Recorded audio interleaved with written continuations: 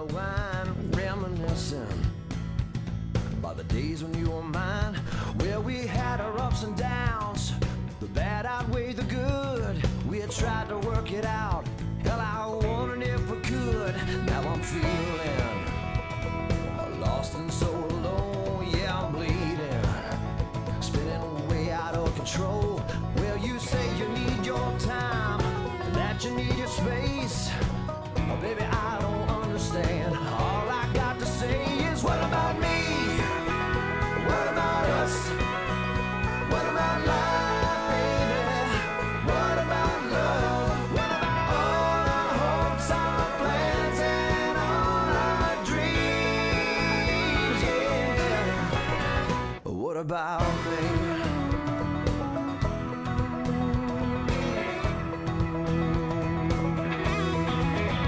Yeah, I'm drinking. All the rumors are true, really sinking in a broken heart of blue. Well, you told me you still love me, but girl, how could it be? If you still want your freedom, then you ain't wanting me. So what about me? What about us? What about life, baby? What about love? What about all?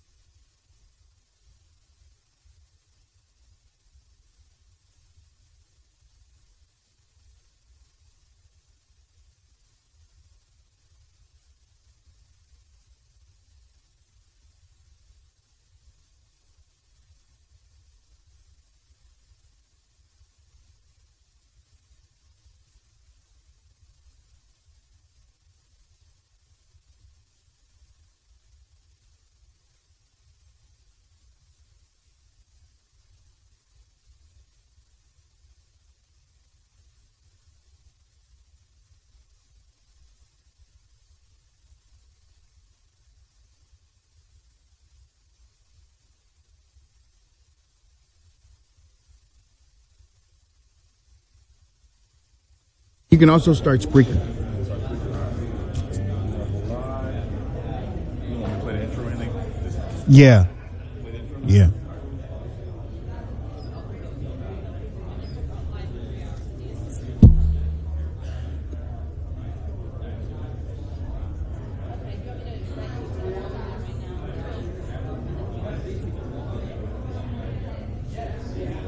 Ladies and gentlemen, welcome to the Wayne Dupree Show. Hold on for a second.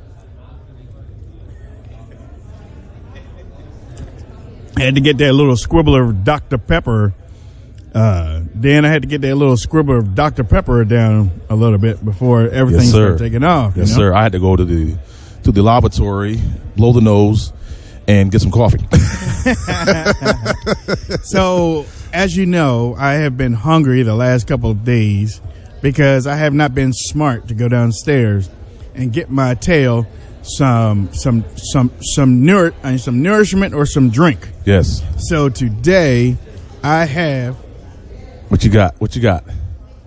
You good? I'm like, come on, man. You think I wouldn't have you straight before you go on there? Come on now. No. Dan Adams got it straight. Come on now. So I was like, I got me some Dr. Pepper right here. I got me some root beer. I got me some Dr. Pepper. Root beer, Dr. Pepper, baby. Root beer, man. Root beer and Dr. Pepper. Hey. Got me some Aquafina over there. Hutch got these jelly beans.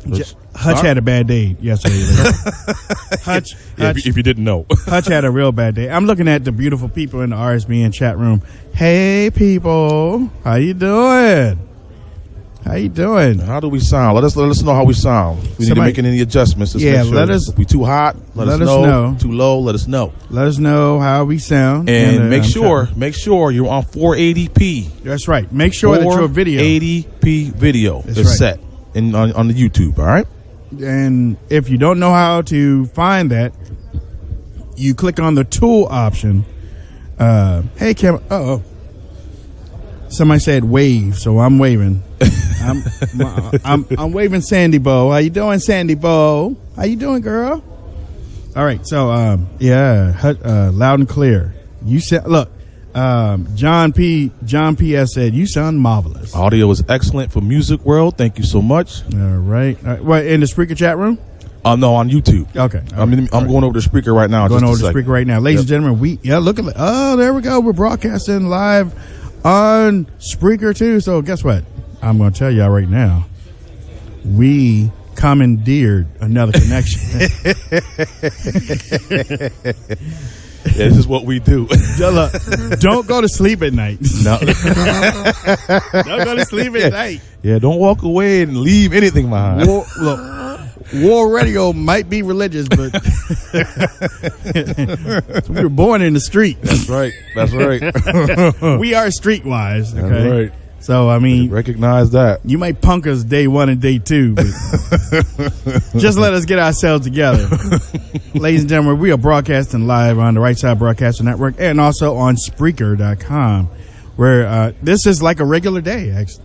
As a matter of fact, this is like a regular Wayne Dupree Show at night, broadcasting on Right Side Broadcasting Network, the #1 conservative video broadcasting station, full conservative broadcasting station, and this side of the media. That's right. And we don't take no junk from nobody. No, sir. We don't take no junk from nobody. No. And seeing that it is the closing day here at CPAC. This is the closing day. What you want to let the audience know, Wayne, as far as your overall interpretation of how things went down for the CPAC up until now? Well, you do know this. We here on the Wayne Dupree Show, our first couple of years, our first couple of years is when we were in the general session and we were watching and blogging and everything. Right. So for the last couple of years, we haven't been able to be in the general session to watch all the speeches. Right. And I think Stacey and I agree with her 100%. What we were saying last night, all the speeches are the same thing. Yep. all the speeches are the same thing, right? You want. Okay, sorry. It's all right. Testing. No. You sound good. That's what we always do here. Wayne is exactly right. I said something to him last night about that. And you know what's funny, Wayne? I heard a couple of commentators saying the same thing this morning about it. You take out the Hillary Clinton portion and replace it with mainstream media. Right. And that it was kind of a campaign speech. I just didn't find it inspiring, you know? Yeah. And that's never been something that I've found with any of his speeches, quite frankly. Not most of them I didn't feel terribly inspired. There was one, and I have it pinned on my Twitter feed, it's my pinned tweet, where he talks about Americans and what he's going to do for us. And so when he veers off into the me, you know, they're attacking me. I think his supporters agree with that. I mean, I know I definitely do. I just didn't want to hear it here. Right. I think was kind of the thing. Right. I think, and I'm glad you brought that up. I think at this point, I think he needs to just realize that, you know, even since he's been on the scene, since he first announced that he was running for president, that he was going to be attacked, that he just needs to fluff most of this stuff off.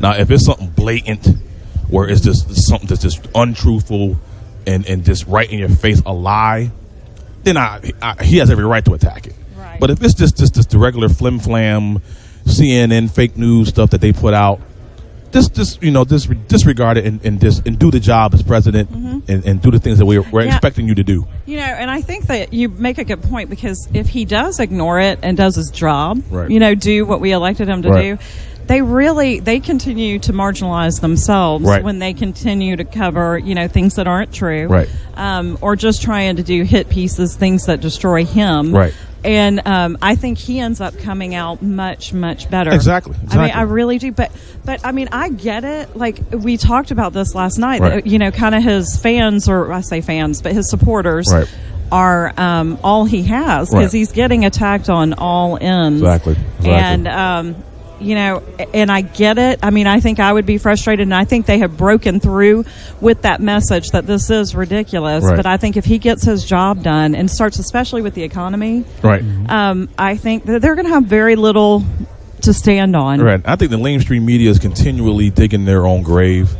They are digging themselves even deeper with the stuff that they're doing right now. I'm looking at the side like, keep doing what you're doing, because you're digging your own grave. You're continually digging your grave.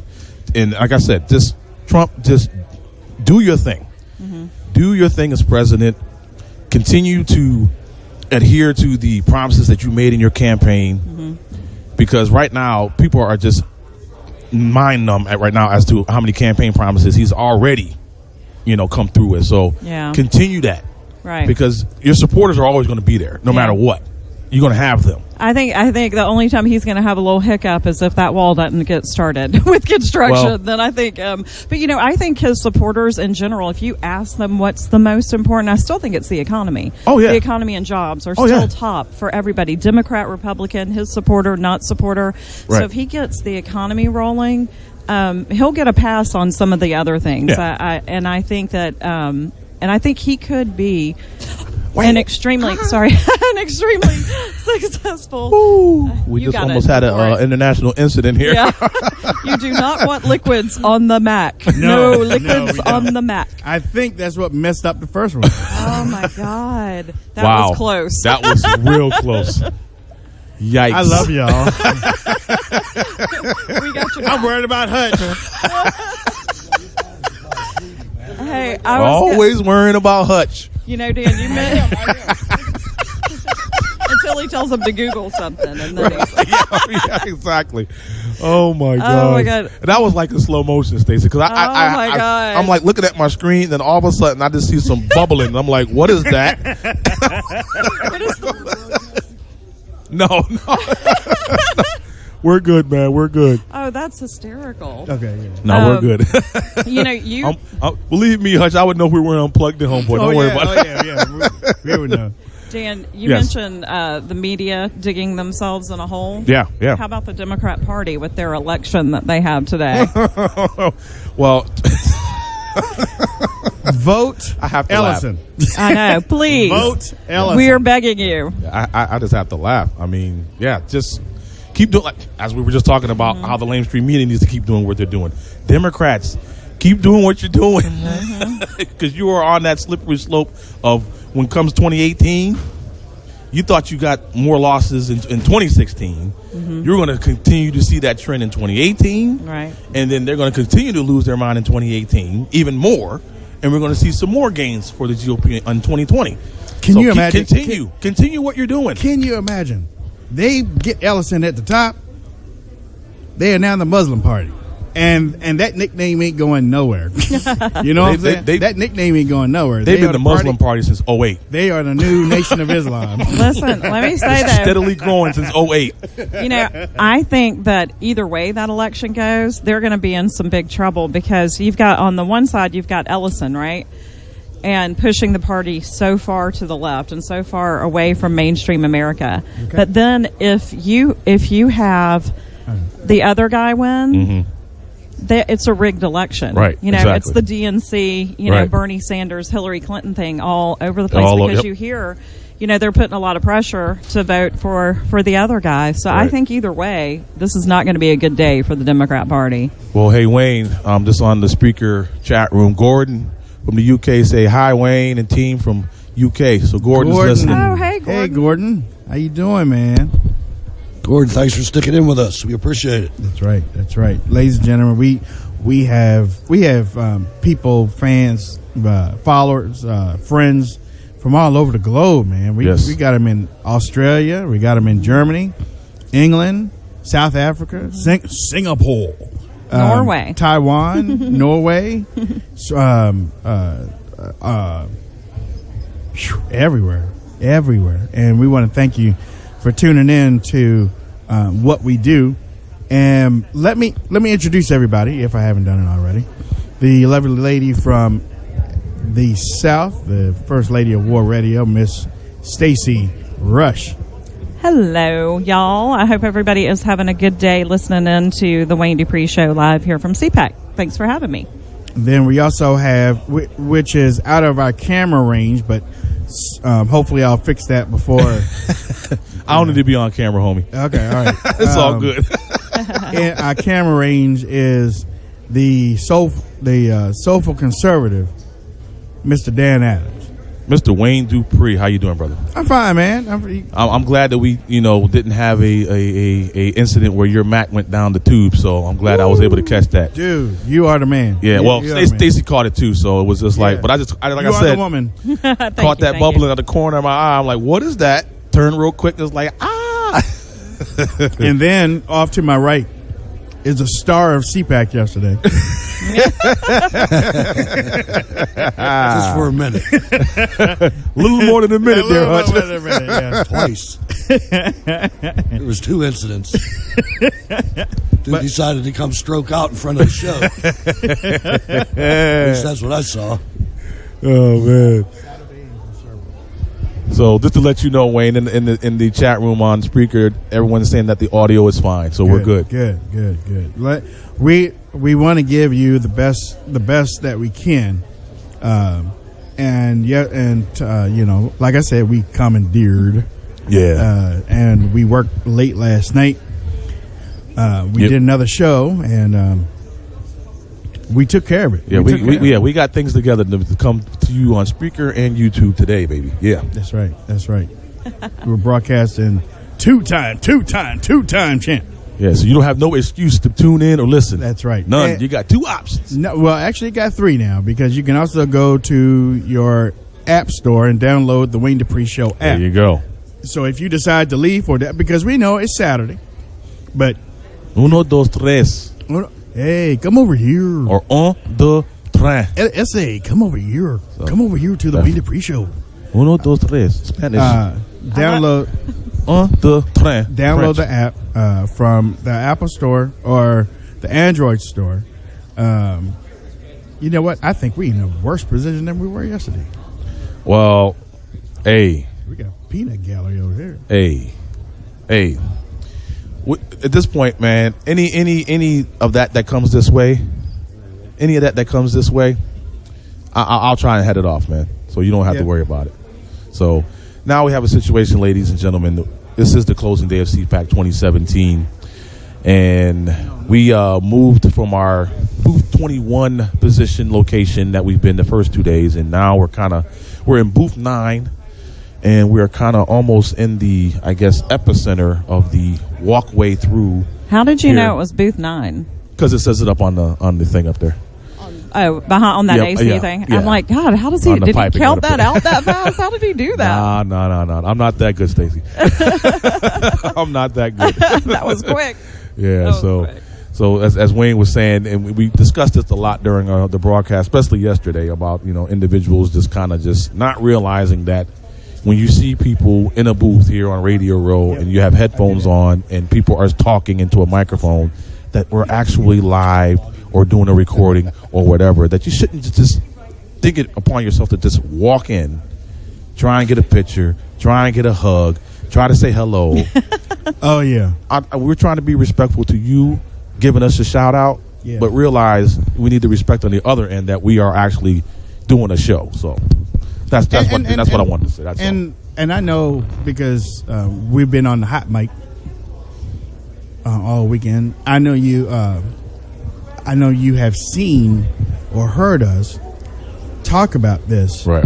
And you wouldn't think it was that, but it's very bad. It's bad because again, we try to give you a perfect type of thing, and anybody else now. Okay, well, maybe some of it is love for us, but anybody else that you see on TV, you don't see nobody doing that to Hannity. Right. I mean, I ain't saying we Hannity, but you don't see nobody doing that to Hannity. You don't see nobody doing that to Bill O'Reilly. You don't see nobody doing it to Breitbart down there. Mm-hmm. But for us, I mean, they come behind the thing and give us a right? They'll barge right on in. Yeah. Right in the middle of the interview. It's because you're family. They think they're family. Yeah. That can be a good thing. Family. Y'all, I'm cracking up because, I've been gone since Wednesday, and my daughter is at home, and I finally get a message from her. She hasn't spoken to me this entire time. And it's because she wants a password to iTunes to download something. And then at the end of it, she put, "Love you." I'm like, I don't know what your password is, so I'll see you in a few hours. Maybe we can figure it out then. Should have gave it to her with one digit off. I'm like, love you. I do that. Love you too, honey. Yeah, I do that. I know I have a web filter on my laptops or anything at home, and my son, who's 18 now, so he's like, "Well, Dad, I'm 18 now. Come on now. Do I have to ask for that code every time I want to go somewhere?" Yeah, you're still under my roof, homeboy. Yeah. You're still under my roof. Yeah. You are good. Ladies and gentlemen, again, we're back and we're better than ever. We're last day of CPAC. They have speakers that are going to be speaking in there this afternoon. The traffic won't be as much going from left to right, but there will be traffic, so you'll be able to see what the traffic looks like. When the big speakers go in, and now Sheriff Clark is supposed to be speaking at 3 p.m. in the big room. We have Dog the Bounty Hunter coming in at 12:10. At 12:10. So, with that said, we also have some more interviews scheduled already for Saturday, and then there are going to be some stragglers sooner or later. But we'll see. We'll see what comes from the time that we have left. Right. And Wayne, when I was just getting my coffee, the panel that was up on stage was talking about illegal immigration. Okay. And they were making some excellent points. I wish I could have stayed in there and listened to it longer, but if you're in there, make sure if you can Facebook Live it or do whatever, do what you can, because they're making some excellent points in there. Well, and I am going to head in there real quick for a few minutes, and I will be back after that panel is over. So thank y'all, and I will talk to you soon. All right, thank you. Okay, Stacey. Stacey Rush of WAARadio. Sir, can I help you? Jeff. Okay, so I got you. I was like, The Yid with a lid, ladies and gentlemen. I didn't recognize him either. I did not. I did not recognize him at all. I did not. Ladies and gentlemen, we have Jeff Dunnut from who is a I don't want to say just blogger. He's in charge of the Lid and the Newsmaker. Because Blogger just is too small for what Jeff does on a regular basis. I gained some weight, so I guess I need some. I gained some weight, so I guess I need some bigger title than Blogger. A little bit more too. Okay. Yeah, right. Better. Yeah, there we go.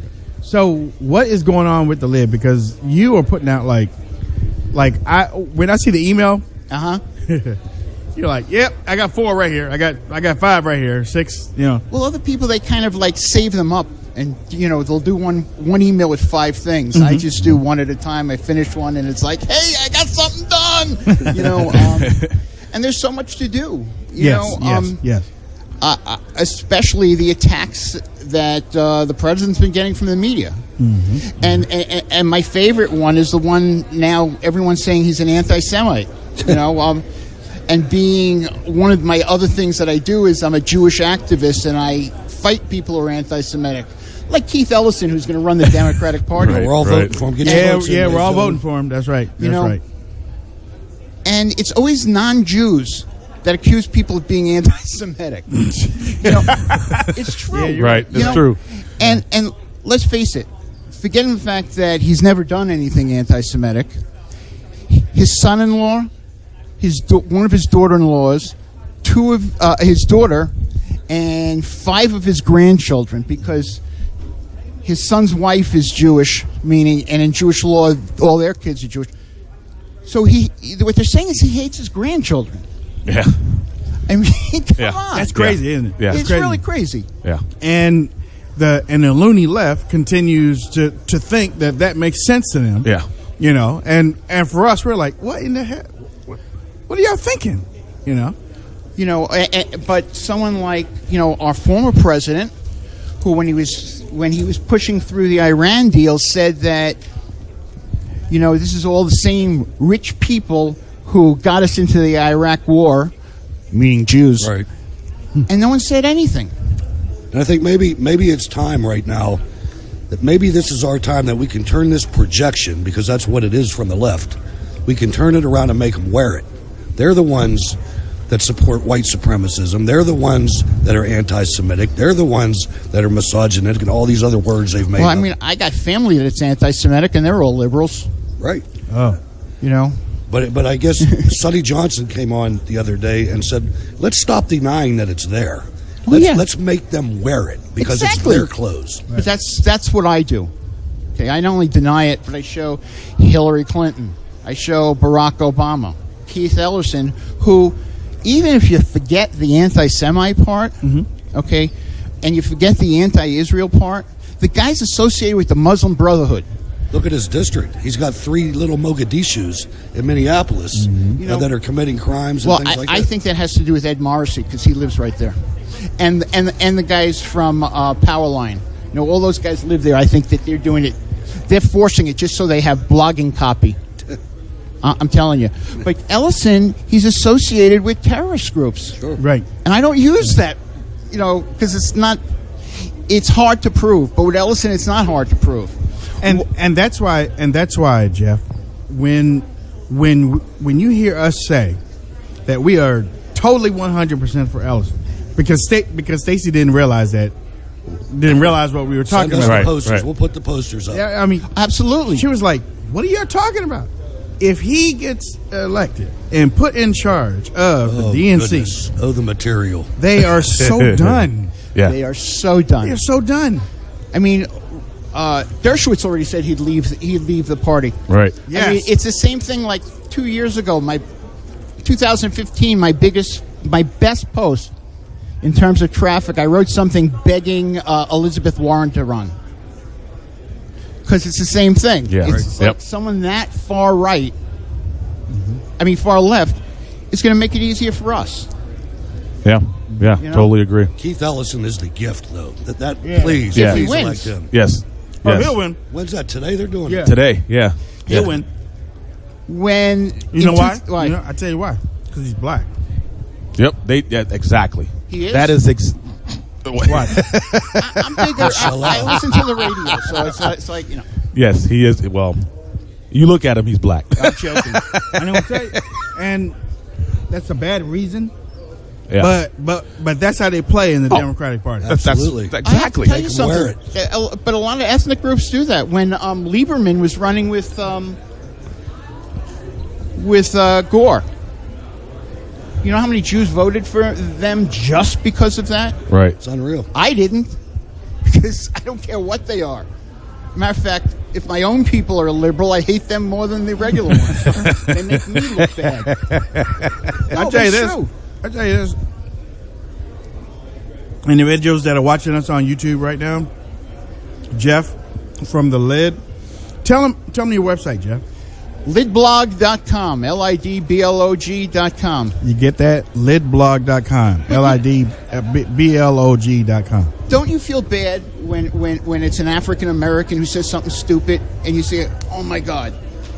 I do. I but it's more of the liberal sense because, and I know this is probably bad to say, but there are still some people out there, even on our side, that think that we're all the same people. Right.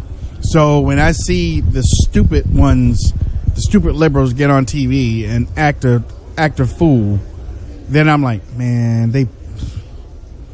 jeez, man, they're gonna put me in the same boat, Right. You know? Yeah. So then I don't know if I don't know if this is bad, but then I find myself trying to compensate. It was like, no, I'm not like that. Right. You know, I'm like this. Do you know how many times I've written Whoopi Goldberg? And You write her? I write her. And I've asked her to change her stage name because her real name is Karen Johnson. And with the stage name of Goldberg, That's what I'm going to start calling her from now on. I didn't know that, but I didn't know that either. I'm going to start calling her. say, come on. People think it's a Jew saying something that's stupid. Haven't we suffered enough? I mean, we have Al Franken, right? I'm sorry. We have her, and we got half of Geraldo. And the way it is, it's probably the butt half. But Geraldo's a Jew? half. What's the other half? His mother is, which actually technically means, in Jewish law, it goes by the mother. So, but the thing is, and I saw him do this once, where he said something stupid, and then he says, oh, but I'm a big supporter of Israel. Look, I have a Jewish star tattoo on my hand. Now, That's in Jewish classy. law, tattoos are verboten. Right. I mean, they have to carve it off if you're going to be buried in a Jewish cemetery. Wow. And so he's saying, well, I'm so Jewish, I have a tattoo. So guess what? It's like saying, I'm so Catholic, I had an abortion. Right. Exactly. Exactly. Yeah. Wow. With my ex-wife. Let me tell you something. He's had a lot of ex-wives. Yes, indeed, he has a lot of This is ex-wives. the guy that once on Fox News came back and said, today I am a Palestinian. Oh, yeah. Good. Go live in Gaza. Yeah. Who wants to watch you on TV? Rafi Williams is a buddy of mine. Rafi used to work for the RNC, and his father's Juan Williams. And when Juan Williams isn't on the 5, it's always Geraldo. Replace him. And I'll call Rafi and say, tell your father to get back to work. I said, Geraldo makes the show unfreaking watchable. I know he does. I know. So does Beckel. He doesn't. Beckel's Beckel. I mean, he's He he's doesn't- an alcoholic. He doesn't know what side of the fence that he wants to land on. So he says he's a conservative. yeah, I know he does. Yeah. And then- so is Teddy Kennedy. That's what I heard too. But look, tell everybody what they can expect at lidblog.com when they go there. Well, it's generally I comment on the news of the day. Yesterday, obviously, I wrote about the president's speech, but I found something really cool yesterday. Do you know that there was a worldwide group of witches that at midnight placed a spell, a bind on President Trump? Now, first of all, if they were doing a bind, that sounds a little kinky, with ropes and things like that. And so I always find something a little different. And then I also had something last night on how the left is trying to freak out everybody about Trump, and they shouldn't listen to it.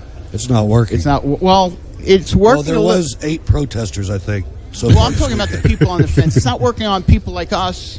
Right. But, and today's a big anniversary. So I'll probably write about that later. Okay. Today's the anniversary of the boat, the Exodus, leaving on its journey. Okay. So I'll probably write about that, and it's Zeppo Marx's birthday. All right. Wow. You know, Marx Brothers. And that's the only Marx my children are allowed to read. All right. Hey, Jeff, if you see Tammy Jackson, say hi for me. I certainly will. I speak to her 2 or 3 times a week. She's a good friend of mine. I know. That's what I said. She's a good human being. Well, look, Jeff, thank you, man. Thanks for having me, tuning man. in. And I apologize. I was like, I did not know that was Jeff. He's going, I see he's looking like, who's that fat bald Jew sitting in the corner? Hey, we've had a weekend that people come up in the middle of the broadcast, and it's just there's so many of them. Yeah, I know. I didn't recognize you either. I've seen you before. I did my show 2 years ago here on a Saturday. Never again. I mean, you're doing it every day, but my show's once a week. Never again, because it's like, hey, how you doing? It's like, hey, not now. Exactly. You know? But thanks for having me on, man. No, man. Hey, thank you. And thanks for knowing who I am. Now I do. And I'm talking to the guy once a week, you know, like Yeah. You know, he sent something out the other day. Oh, congratulations! Did you talk about what you got? No. I mean, I did, but Hey, this guy's a star, okay? Okay, and he wins an award for African Americans, and what really disturbed me about it is here it comes. Before that, he never told me he was black. I know the guy. I'm working with the guy for 2 years, and he never told me. Nope. Nice guy. Thank you, man. Hey, thanks, man. Thanks, Jeff. Take care. Thank you, man. Thank you so much. Take care. Ladies and gentlemen, Mr. Jeff Dunnut, lidblog.com, lidblog.com. Make sure you go over there, follow it, and click on it. Ladies and gentlemen, we have Susan Swift, as a matter of fact, coming in. I can't stay off of these jelly beans, man. Good, man. I'm telling you.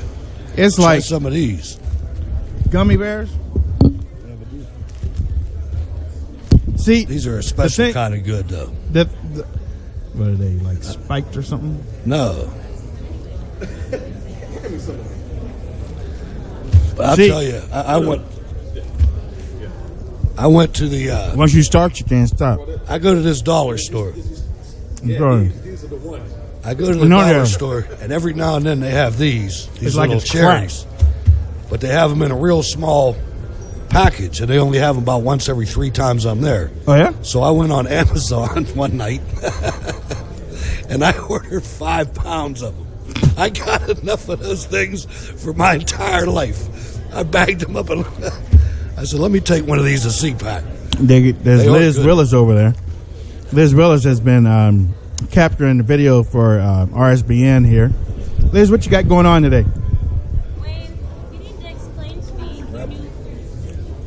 explain to me your new location here at CPAC, because we did it last night. Yeah, I missed it. Well, this is nice. Yeah. I wasn't Pop, drop, expecting and to see roll. y'all right here. This is called this is called a midnight run. This is something we were like, most of the major people are going to be gone. We had to take care of things. Slide right in. Oh yeah. And now today we got the video. We got RSBN. Hey, right side. And Good we morning. also broadcasting on radio at the same time. So now we got 2 connections. Finally, yay, that's awesome. So what was the difference to get the connections, the location? Is this just a better Wi-Fi out here? No, we commandeered another connection.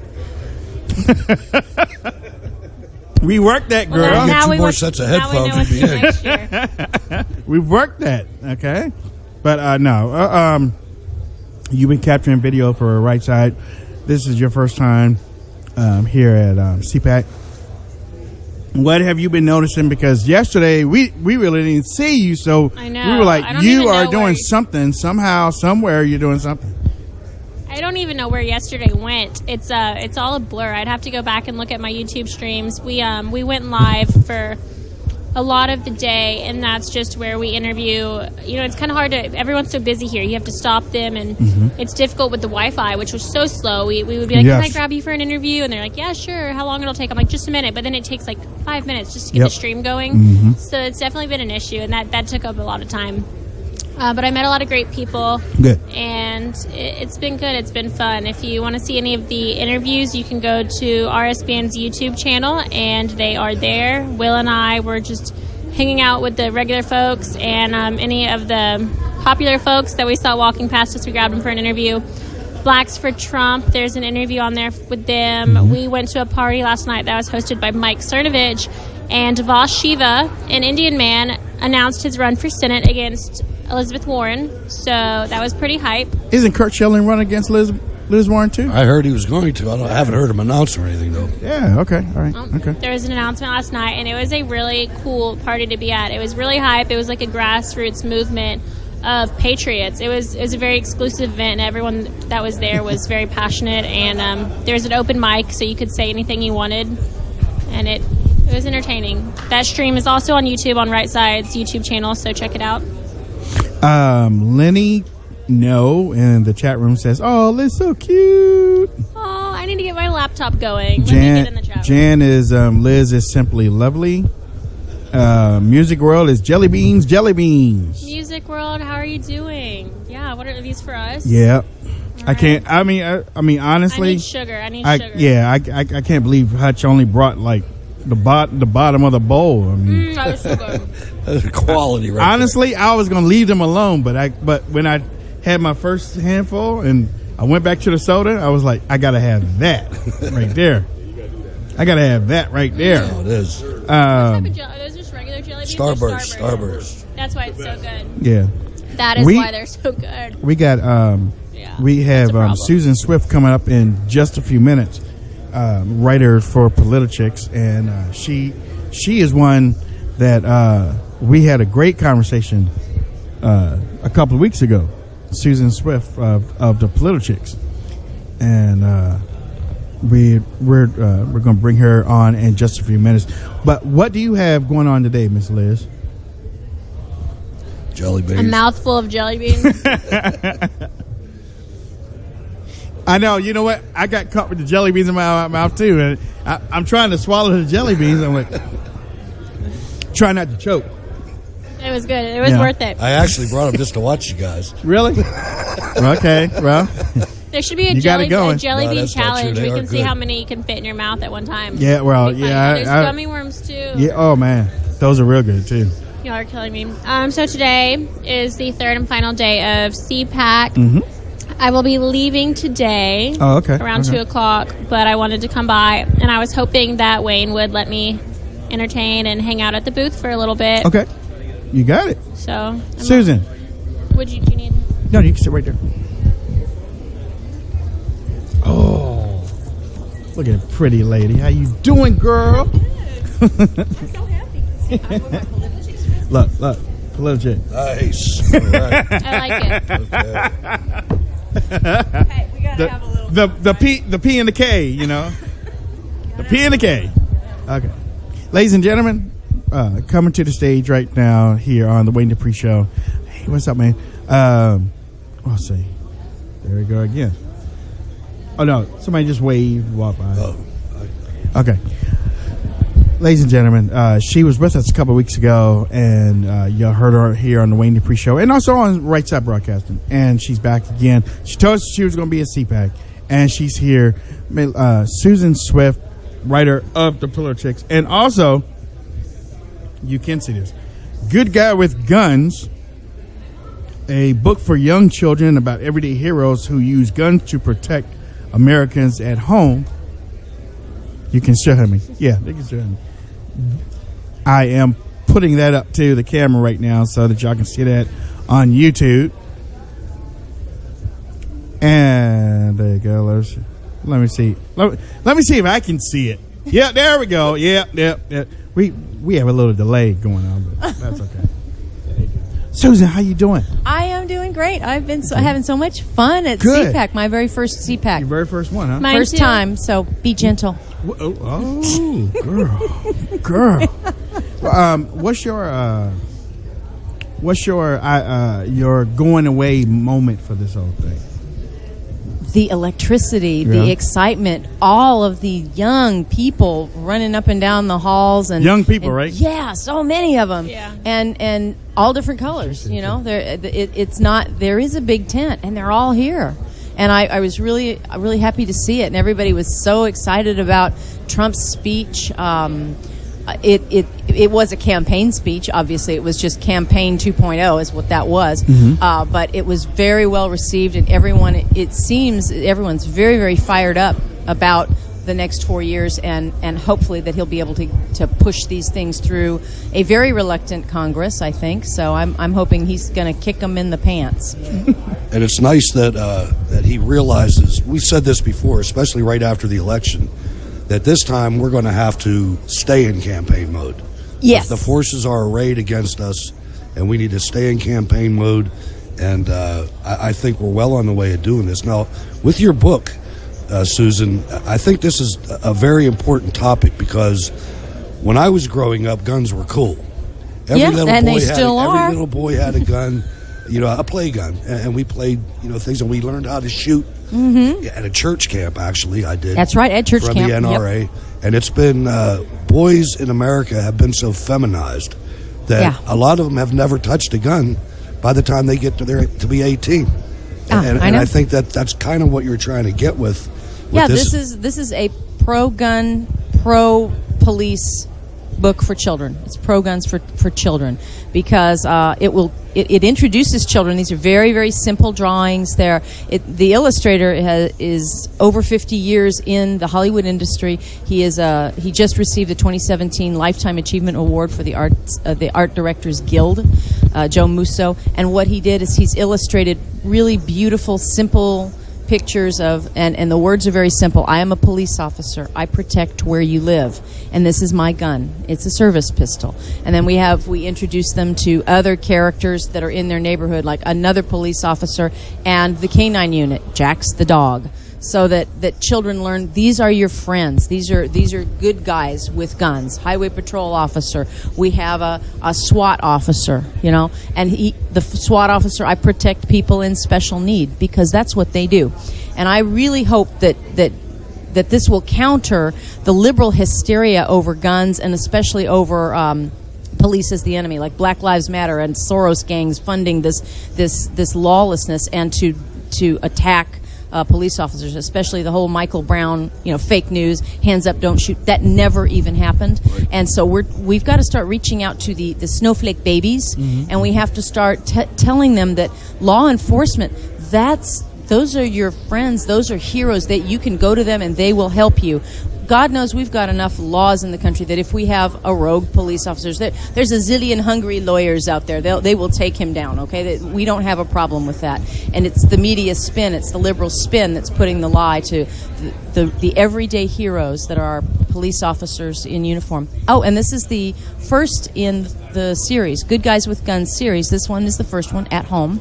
The second one is Good Guys with Guns Abroad, and that's going to credit the military, around the world. And then the third one is Good Guys with Guns in American History, starting with George Washington. So that's what I want to introduce children to the good guys here and their everyday heroes, and that's what I want them to take away from it. But and I feel bad that a couple of generations have missed that because yes. If a couple of generations had known something like this, then maybe we wouldn't be in the position that we are in. So, I give you kudos for putting that together. Thank you. I mean, and want me to tell you how it actually came about? True story. Yeah, do that. All right. My kids' preschool. It was time for Christmas pageant, and all the parents come and play with the kids and visit. And one of the parents was a police officer, and so he came right when he was off duty, but he was still in his full uniform with his service pistol and everything. He has a K9 unit in the car, and he parks and he comes into the school and he stands near the back because he doesn't want to disrupt what's going on. And a liberal mother starts freaking out because there's a police officer with a gun. And everybody said, well, no, you don't understand. Nobody's being taken away. It's okay. I would probably be concerned if somebody came into my preschool, but that wasn't the case. His wife was there, the preschool teacher. Everybody told this liberal mother, no, he's one of the parents. He's coming to the Christmas pageant. It's okay.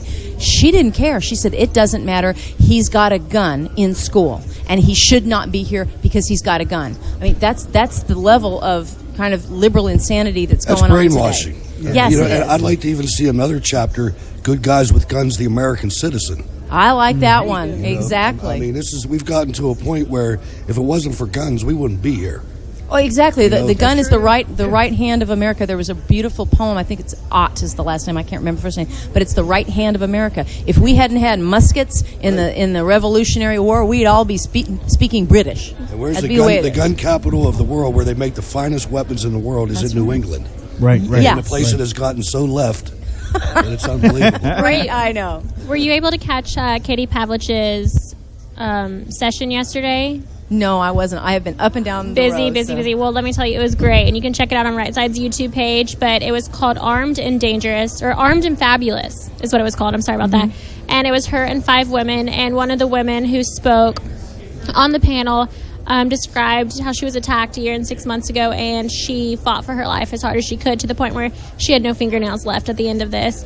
Wow. She had to have reconstructive surgery, but her last and final thing before he was going to put the knife into her to kill her was to reach for her gun, and she shot him. And it absolutely saved her life. And she said she prayed that he survived. And guns are not meant to kill people, but they are meant to save people. They are meant to kill people. They're meant to kill bad guys. When you are threatened, you have a God-given right to defend yourself. She was actually... Sorry she didn't kill him. She should have killed him. What was interesting... I'm torn on that. What was interesting to me is during the topic, she said, I thank God that he survived. And, she's a good Christian woman, and I credit her for that. Yeah, absolutely. So, but it saved her life. Yes, and that's a what lot of guns women do. think, oh, it's not going to happen to me. What are the odds? If I carry a gun, that it would actually, because this will never happen to me. Well, it happens, and it saved her life. So yes, guns are the great equalizer. See, I mean, Wayne, he's a big guy. I have my character, and I'm a little person here. And if Wayne decides to come at me, on this one. if I have a gun, I can stop big guys. You heard it coming, didn't you? Great equalizer. You don't realize I didn't realize how weak I was physically until one day I got into an argument with my brother, and we were just pushing each other, and I got really mad, and I pushed him, and he didn't even budge. That was every strength in my body, and that was the first time I realized, holy cow, I'm weak against a man. We just physically, it's terrible. We physically we're cannot strong in other combat ways. that. Yeah, I mean, I'm but smarter than my brother, but we love strong men. That's why we have them around. That foot But that when they got, if they want to, that knee that they got, that heel. Yeah, that heel, that foot, gun. that knee. Yeah, man, That gun, though. That's a killer, man. Now, look, now that would equalize things real quick too. You can do it with the language too. You look to him and you say, "What's wrong?" Nothing. We get loud. Oh, yeah. Nothing. Why? Yeah. Nothing.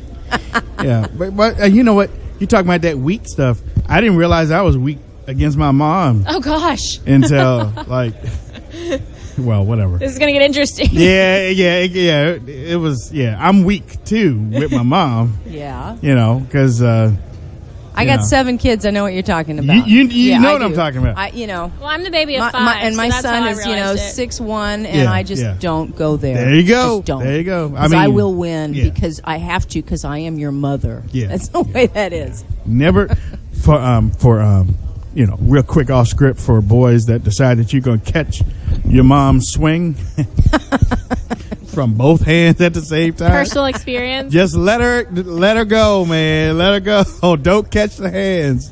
Don't catch the hands, because sooner or later you got to let the hands go.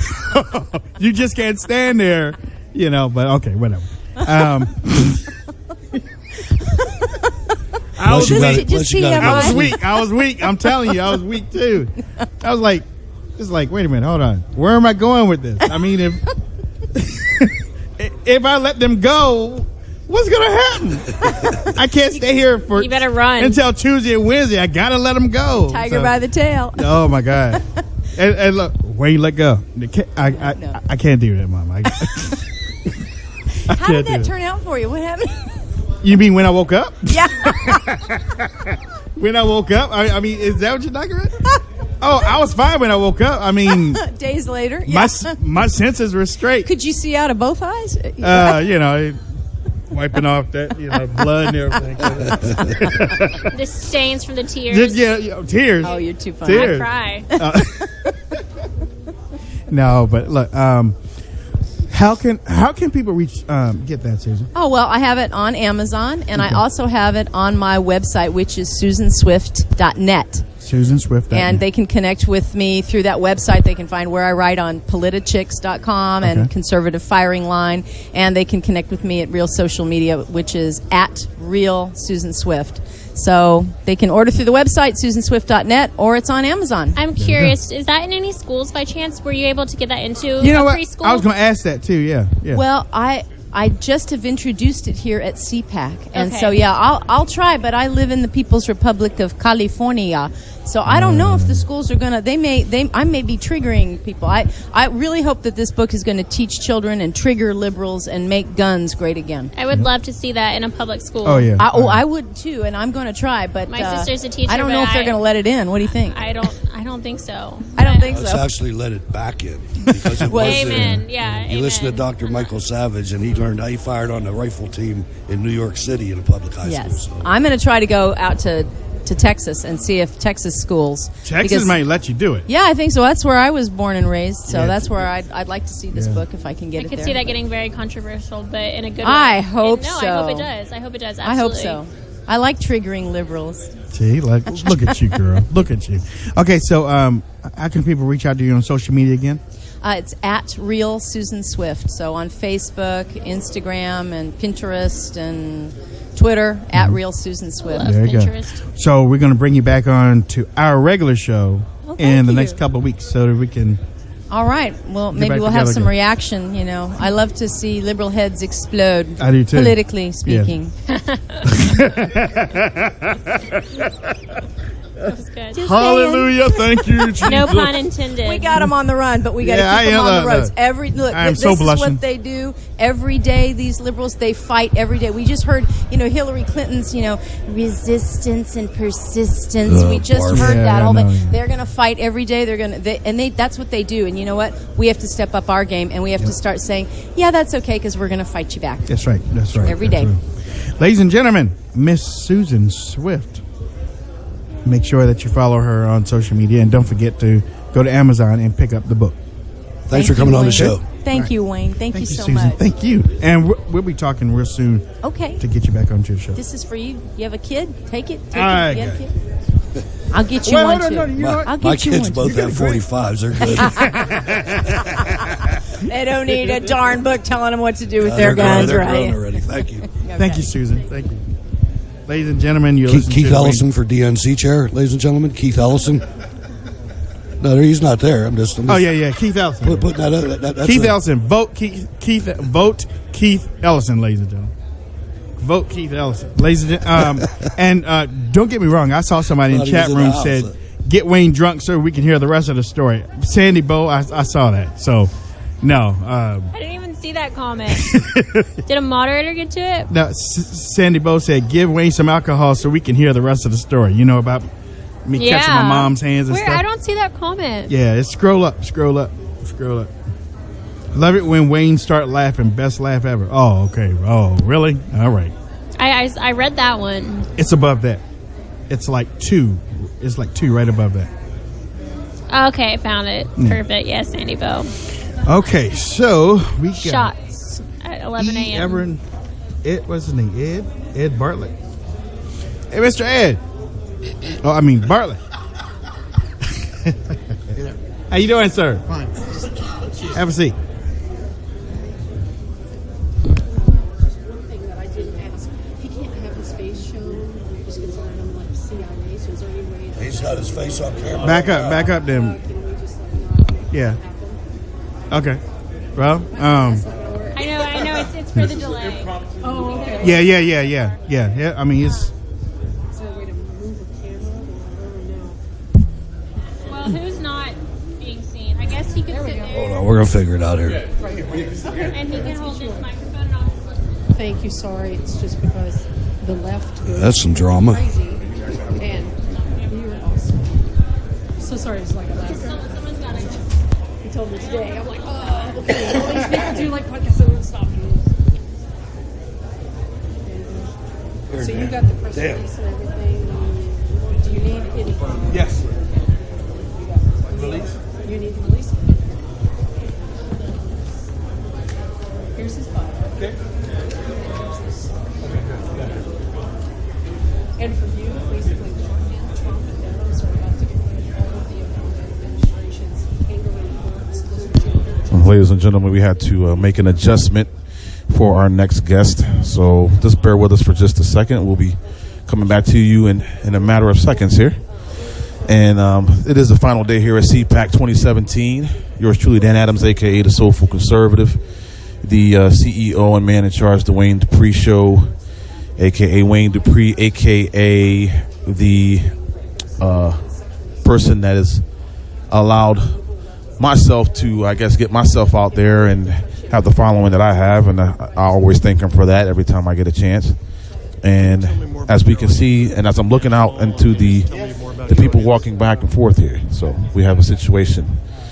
So we are going to take just a minute here to so when we have a situation where things are fluid like they are here at CPAC, we make adjustments all the time on the fly. So, and for those that have been, giving me all the sentiment in the world in regards to me trying to I guess the word I'm looking for is relieve myself of this cold that I've had, and it's been a doozy, ladies and gentlemen. It started off as just like scratchiness of the throat. You know when you get that when you're about to have a cold coming on, you do everything in your power. Now, usually, you know your body, you know how you adapt to. Yeah, everyone's asking in the chat room. We're making an adjustment here for our next guest because of the position that he holds. And so just bear with us for just a second. And so just give us 1 minute or two, and we will resume the interview with the guest that's coming up. So when we have a situation like this, as I said, and it's fluid, and things happen and things come to the forefront, we are always adapting to the situations at hand. And this is a first for me, where we had to do what we just did for a guest, and did not know that this had to have been done for this guest. So I guess in hindsight, if we would have known that we had to do what we just had to do beforehand, we would have had this done before we started. So, but like I said, we are always, one step ahead of the curve, if you want to call it. So as Wayne gets back into the fold here. Thank you, Dan. Oh, no problem, man. You know how I'll hold it down for you. Did you explain? I kind of explained to the audience, what we had to make an adjustment for our next guest. And, yes. So we had to do that. We had to do that. Yeah. So. Okay. So, ladies and gentlemen, ladies and gentlemen, we have a special interview, special interviewee right now that's on with us. And let's see, I don't know. Can I say his name? Everett Bartlett. Okay.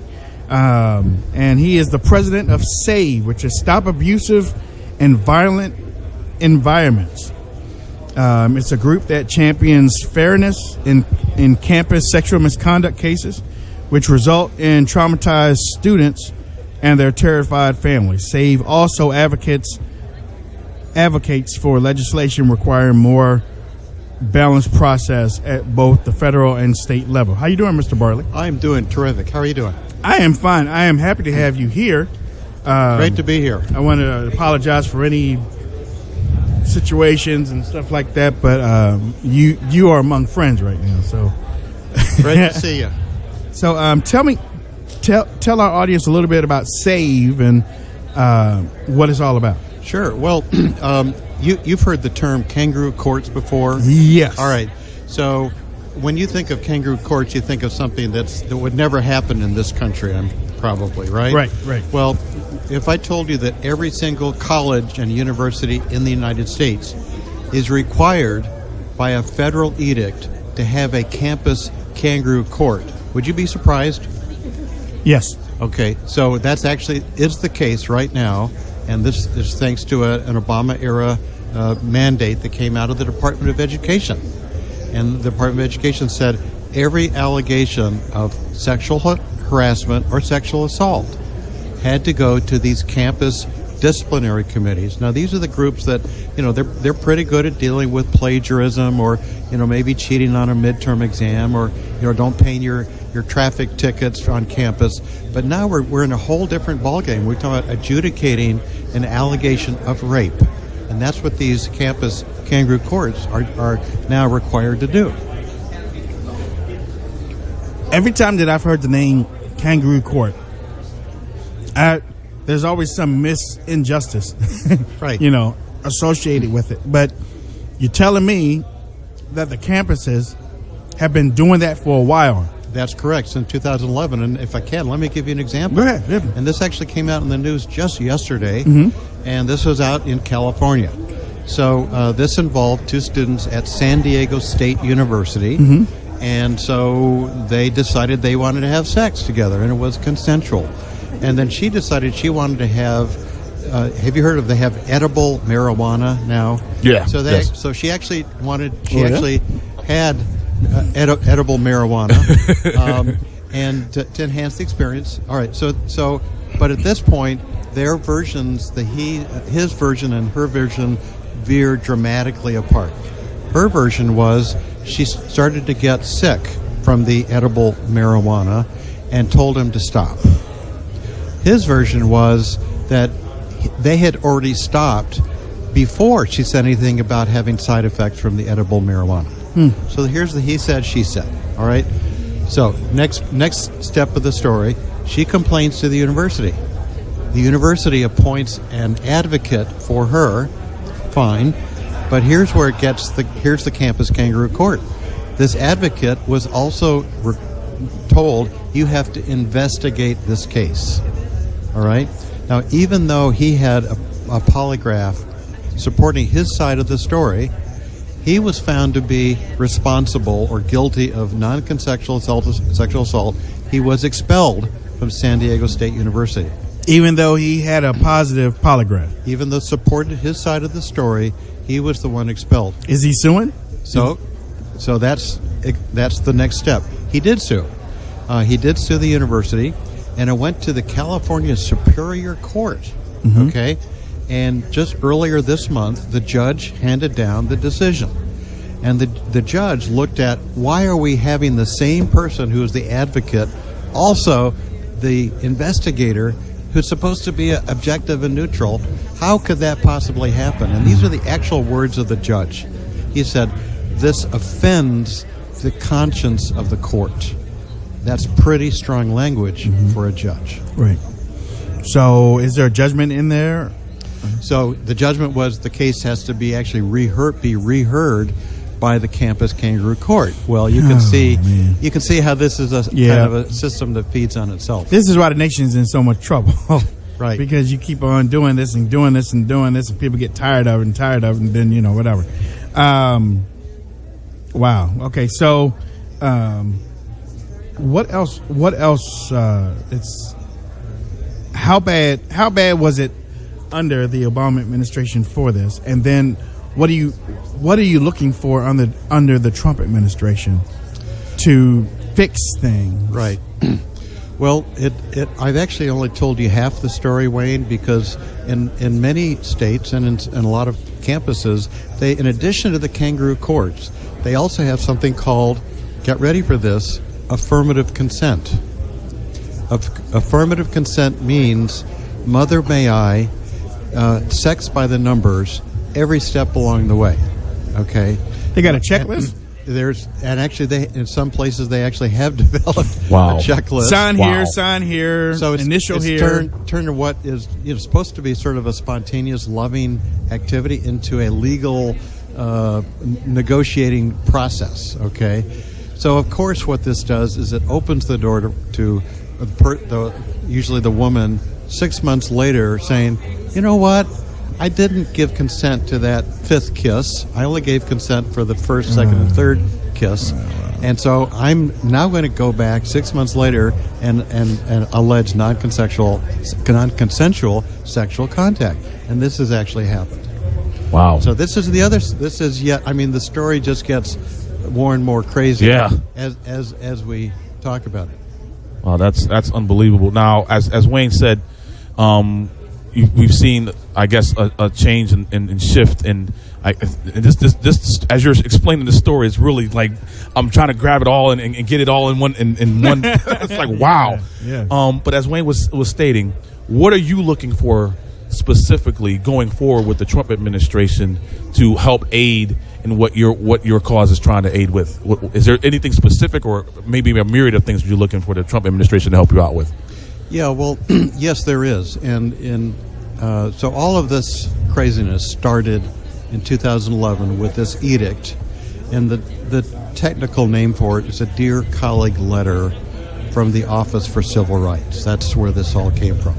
So as a first step, we need to rescind, remove, and get rid of this Dear Colleague letter from 2011 that created all of this campus craziness and the kangaroo court. So yes, that's where we need to start. Okay. Mr. Barley, is there I don't know if I can say end game, but do you see the light at the end of the tunnel for this? Well, absolutely. We do see that light at the end of the tunnel because already, and I'll give examples, Georgia and Utah are two states where the lawmakers have gotten so upset with this utter lack of due process. And while we're talking about this, the system is also shortchanging the true victims of sexual assault, because keep in mind, all a campus kangaroo court can do is expel the sexual offender. Expulsion, which means back on the streets to possibly victimize another woman. That obviously is hugely unjust as well.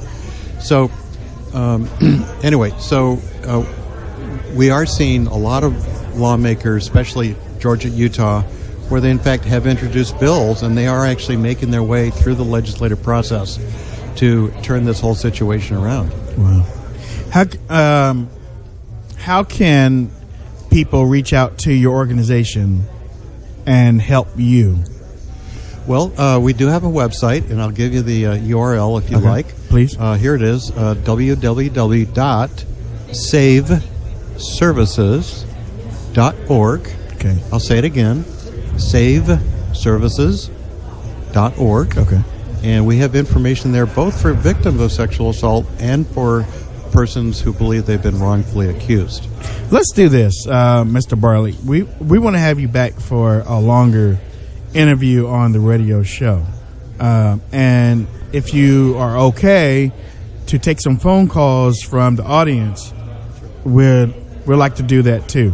I'll get in contact with CJ and we'll schedule something and getting you back for a longer time, because I think I didn't know about this like this. And I'm sure a lot of people in our chat room right now, in our chat rooms, are really astonished at what they have heard, and they want to hear more, and they want to know how they can help. Right. And I will add this, that we're finding that it's minority men who are most often victimized by this whole process. And in a way that shouldn't be surprising, and that's really the sad truth. Yeah. And I know cases in different minority men around the country who have been wrongfully accused and wrongfully expelled. This is horrible. So yes, be happy to do a follow-up. Let's do that. Sure. Thank you so much for coming on. I really appreciate it. Thank you so much. Thank you so much. Ladies and gentlemen, Mr. Ed Barley of Stop Abusive and Violent Environments. Don't forget to go to that website, saveservices.org. Saveservices.org. And CJ, we want to bring him back onto the show so that we can have email. email it to me. And I was talking about, can I get, do you have a new email? Are you getting my emails? I don't know that. Yes, I am. Yes, and then we'll set it up so that some people can call in, because there have been a lot of people that are. I am just utterly astounded of what I just heard. Yeah, I am too. I'm just. I am too. Yeah. And, okay. Okay. Let's do that. Yes. Let's do that. Yes. Thank you. That has to Thank be you. done. Yep. Has to be done. Thank you so much. Yeah. And you know what? And I really don't talk about it. I really don't talk about this as much, because you heard that he said that this is more on, it's more on the minority. Right. I have been an introvert for a long time. And it's really not easy to talk about, but yeah, I have. I've been an introvert for a long time. Even when I come here to these things, after I get finished working, I go upstairs. I don't hang out, and the reason why is because you don't want to get in trouble. You don't want to get labeled, and we are usually the first ones to get labeled. Right. Exactly. I mean, that's just the world we live in. But from what he was just talking about, and the situations that he's talking about, I find myself putting myself behind closed doors and only coming out almost when I need to. Right. So that same nobody's here. ever charging me with something or putting something on me. I saw you something. No, you Right. didn't. Right. I had an alibi. I was home. Right. I don't hang out. I don't go out to the bars. I don't go out to all these places and stuff, because I don't want to be put in with a certain group. Right. And I mean, it's bad when that happens. You don't want to brush up against somebody. Right. And somebody said, "Well, he sexually assaulted me." So it's bad out there. But for it to be happening on campuses like this, I'm right with you. I'm a homebody, just like you, Wayne. I don't go out. I don't hang out. I don't do any of that to even put myself even in the vicinity of something that may go down wrong. Right. And as he was saying, as Mr. Bartlett was saying, Wayne, I'm just, you got, just make sure you let me know when he's on again, because I got to listen. I'm asking, maybe you can call in, because that situation is just, I'm still trying to register it in my brain right now. Yeah. It was wow. Yeah. Hey, Mr. Bailey, how you doing? Doing just fine over here on our final day at CPAC 2017 at National Harbor. Thanks to everybody for watching on RSBN and listening to WAARadio on Spreaker or wherever else the program is being broadcast to. Things are winding down a little bit here. Excellent last guest, from what I'm hearing. Yes. And I guess we probably have some more coming up soon. Oh yeah. We got a few more coming up, and I know that some people are dropping these papers off. It never ends. Like the girl that had 30,000 likes on Facebook. Yeah. Interview me. Yeah. I just had to shoot somebody away earlier. It was like, I'm like, dude, just I just go appreciate away. The way you, I saw that at the corner of my eating eye. ice cream on the shot. I had to intervene. Yeah. I was like, I was watching that's not a good shot. That's not a good Dripping shot. all down the chin. Yeah. So that was something. Yeah, that was still just kind of. Dan, move the waiting room. Green room. Oh man, a lot of technicians in here moving equipment around. Yeah, they gathering all their stuff up and taking it away. Yep. I'm trying to figure out who's next to us here. I know that's not them. That's not the network, is it? No. Okay. They couldn't see the badge, so I don't know who they are, but they're setting up cameras. And let me go to our little chat rooms here, and Steve in the Spreaker chat room says, "Bible says save yourself for marriage." That's what Steve says. Okay. I couldn't believe that. They got like probably not literally checklist, but oh man, you know, wow, almost checklist. Yeah, to have sex. Wow, that's something. Hey, Wayne, not to get off topic here, but did you hear about the Jameis Winston video that came out where he was speaking to the kids at elementary school? You know who Jameis Winston is, right? Quarterback for Tampa Bay. Stole shrimp. I know Jameis Winston. Okay, Florida did you hear about what the video that he was at teaching? What he speaking did? He was speaking at an elementary school, and he made it a point, I guess, almost towards the end of his talk, to have just the boys stand up. Okay. And he's like, all my boys, stand up, stand up, stand up. He's like, I want you to put your arm up like this and show that you're strong. I want you to show you that you're strong. And then he was talking, and then all of a sudden he just said, now, not to say that my women are strong, because they're supposed to be meek and mild and silent. That's what he said about the girls in the classroom. Who said this? Jameis Winston of the Tampa Bay Buccaneers. We scronged in. Yeah. Yeah. And he got a whole bunch of flack off of that, and he come out and try to apologize and back off of it. But I didn't want to go off on a tangent, but that just came in my head. I'm thinking he's not the brightest crown in the box. shrimp stealer. Yeah. Crab legs. Crab legs. Crab legs from Publix. Yeah, crab legs. From a supermarket. Yeah. Publix, yeah. Man, look. If I'm going to get me crab legs, I'm going to the crab house. Right. Like, Who do you think gets crab legs from Publix? that's what I'm talking about. For real. I mean, they've been on ice all day long, and melting ice. I mean, I want real crab legs. And you know what's crazy about that story is that people are always trying to come to his defense that, well, he's a poor boy and he whatever, and he don't get no money because he's in college. They don't pay those college athletes anything. I'm sorry. Yeah, they may not get paid to play. Well, a free college, that scholarship is a lot more than I could have made if I was working full time with a job in college. They get free tuition, free books, stipends, free food. And they get things on the side that people don't know about. They get gifts all the time for every game they win. Yeah, so please don't tell me that he was some poor boy that needed to rob some store for some crab legs. Get out of here. Crab legs. He could have went for the spam. He could have went for the spam and got away with it, but he needed to go for the crab legs. Right. Come on now. I mean, Cocoa Krispies, Starburst, jelly bean. He's got expensive taste. Yeah, no, but he went for the crab legs because he's a pole boy in an environment. Come on now. Am I the only one that's getting hungry? Thank you. I had some Maryland crab dip last night. Man, was that good? Was it good? No. You didn't steal it, did you? I had to take a fork to it. Yeah. You didn't have an incident there, Hutch, with the when you were eating, right? No incidents. We're good. Nothing happened. Nothing crazy. See anybody with Hutch yesterday? No. Oh my gosh. Yeah. Usually when we have these things it's almost been a normal occurrence with Hutch when we have at least one incident with Hutch when we come to these particular things. Gotta have a good incident. Yeah, a good Hutch incident. Well, we had two of them yesterday. Two within a couple hours. Yeah. And one of them was like caught on tape. Yes. I've seen it on the internet. Yes.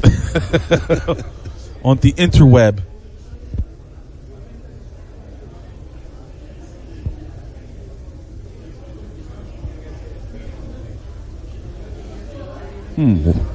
Ladies and gentlemen, as I'm turning my head around to see who is milling about, it does seem like things are dying down just a shade. It is 11:26 a.m. Eastern Standard Time, and as Liz was saying, people are probably starting to get a little hungry, trying to figure out where they're gonna go eat. Look, I'll tell you exactly where people are. You want to know the truth? Because we give real talk on here. Yes. On Wayne Dupree. They're packing. Yes. I packed this morning. They're packing. Yes, they are. I'm packed. Did y'all have to get out of the rooms this morning, or are y'all staying another night? Staying. We're going to finish up. We're going to pack all this stuff up tonight and rolling out first thing tomorrow morning. Yep. First thing tomorrow morning. Usually what I do is I am home by 11 o'clock, as a matter of fact. Yeah. I'm usually home by 11 o'clock on Sunday morning after CPAC. So I got all day to put all that stuff back up. God bless that seventh day. Lord. I am not looking forward to it either. You have to reset up everything, pack it up, set it back up for your show. You should have been there. You could have made a couple films of me breaking down everything. I was cursing, man. I mean, Those boxes falling everywhere that you keep your bobbleheads they're falling on. out by themselves. I'm like, oh, come on, really? I mean, you know, Better than the convention. At least you don't have to mail anything. You know what? Everything up for the post office, and Oh, trying yeah, to that's the find FedEx slips and. I'm serious. I was talking to myself like the boxes could hear me. Box fall down. Really? Seriously?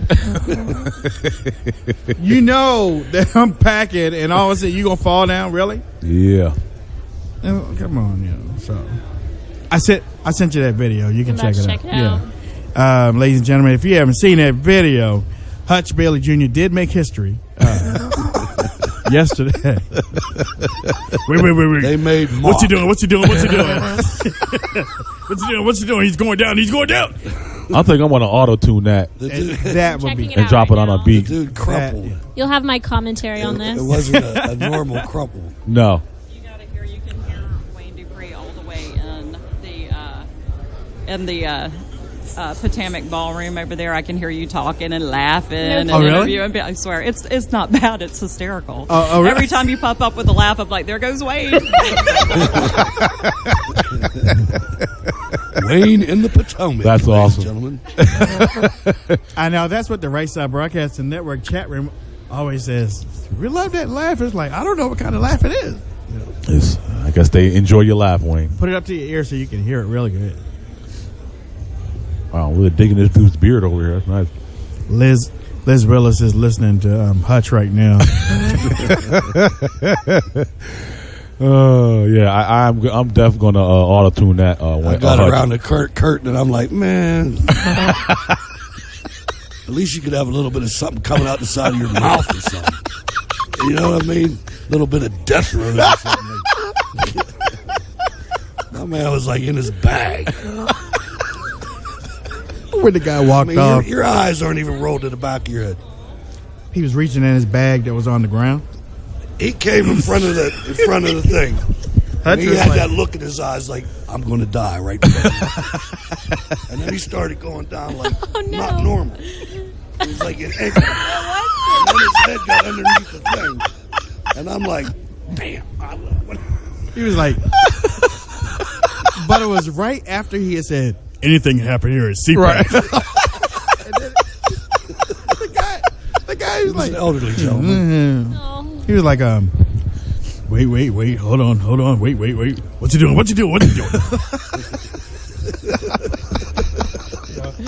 and It's my natural instinct. For us, we're like, Hutch. I mean, man. See, now those are the kind of guys. Those are the kind of guys that sit there and watch it. He's Well, I knew what was going on, Hutch. That's why I didn't get up. You had a better vantage. You wouldn't help somebody if they were falling? No. Obviously, I would. But I knew what was going on with the gym. I knew what he was going. He was going down into his we bag. saw exactly what he was doing. He Hutch was on his just, I don't know if he knees in his just couldn't bag. see. You know, obviously he didn't see what I saw. Yeah, and he reacted accordingly because he thought something was wrong with the gentleman.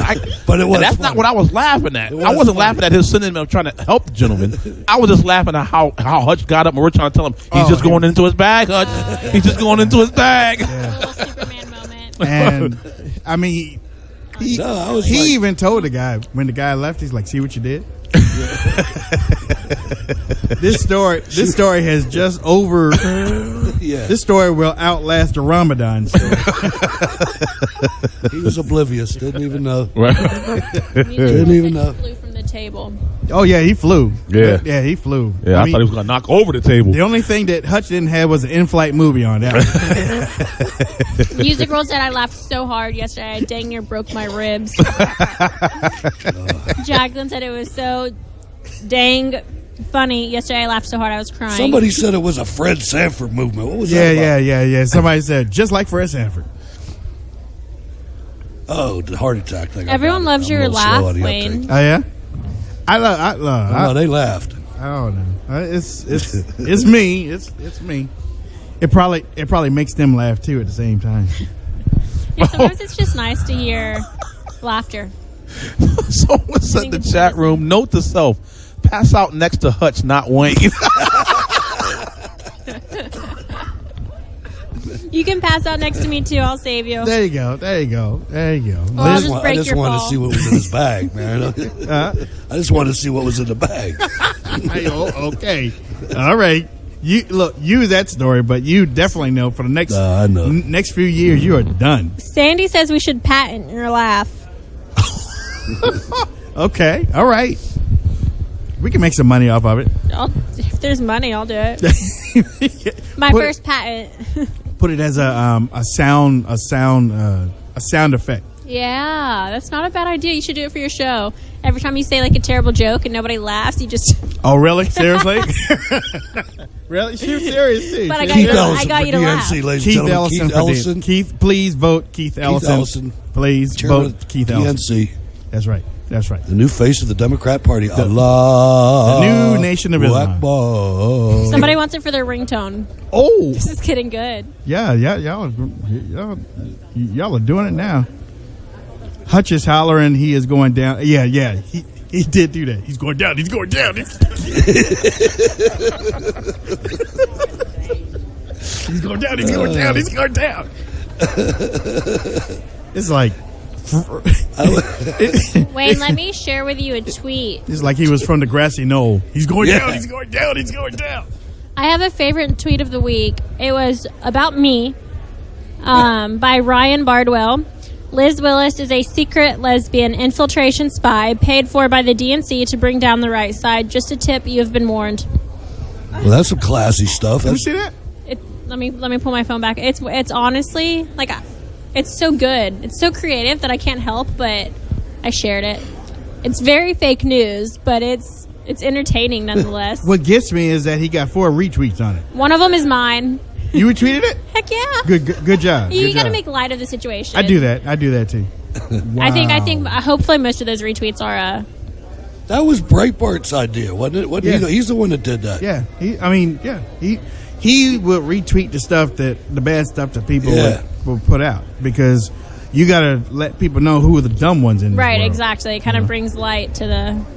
That's why when people tweet out bad stuff about me, I'll retweet them with a LOL. I mean, there's like mean stuff and bad stuff, but this is just kind of funny. Like it's so far from the truth that I don't mind sharing that one. If it was like Liz's like bad breath or something, I'm not going to share that tweet. There's Dog the Bounty Hunter over there. Dog the Bounty Hunter will be here at 12:10. Dog the Bounty Hunter. Dog the Bounty Hunter. And Beth, his wife Beth. There's Beth right there.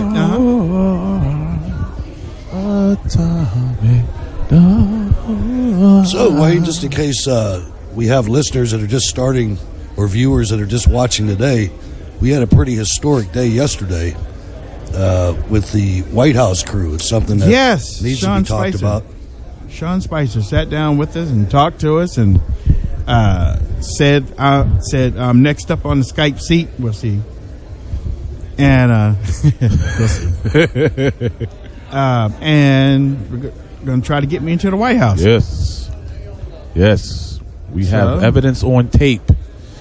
And I did talk to my contact at the White House last night, and she was like, when do you want to do the Skype seat? I was like, hey, make it easy on yourself. Make it easy on yourself. Just let me know. I'll be there. Do you have any idea what your question would be if you were to get your Skype seat, say, like next week? Nope, I'm going to Stacy for that one. Oh, good. I'm going to Stacy for that one. But I got some things I want to say to the liberal media first. Especially New York Times, Washington Post, Politico, and the LA Times. Well, the New York Slimes, the Washington Compost, and the what's the nickname I got for the LA Times? I can't remember. I'm sorry. Which of these do you consider fake news, Sean Times. Spicer? Is CNN fake news or real news? I just go down the list. Mr. Spicer, thank you for giving me this opportunity, and I see that we have some open spaces in the press room. You should just put your feet up on them. Get comfy when you get in there. Excuse me, this is CNN. Oh no, not anymore. I think it'd be a fun game if we just took headlines and we cropped out, we just retyped them so you don't see the font, you don't see a logo, and we say real news or fake news. and you go by the headlines. You could go. That's a good probably idea. figure out what network put it up just by Yep. the wording that they use. I want to know what's going on with Jake Tapper right now. I mean, either he's possessed or, I mean, I know he railed against the. what type of whiny mode is he going into right Well, now? he railed against the gaggle that Sean Spicer had. I'm not sure exactly what he said, but yeah, he was in full whine mode. He's in whine mode right now. He looks like a little girl Merlot. most of the time. And he looks really tired and worn out. It's kind of sad. It's like this whole Trump presidency is really taking its toll. He is so full of himself, Jake Tapper. He was at the RNC. We were at the RNC. Uh-huh. And he's walking around. You can tell just by someone's aura. Mm-hmm. And this sheer arrogance was just hovering around him. Mm-hmm. There was one person that someone just wanted to say hello, and he just fluffed them off like the person wasn't even there. Oh, my God. So- You know who's completely opposite of that is, oh, goodness, what is that guy's name? Two of them. Byron York yesterday. Yeah. I said hello to him and wanted to take a picture, and he looked at me like, why would you want to take a picture with me? I'm like, I love you. I think you do a nice, balanced job. You're like fantastic, and I'm in the same room with you. Right. You know, so he is absolutely awesome. And Campaign Carl, who's not here this year. He said, I find that most of the Fox News people are really very approachable, very nice. Yeah. Don't let things go to their heads. But that doesn't surprise me about Skinny Jeans Jake. He blocked me on Twitter for about a year. Did he really? Yeah. That's funny because I've actually had some spats with him, and I've always ended up, spanking that, but Let me see. he hasn't blocked me yet. Well, he unblocked me about 3 months ago, but yeah, for about a year I was blocked because that's I called funny. him a skinny jeans wearing liberal. I think when the truth kind of hits home, I don't know, maybe it upset him a little bit. So he's like, I'm done with her. Okay, That's but funny. he's got me back, and he probably won't have me for long because I've been calling him unmanly this whole yesterday because. No, he hasn't blocked me. I mean, my dear Lord, he is acting like a girl Yeah, he out is. there with how upset he is about fake news. I get blocked by members of Congress. Black members of Congress. I do. I mean, I remember that. I remember I sent one tweet to what's his face? Oh my God, I can't even think of his name. He's from your boy from here. Silas. No. What's the skinny dude who always wear the bubble vest jackets? Can't even think Barack of his Obama. Chuck Todd. No. He ran for mayor, and I don't know why he ran for mayor. Just ran for mayor recently. Skinny black guy. I can't. Any black guy. Name a black guy. His name is totally Kanye. escaping me right now. Excuse me. Kanye West. No. What state did he run in? Oh, he ran for mayor for Baltimore. Oh, Baltimore. Yeah. Oh, you're talking about that. You're talking about Don Lemon? No. No. Same class though. You're talking about D. Ray. Yes. Same class. I sent him one tweet and he blocked me. Oh, I sent Sean King one tweet. He blocked me. Oh man. What are these tweets that Talcum are so... X. Just basically calling them out on their stuff, and they both blocked me. Talcum- One tweet. They blocked me. Though Dan Talcum does X. it very respectfully. Talcum He's not like me calling him names. I mean, I get pretty ugly with some of these people. Dan makes substantive arguments with them, and they're like blocked. If you call them a name, they'll call you one back. They're good with that, but they can't answer questions. So. Yeah, pretty much. Yeah. They got these. And you know what? I used to say, yeah, they got these little girly attitudes, but that's really making girls like. Yeah. You know, that's really can't use that anymore. No. Really can't use that anymore. No. So, yeah, Nope. DeRay Mickelson and Sean King. Yeah. Both of them jumped to the top of the Black Lives Matter movement. Which to this day, I'm just flabbergasted as to why Sean King has the. Well, I'm not surprised he has the following that he has, but Who? Sean King. Talcum X.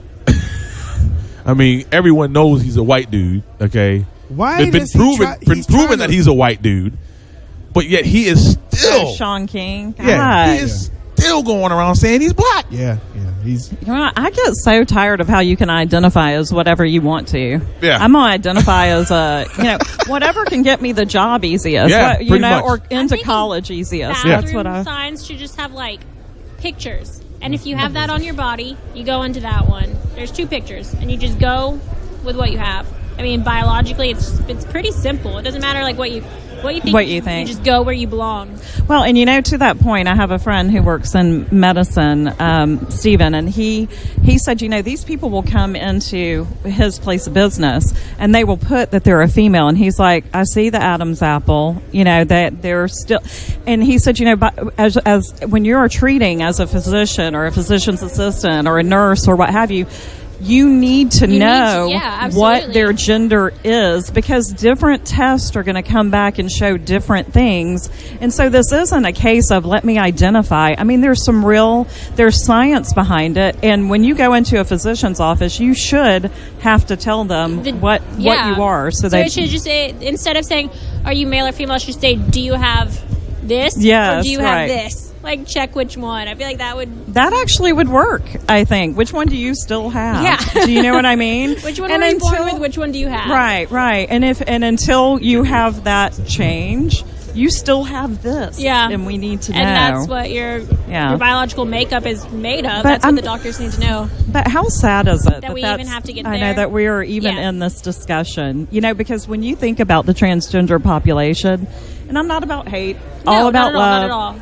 And I understand that they're going through a lot. I get it. And I wouldn't wish, going through hard times like that, especially at school, for someone, going through that. But it is like 0.5% of the entire population. So now we've got to go and change every single thing for you. And I don't think that that's appropriate. I think that you can find things within schools. Change thing for every 0.5%. I mean, and it's just, and I try to wrap my mind around what it's about. There's a reason that the left is pushing this transgender thing right now, and I don't know. They just want to win something. Do you think that's what it is? I feel like they've lost everything else, and they just want something. Right. Remember, the left doesn't stop until they win. No, they something. don't. I mean, I question it too. That's not like a finite answer.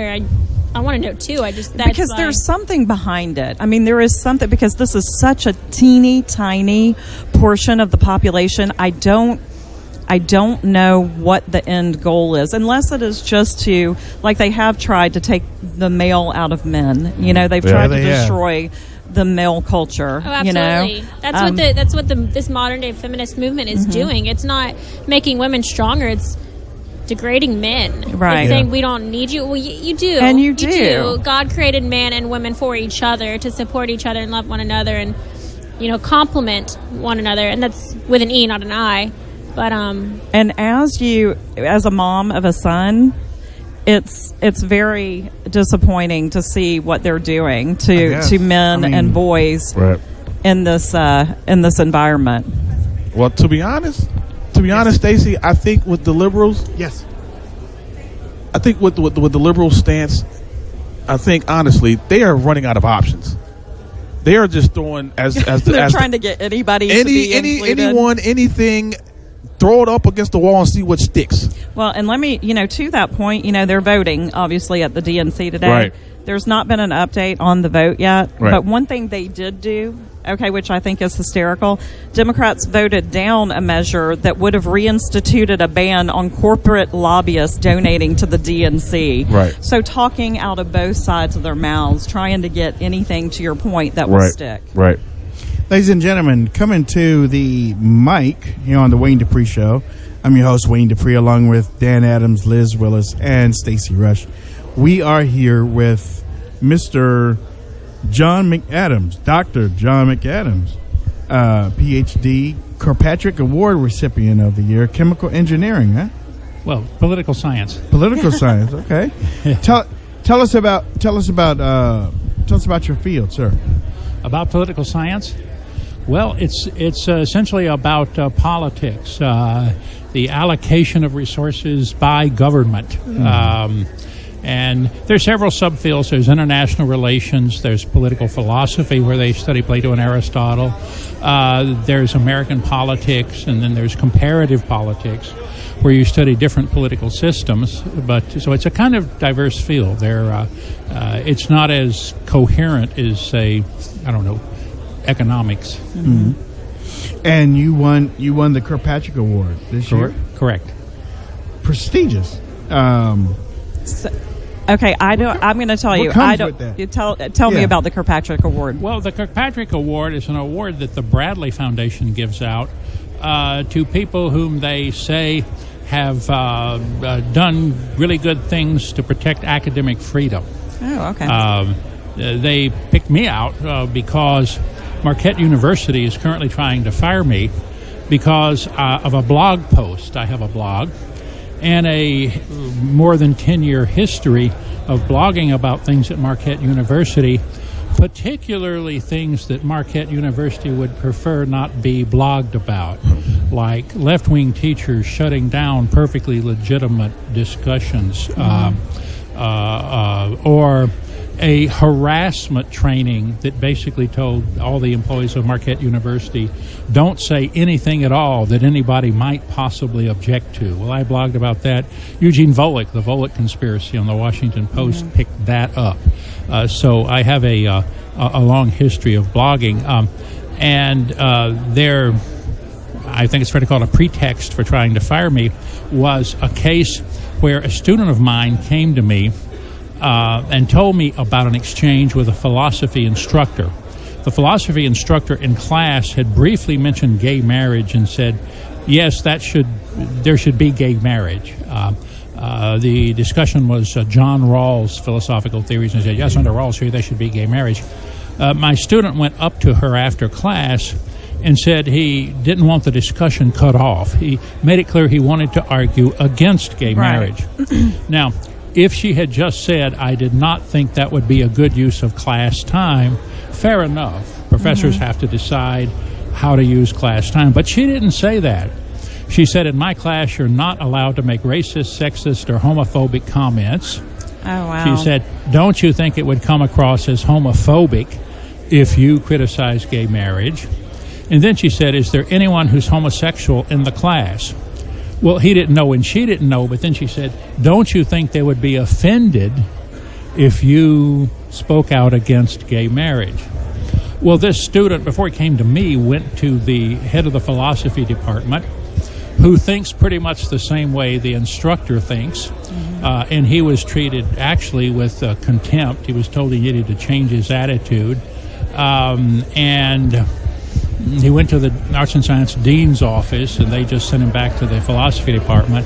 And having been frustrated, he came to me and told me the whole story. He not only told me the story, he had a recording of the interchange with the instructor, which is legal in Wisconsin. Wisconsin's what's called a one-party consent state. Okay. So there was never any doubt about the accuracy of his account of the interchange with the instructor. So I blogged about it, and initially not much happened. Then it started getting picked up by various outlets.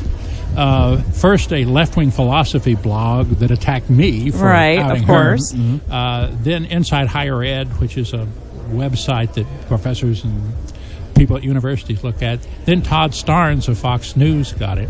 Okay. Eventually, she started getting some very unkind emails. And, of course, I'd done nothing to provoke the emails other than just report just told the truth, what had happened. Right. But Marquette started saying, you acted irresponsibly, exposed her to all those nasty emails. And they've been trying to fire me for over 2 years now, and it's embroiled in legal wrangling. I'm sure you know enough about the legal system to know it goes on and on and on. Their briefs, their hearings, their whatever. And you've been allowed to continue teaching throughout this. No, I haven't. You have not. I was suspended from teaching, yes. Oh, my goodness. This is now my 5th semester where I've not been allowed to teach. I find that unreal, and I have a couple of questions for you. The first one is, when I was in college, I look back and I'm thinking, were my professors that liberal? And I don't recall it, but my mindset was different then. I would consider myself more of a Democrat when I was in college until I graduated. So when do you think that this changed where professors felt comfortable in saying we can't have debate? And then my second question would be, everybody talks about this, the education being taken over by the left, and what would you suggest we could do to actually take it back? The second part's very tough, but in a minute I'll try to address that. What we're seeing is the complete playing out of the radical leftism of the 60s. It wasn't just that the radicals of the 60s went into academia. Initially, that didn't necessarily change everything, but then they trained, particularly in particular disciplines such as the humanities, they trained a new generation of graduate students who eventually went into universities, eventually got tenure. So certain disciplines, particularly philosophy, English, other humanities disciplines, the soft social sciences, eventually, and it didn't happen immediately, became dominated by the intellectual children and grandchildren of the 60s radicals. Right. So there wasn't necessarily a sharp turning point, although it's just in the last few years that the bias seems to be utterly pervasive. Right. I mean, you had Gene Kirkpatrick being shouted down in the 1980s. You had Newsweek magazine with a cover Thought Police in the early 90s. But it's only been very recently that even institutions like Marquette, which claims to be a Catholic university, and which once was, get taken over by that kind of political correctness. Now, as to what to do about it, I don't have any magic bullet. Parents need to ask the question when their kids off to college, what is the climate on this campus? And the fact that the college claims to respect free speech doesn't mean anything at all. The University of Chicago, for example, came out, I guess it was a couple of years ago, with a nice ringing endorsement of free speech and saying, we're not going to pander to people who want to shut up speech. But even after that happened, there was a conservative speaker there who was shouted down by campus leftists, and the administration did nothing about it. It didn't punish the disruptors. So there are no consequences. There was these. Another case of a conservative student organization that wanted to have a discussion of illegal immigration. They were told they were not allowed to call it illegal immigration. It had to be undocumented. Yeah, I've been seeing that. I've been seeing that on some of the grammar type of automatic grammar programs too. The my same goodness. thing. You mean you got political correctness in Redmond, Washington, and Microsoft? Yep, sure do. My. Yep. Well, at any rate, you have to actually look at what's going on the ground, admittedly, that's only a partial solution, because if your kid can get into Yale, you'll probably send your kid to Yale and put up with the political correctness. But let's say between a private college that gives a good education but's not particularly distinguished but costs a lot of money and is very politically correct, and a public university that's not particularly distinguished but gives a okay education and is much cheaper and maybe isn't quite so politically correct, go with the less politically correct place. Donors are sometimes a problem because they remember their wonderful experiences in college. They met the girlfriend who became their wife, and they remember walking across campus holding hands or something. That's such a nice memory. Or they went on a road trip with their fraternity brothers. Or in one of my cases, took a fraternity brother who'd had a mental breakdown by ambulance to the hospital. No, that wasn't, in one sense, it wasn't a nice memory, but people have all of those memories of this great time in their life, and they, as alumni, give money, not recognizing that things have changed. You see, your professors were probably mostly liberals, but they were also probably pretty professional. They were, and we were in a red state in Georgia, and I don't know that there would not have been consequences had something like that happen, where they just shut down free speech. And, they were probably simply professional and didn't always vent their political views, but stuck to well-defined subject matter. State legislatures can intervene in some ways. For example, state legislators could certainly give people on college campuses whose free speech has been abridged standing to sue.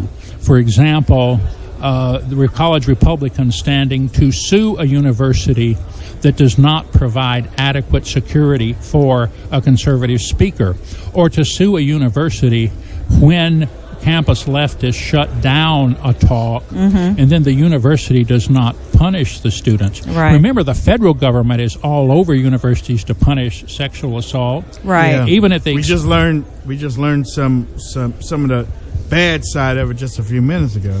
And so reports. And so essentially voting with your pocketbook and then having legal action in these situations or two. None of these things would affect things except a bit in the margin, but if people become more conscious as donors, as parents, as state legislators, and I hate to say this because it's unfair, a lot of the burden has to fall on students themselves. Right. And I feel like the students are doing a better job with that. And we are going to have to wrap this up. It was so nice meeting you, and I wish you very much luck. Mm-hmm. Can you tell our listeners how they can find out more about you, where they can contact you, and so that we can show support for you as you continue your fight? Well, my blog is called the Marquette Warrior Blog. So if you just Google Marquette Warrior Blog, it'll come up. And at the very top, there's an email address that I get to. And I would also recommend they check the FIRE.org. That is Foundation for Individual Rights and Education, the premier academic freedom, free speech people. Okay, well, thank you so much. Thank you so much. All right, we are switching over a little bit. There you have it, ladies and gentlemen. And that was very interesting. We all knew this type of this discrimination and liberal biases is rampant across the college academia in the United States of America. But the fact that this man has been basically silenced to the point where he can't even teach anymore is, to me, is just despicable. It is unbelievable. Absolutely despicable. And listen, guys, I am headed out. I have got to leave and go. I'm going to leave in just a few. I'm going to go say goodbye to one other person inside and then come back and give you guys some hugs and boycott the Oscars. I know there are a bunch of political hacks. Very nice to meet you. This has been a wonderful CPAC as usual, and I'll talk to you guys next week. Right. Keith Ellison. Keith Ellison. Yes, Keith Ellison. Vote Keith Ellison. Vote Keith Ellison. Vote Keith Ellison. Vote Keith Ellison. Vote Keith Ellison. Vote Keith Ellison.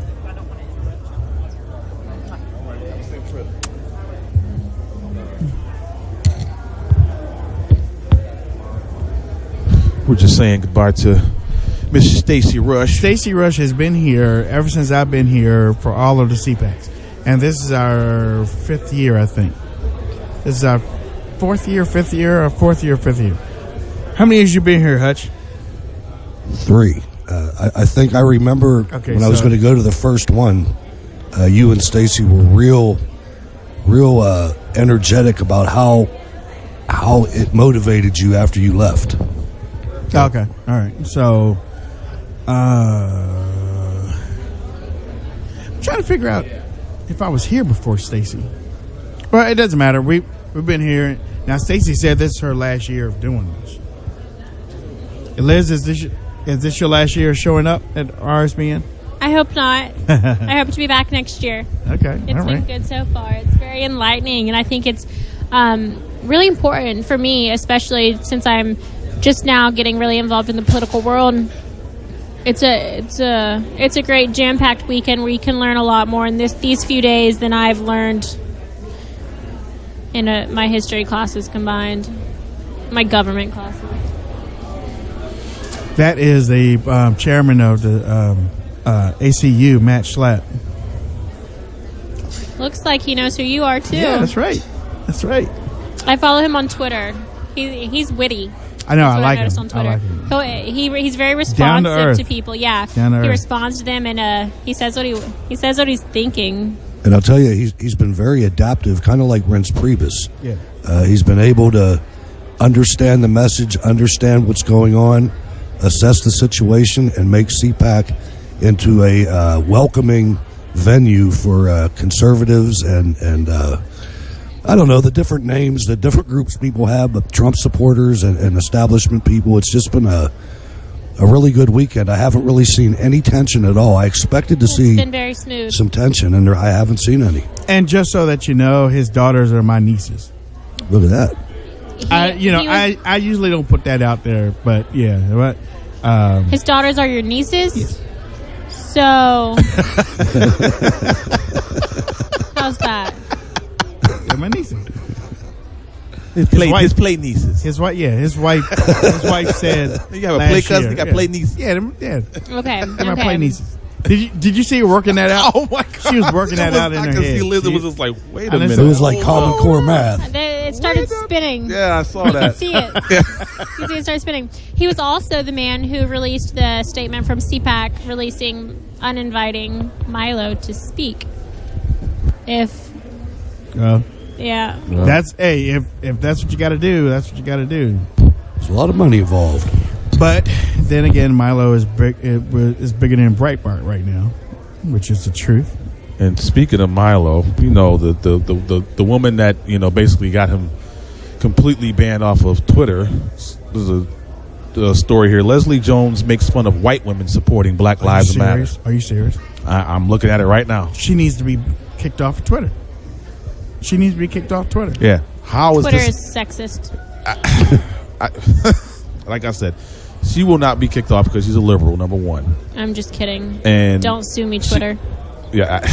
Once again, liberal la la land. Double standard. For it. Yeah. Yes. Thank you, Hutch. I was just about to say that. The double standard is unbelievable. You know what? It's been a while. And it's been a while since I've been temporarily banned on Facebook, okay, and temporarily suspended on Twitter. Because, number one, I don't like it. I don't. So I love it. So there are things that I know I can say, and there are things I know that I can't say. Right. And I won't go there if, like, you won't see me tweeting something about Muslim, because I know the only result is you are going to get shut down. Right. Yep. Exactly. So, I mean, honestly, why be stupid and do it? Right. Yeah. You know. Yeah. In the way of what Milo ran into on Twitter, myself, I think was bullcrap, because he didn't say what he did to Leslie Jones. Everybody does every day. Right. Exactly. It's just that Milo got in trouble because his followers hounded her. Right. That's why. That's exactly why. And I'm like, he got punished because his followers. Right. Then why not? He's not responsible for that. Why not ban his followers for doing that and not him? But, you know, they're saying that he started the conversation. A lot of people start that conversation. Yeah, a lot of people start every day. conversations. Yeah, exactly. You know? Now, I could see if Milo continued to go after Leslie, continued like his supporters did. But he didn't. He said what he had to say. He got out of the conversation, and that was it. But, That was a ridiculous reason to get kicked off. It's some of the things you hear on Twitter. And for that, it's like you people have really just exposed yourselves as ridiculous. Yeah. Yeah. To me, it's almost to the point. It's almost to the point where I don't know, Hutch. I know I've been called every name in the book on Twitter. And I'm thinking to myself, okay, if I was to turn around and say something like that, and I to be honest, I know that Twitter and Facebook and all these social media giants have departments in place to watch us. Oh, yeah, Okay. Oh, there's people assigned to us. Yes. So you say one thing wrong or do something wrong, they're on it. They know about it. And like you said, with the double standard, it's just like you got to be real careful what you say. And Milo is like the ultimate weapon. I mean, he was or still is actually, to the left. He totally exposes how phony they are. Right. I mean, this guy, blatant fairy is out there, and they call him what do they call him? A white supremacist, and all these other things. Yeah. It's like, come on, you had to go to another thing. It's just I don't know, that whole thing. That story's not over yet. Yeah, a gay white supremacist dating a black dude. There you go. Right? Yeah, he's a racist too. Yeah, he's a racist. He's bringing hate. He's preaching hate. It's unbelievable. As they're breaking into the Equibank outside, he's preaching hate. They're lighting cars on fire, and this guy's the problem. Right, exactly. And he's a pedophile. Yeah, he said something that hurts your little twillings, but you got these folk out here burning down neighborhoods. But let's not talk about that. It's unbelievable, man. I mean, yeah, I was a little surprised. Now that you guys brought it up, I was a little surprised. Now, ladies and gentlemen, did you see that? That was a all my YouTubers snatch out there. Did you just see that? That was a snatch. Did you just see that? I'm out of camera, so you can't see me. My brother. I'm like motioning for the Starburst. I forgot I was on Okay, camera. He got and emotional. Wayne's like, you know what? He ain't having them because he wants to have them all to himself. But you know, no. Here you go. Thank you, Wayne. Appreciate it. Good thing. There's jelly bean juice dripping out the microphone. Oh my God. He's good. Hey, Jan. Sorry about that. Yeah, but they are addicting. Holy smoke! They are good, man. I know. I know it. Like crack up in here. Ladies and gentlemen, you are viewing or listening to the Wayne Dupree program at CPAC 2017, National Harbor, Maryland, right? Yeah. Why do I Maryland. keep thinking we got 3 mics and I keep seeing 2? We do have 3. We do have 3. Liz has the You one have a over pair there. on your There it is, head. okay. Oh, the mic. I thought you meant the headphones. I bet not have a mic on my head. And I will. Sorry about that. I bet not have no mic on my head. I'll hand over my heads whenever someone sits here. Okay. And mic too. Yeah. All right. So we got an audience on Spreaker and an audience on RSBN.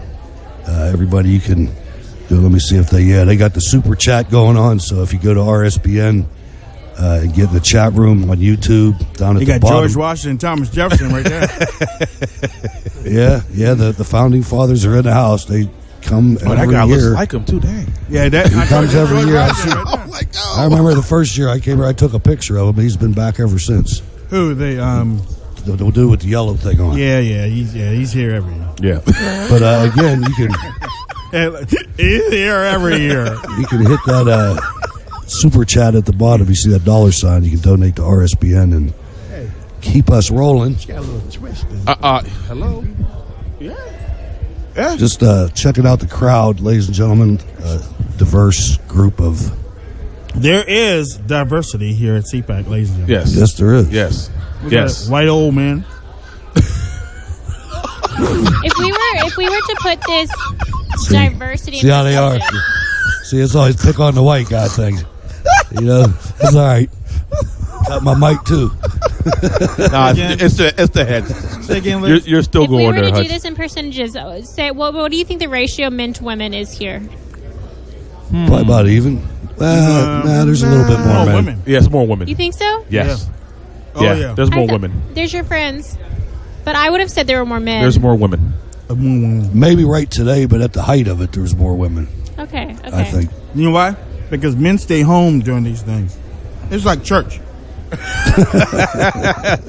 Maybe the men are So working. I'm about to go not off here and just- put my heads down for our next guest that's coming. Men stay home because they can do all Look, that. I'm looking at a group right now. I see 1 female and 7 males. Because the women all went out and made the men clean up. You know why? Because they're hanging around dogs. True. Now, if dog was younger, Now there's a all the women hairstyle. over there. There's a hairstyle right there. Ladies and gentlemen, Check this dude's hairstyle coming up. That's a hairstyle. He got the kid and play with the part. It's a heck of a walking stick he's got. I know I saw that too. You don't need a gun. You just need a walking stick. I saw that too. I like it. He doesn't even need a T-shirt.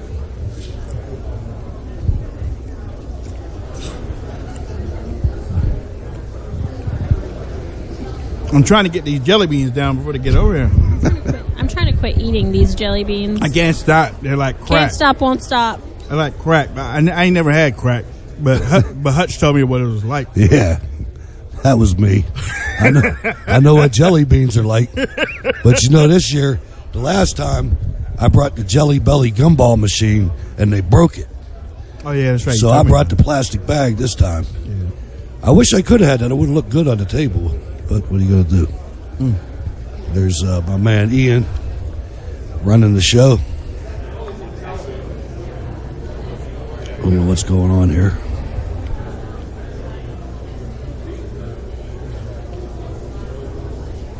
Ladies and gentlemen, we're waiting on Beth and Dog to join us. Oh my gosh, this is awful. What? I was on Fox News in the background looking like an idiot. I'm literally staring off into space.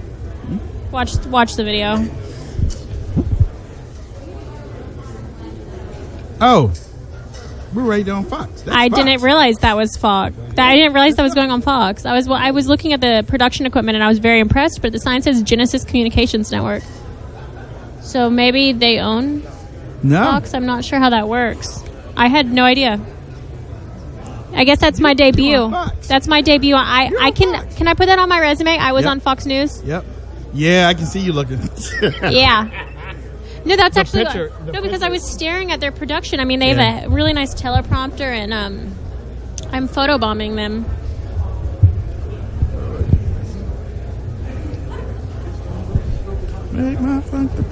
Hey, Dan. Tap Beth.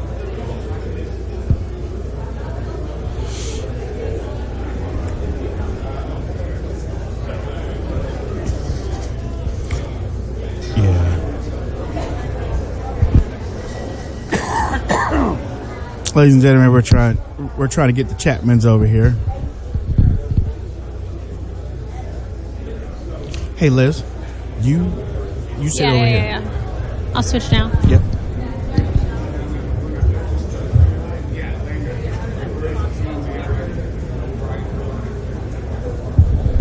Yeah, just stay tuned, ladies and gentlemen. You're gonna enjoy this interview.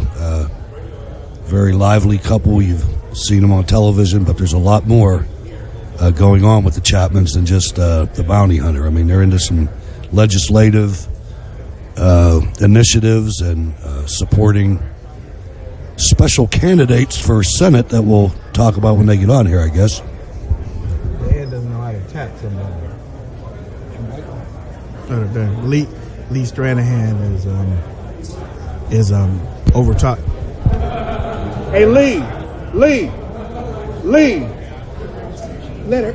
She belongs here. No. Beth, not Beth. Yes.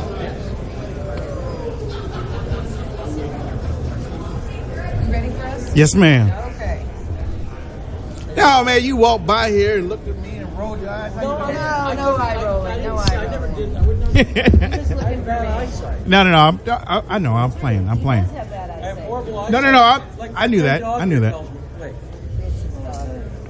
See, I was in bad eyesight. Right. Yeah, exactly.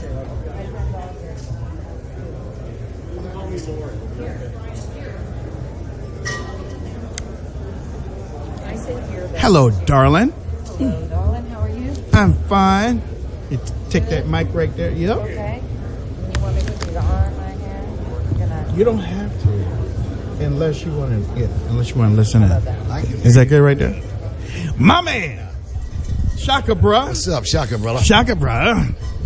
Ladies and gentlemen, a couple weeks ago, they were on the radio show, and I found out that they were going to be at CPAC, and I was like, if you're going to be at CPAC, I want you sitting at my table. And they have graced me with their presence. And after watching them on TV, it's great seeing them in person. And I can easily say, without any reservation, they're my family. I appreciate y'all joining me. Thank you. today. Thank you, brother. Appreciate Who do I it. make the check to now? Oh, well, Wayne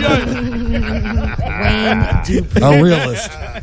Is it Dwayne or Wayne? Hey, Dwayne will work too. Dwayne will work too. So right now we have people that are watching on YouTube. Oh, I didn't know that. We have people watching on YouTube, and we also got our radio going at the same time. So All right. they might have some questions for you. You know, We're ready I'm gonna to answer. We love that Boom. question and We're answer good. stuff. This is your first. Well, let's see. Hold on, wait a minute. Alice says hello, Beth. Summer Sunrise says hi, dog. Alice says hi, hey dog. What's up? Brenda loves Beth's dress and scarf. Thank you. And you know, I'll I'll That's talk good. about this here and Once there. in a while. This is your first CPAC. It is. It is, yes. What do you My think about first this? one. Kind of huge. First year I voted.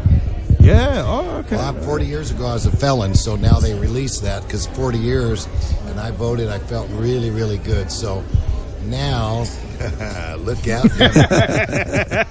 Who are you looking for? Any Democrat that wants it. There you go. Hey, I think a lot of people did that this time around. Donald Trump just energized a whole lot of regular Americans, it's a No, good thing. he sure did. This was we couldn't say nothing until after he won. Who'd you vote for? I claim the fifth. I don't claim the fifth. After he won, Yeah, exactly right. I ain't claiming the fifth. I'm loud and proud about it. That's right. Stand up, boy. Stand up. Yeah, man, I voted for him. What you got to say about it? What you got to say about it, you know? But no, because I encourage him, like, really, come try to steal my hat. There you go. Come try to take come try to tell me something about it. I encourage anybody who thinks that they got an opinion to come give it to me, because I'll set them straight real quick. When people walk the walk and you're out in the streets every day and you're inside people's homes and you see how people live and you see the homeless and you see what's going on, they can't talk that crap to me, because I encourage them to go live in the real world. What do you think about those individuals? Because not everybody is strong-willed. They want to be, but not everybody's strong-willed. Right. And I kind of feel bad about the Tea Party, because back then the Tea Party had a message for Washington, not just Democrats, but they had a message for Washington. Y'all taxing us too much. Right. Y'all taking away our money too much. Right. And we're going to be here until y'all stop. Well, then the media, everybody start calling them racists and mobsters and stuff like that. And you saw the large crowd starting to get smaller and smaller and smaller. Right, yeah. So when you see that now with where people are afraid to wear the hat, because I know I'll wear a hat and dare somebody to take it off. But you have some weak, they are weak. Snowflakes. That are afraid to wear their convictions. Yeah. We had a T-shirt done that says, "Don't be a chump, vote for Trump." And we wore them. We wore them. He wore them. It had Dog's face on it, right? Because this message was approved by Dog. But, we sold those T-shirts online. People were secretly buying them. They're like, "Hey, I got to have that T-shirt." Wow. They might not wear it out in public, but they had to have that T-shirt. How did that make you feel, though? Where, I love you, man. I want the shirt. I'll buy 3 or 4. I just can't wear them out in public. How did that make you feel? Sorry for them. Yeah. Well, let me tell you about the Tea Party. I'm sorry to go back, but that's before they had live Facebook. That's true. That's true. Before they had live stuff. True. Nowadays, we're getting a little braver because you want to see it, we got it. Right. Okay? Right. We talk about love. We do love. The Democratic or the Republican Party is the biggest loving party there is. We have the most children, the most jobs. Yeah, there's some of us on welfare, but they get off. Right. Okay, right. Not that it's a bad thing, but we have now social media. We have now Twitter. We have the things that we can really put our opinion out there. Right. And we all are not perfect. Everybody has made... I know this guy who never smoked a cigarette. He never dialed the wrong number. He never tied his shoe wrong. His name was Jesus. There you go. And other than that, we've all made mistakes, even Republicans. Right. But we forgive. I don't make mistakes. Oh, yeah. You know what? I was going to say the same thing, but I was going to let you go, but I don't make mistakes either. No, I'm kidding. Republicans. No, but you're right. And when I saw, like I told your wife, Beth, I saw y'all take that political turn. And I was like, wow.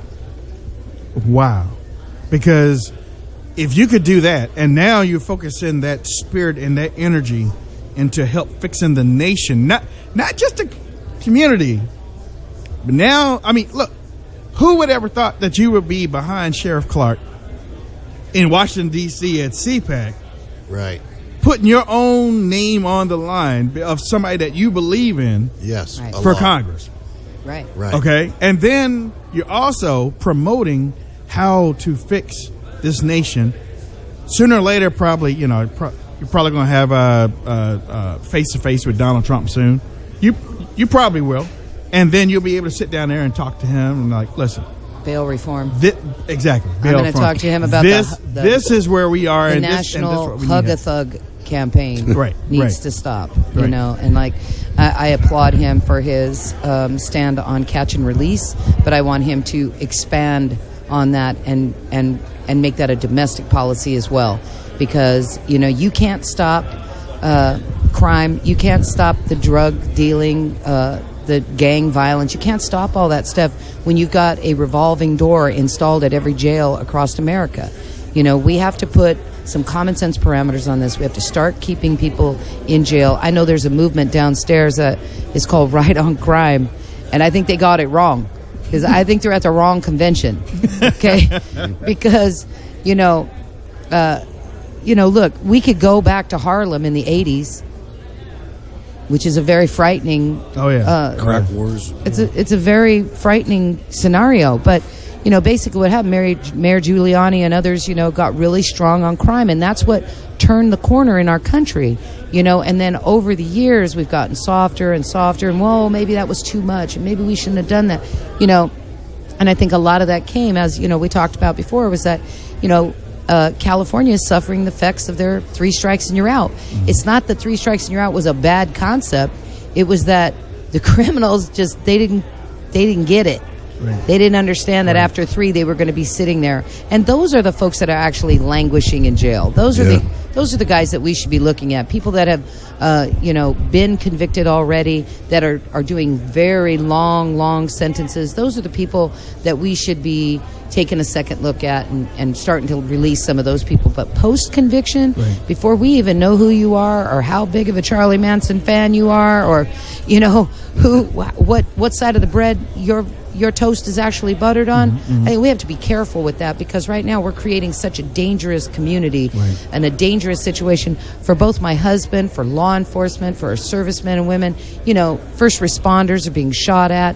We have such a blatant disrespect in this country for our servicemen and women. Yes. There are people, it makes me sick to see veterans laying on streets with no blankets and, not being fed and not being given the same comforts as most of these drug addicts. We've got people on career welfare recipients. That's their career. Yep. They're multi-generational in some. Multi-generational. No, it's passed down. And I think that, getting strong on that, where, you have to take drug urine analysis to pick up your welfare check, I think that's fair. I think if you got warrants for your arrest, you shouldn't pick up your food stamps. I think if you're ever caught selling food stamps, you never get them again. Mm-hmm. I mean, those are the things. We have to start cutting down on these programs. We want to give them. Don't get me wrong, because I was a single mom. I was a welfare mom. I had to have those things myself, but I didn't make a career out of it. Now she's a gold digger. That's right. But you know what? You said something about the generational thing. We were talking about that yesterday, I think it was, where they get it, and the children, instead of the parents showing the children how to make it, the children see the parents trying to jank the system. Right. So when they grow up, they grow up into that jank one, and then they try to make it easier for them by going around that jank, creating a jank 2, and then their children are janking 3. Yeah. And they never, and then they start blaming the white man, or they start blaming Republicans. Yeah. Well, the white man don't want us to get ahead, or and it's like, wait a minute, hold on.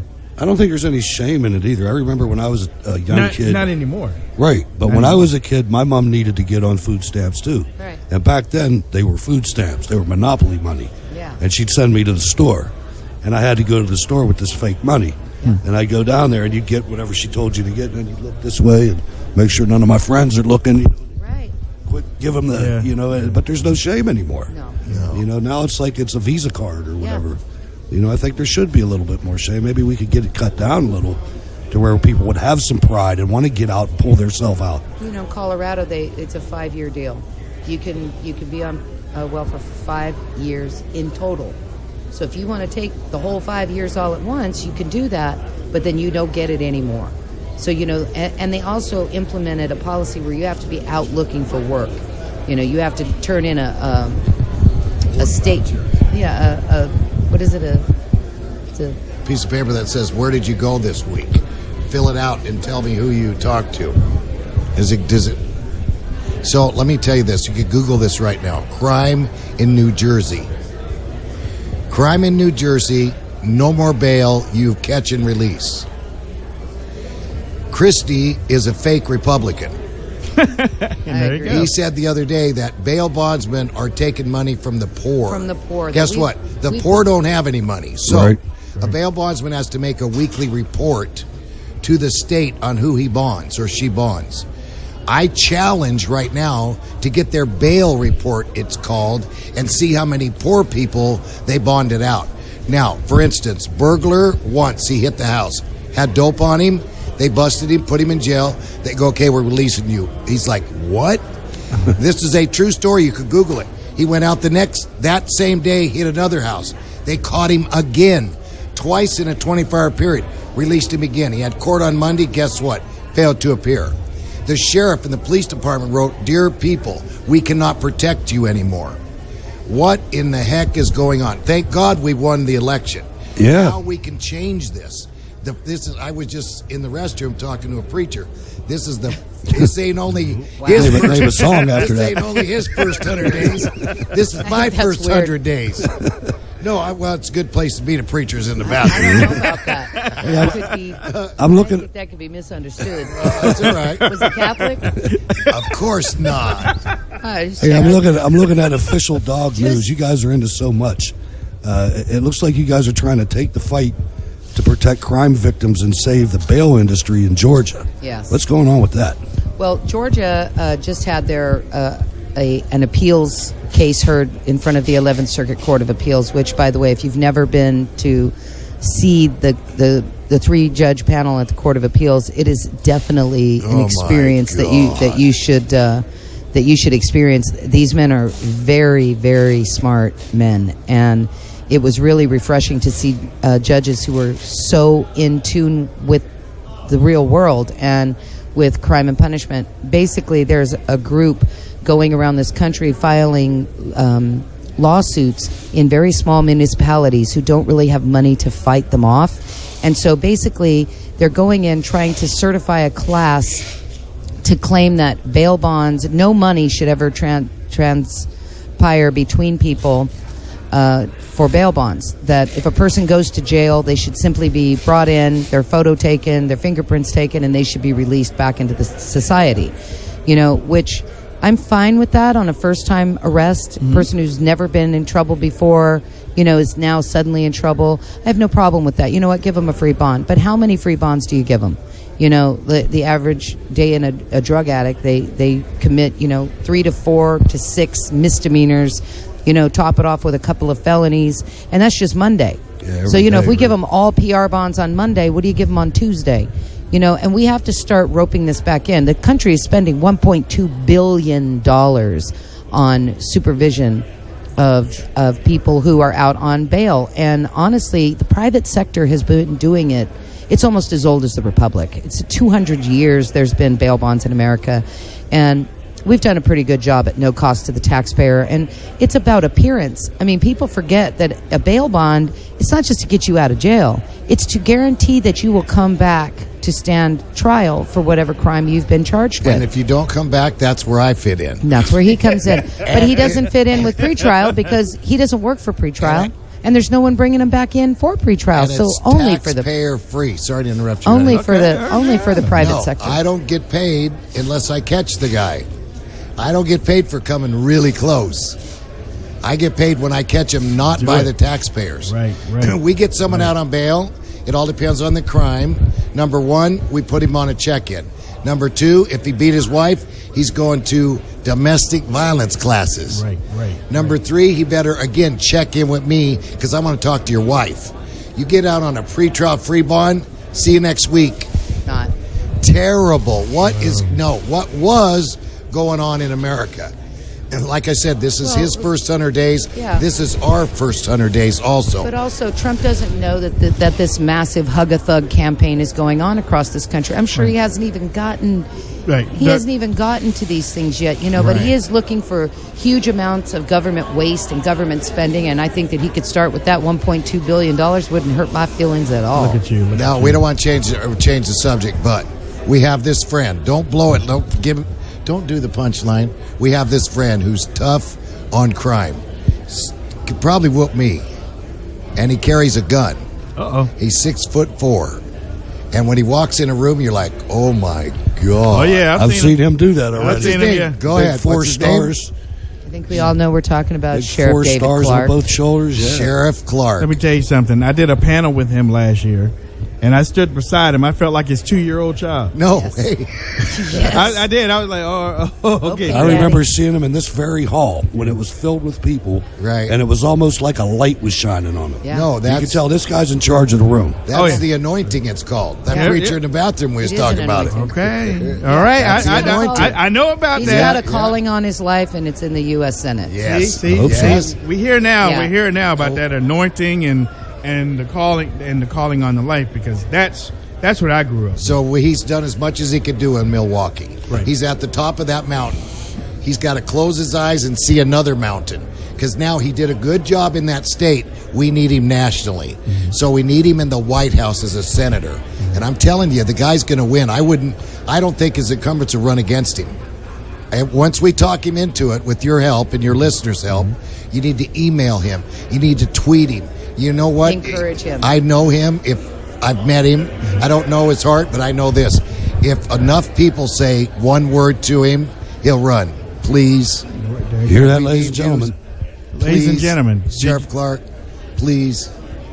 That'll get I'd him. love to hear you beg. You should beg. You beg more. I wasn't on The Apprentice because I wasn't a good beggar. That's not the only reason you weren't on The Apprentice. We'll stop right there. Whatever. Because they wouldn't let your wife come on to make you look good. Now, if there was a couples edition, Yeah. we'd have been all over it. Yeah, look at that. Okay, So no, back to Sheriff Clark. So that's a real reason we first showed up. Now I'm going to come next year. Also, this is a great. How would I say this? This is a great meeting of minds. Everybody here is my friend. Mm-hmm. I love people, and I like to arrest people too. But I really You had to get that in there. I like to slam them and then fix them, bro. Hey, Doug. slam him, fix him, baby. Yeah. Doug, you gotta tell the people you have this unique, I'm going to say, walking stick. Yes, sir. But I know it has a story behind it that you'd like I'm to share. Half-breed Apache, Chiricahua. Oh, my God. And my tribe would send me about a walking stick one a month. And so I called the chief and said, what are you trying to curse me? What are you doing?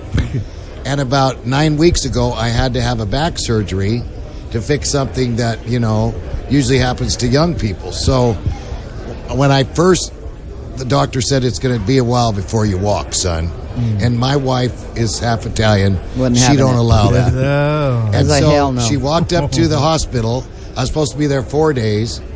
On the first day, folks, she brought my stick and handed it to me while I was in the bed in them pajamas that fit you backwards. Yeah. And she said, here, Let's go. Apache, Let's go. We're out of here. No, hey, We're outta here. You know I'm telling you the truth. Oh, yeah. No, I wasn't And then having they it. said, you Catch gotta that first check yourself. draft. No, all the nurses and doctors, because I have insurance, Screen Actors Guild, right? That's good insurance.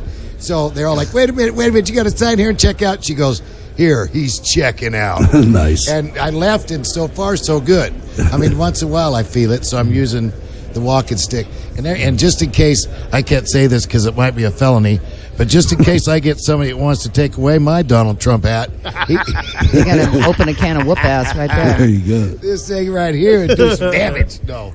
No, Just it's teasing. really amazing, though. The people really don't talk to us about Donald Trump because I think they know.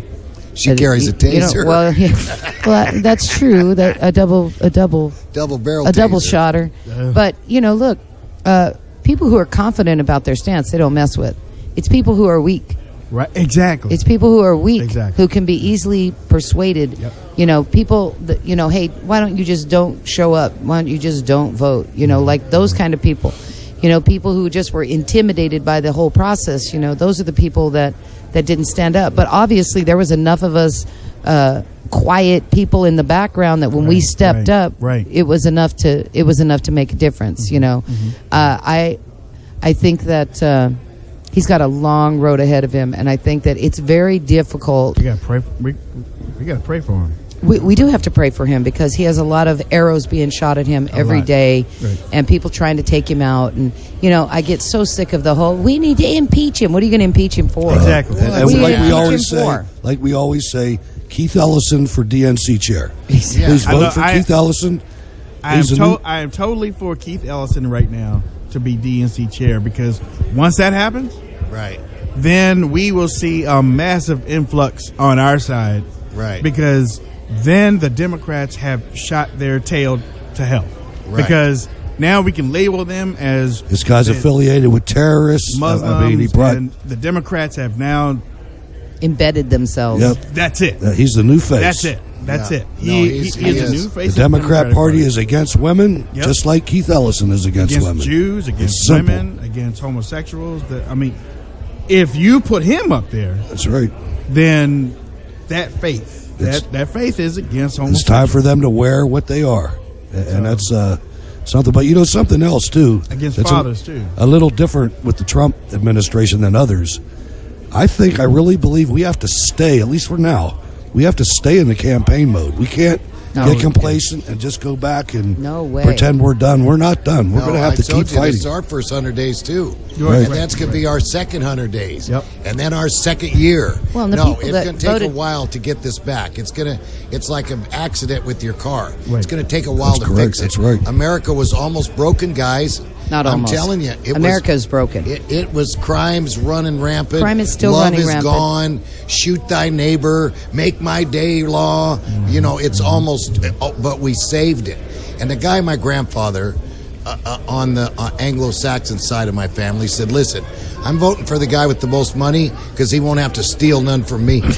Well, and that's an interesting thing. But look, in business, you want to follow the guy that is successful. Yes. Okay. Always. In our line of work, you get to the top of the mountain, and a lot of people just slide down the other side. Right. Okay. It takes an exceptional person to make it to the top of the mountain the first time.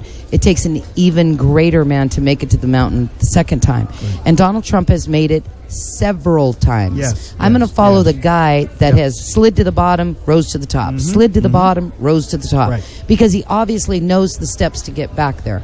Somebody who filed bankruptcy in their lifetime, who is now a billionaire on the front, I'm following him. Right. Whatever he did, I'm going to do, because those are the steps of champions. Those are the steps you have to take. I bet you that every time that he fell down, he never fell down the same way the second time. No. No. So because I say this on my show a lot, to make $1 billion, you can't be dumb. No.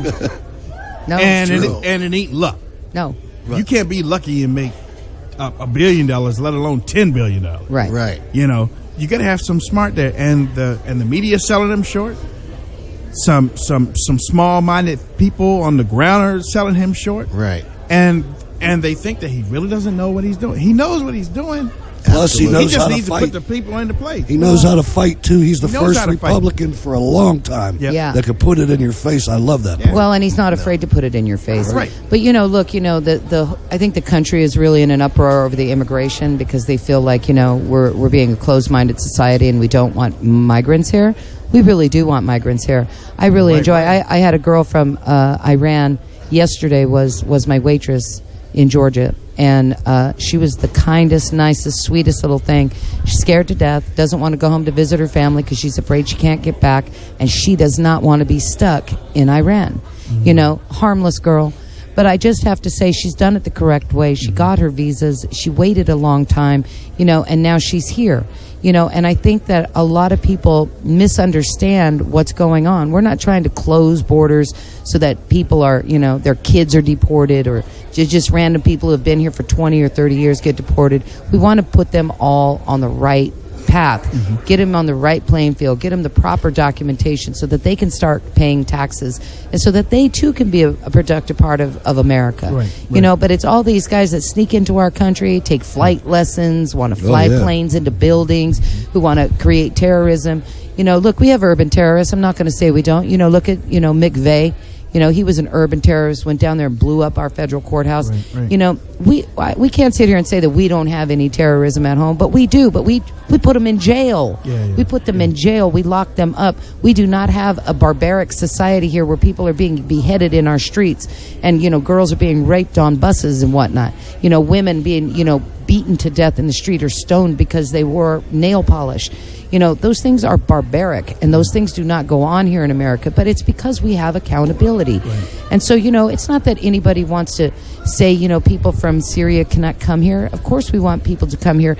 America is the place of opportunity. Yes. It's the most wonderful place ever. You just have to respect us or respect this nation when you come here. Because our nation didn't become this way without rules. You know, I mean, those countries don't have these kind of rules, and that's why their countries aren't so great. Right. That's why Americans aren't flocking to Syria to, like, you know, oh, we've got to flee America because it's so horrible. No one's fleeing America. They're not. Right, exactly. One thing Donald Trump did not know, I don't think. Some people should flee America, though, by the way. Donald Trump had a career in several, as a builder, television, da-da-da-da-da. He did not know, like, a few things. For instance, I seen him say, did you know that 80% of the cocaine comes from Mexico? No. And he was like, you know, now, you know, most rich people, they yeah, he's down on the corner slinging. Right. They think that's shooting a slingshot. Or we know he's out on the corner selling dope. Right. So they don't get it because they're not in our world, right? Right. So I looked at his eyes when he was talking. Did you know? He was surprised. Yeah. We're building a wall. No. And he's like, we're shutting them down. Yeah. No, because he found out. Right. And that's what we want, is someone, when they find out, not to turn their head, because they might be called a name. He doesn't care. Nope. He's going to get it done. No, 80% of the cocaine comes from Mexico. Did you see what happened when he went up to New Hampshire during the campaign? Oh, with the heroin. When he found out about the heroin, he didn't know about He didn't know about the heroin that was plaguing all the kids up there in New Hampshire. Yes. He was like, basically, it's a really big did problem, you know what's happening up here in New Hampshire? Does he know what's happening in Virginia, right here across the river? I mean, Virginia, West Virginia, West Virginia, all of these places are plagued with heroin. Oh, yeah. And, you know, and then we've got all these Dr. heartland. Feelgoods out there that are prescribing methadone to people, which is a more harmful drug than the actual heroin that it proposes to cure. It doesn't cure it. No. I'll tell you, I'm right on the border with West Virginia, and the meth problem down there is just devastating. I hang entire counties. Right. And you know what they've done? They take Sudafed. Okay? Yes. That's where, now, you know what they do? Well, and in those rural communities, they're using fertilizer from the farms. Yeah, but if you go there, okay, if you go there to get meth, to get Sudafed, they take your name and your driver's license. So the drug dealer sends his neighbor. Who gives a dang? Sudafed, you're off the market. Right? Hey, what is this stuff we've grown up with where it's, Tester's glue? Yeah. Back in the day, airplane glue. Yeah, guess what? See, that's before our time. I know, we ain't in this guess time. what? Okay. You can't buy it anymore. Look, you saw his eyes, though. Look at his face. He's so happy. Look, he's reliving his childhood. I remember him. Somebody quick, get a brown paper bag. Yeah, huffing, right? No, listen, you can't get that glue anymore. Is that right? You can't find it. You know, if you do, let me know. No. Easy, Big Daddy. You remember that table, that picnic table, the commercial, when they had all the little monkeys on it, and the guy's selling the dope. He said, "Why do you think they call it dope?" Wow. No, so get rid of the Sudafed. Right. Guess what? Methamphetamine. Right? Get rid of it. Don't just... I want to see your driver's But it's not just license. Sudafed. I mean, you can get the chemicals. You can get the chemicals. Get places. rid of the chemical. You've got to start replacing the chemicals with something different. But you know, look, there is a war on drugs, and you know, in the Obama administration, they said, you know, we can't have a war on drugs because that means we're having a war on our own people. We're having a war on the drug, not on our own people. Right. But if we don't get tough on some of this stuff, we're going to lose our children. The millennials, they are really challenged. They've got a really heavy road. Most of them feel very entitled. You know, most of them feel that, you know, the rest of the country owes them a living. Not one of them can change the oil in their car. No, they can't. Guess what happens? My own daughter, and I, you know, I hope she's not listening to me right now, but my daughter's turning 18. I'm not trying to get him mad at me now. My daughter's turning 18, and she won't drive a car. She won't drive a car. She won't do her own laundry. She's like, Mommy. And I'm like, Mommy, you're going to college in 6 months. It's not going to be a mommy. Come here, baby girl. You know, Give and her that's a the whole hug. purpose. Look. And that's why I'm exactly. But that is exactly drive why you I'm. That's why I'm sending her to college so that she can live in a dorm, so that she could actually, you know, we have to start letting them experience some letdowns and some. Well, failures. let's talk about that now. Democrats, we don't mean to be terrible because the Bible says to love one another. Okay, and we do. We love them. But wait till their kids start getting it. Or wait till they go out and get in the morning in their car, it's not there anymore. But the guy that just stole it and burned it or sold it gets out for free. That's what's going to change a Democrat to a, what do they call a Republicrat? Right. Or, I mean, that, no. Look, they'll if a never person- come all the way, but they'll come half. I say it normally like is an this, epiphany. you know, Yeah. if a guy's truly hungry, really indigent, and they're hungry, and they steal a loaf of bread, everybody can get behind that. And you feel compassion for that person because they're As long as it's not my bread. They're truly hungry. But if that guy's ripped out of his gourd, drunk, or high on drugs, and he's stealing the bread, I don't have the same compassion because you made the choice to spend your money on drugs instead of on feeding yourself. And I think that we have to get back to priorities. You know, people aren't sitting out in front of the 7-Eleven because they choose to. Right. Well, I guess they do choose to, the 7-Eleven or the street corner or whatever, but that's the life they choose because sometimes that pays better. Guys on the street corner who are panhandling have told us we make more money standing here than we could ever make getting a job. Because they're like, you know, we're cable, you know, mostly. We do Hawaii 5-0 once in a while. But thank you, Hawaii 5-0. No. But we're cable, right? And one time, she's sometimes very intelligent.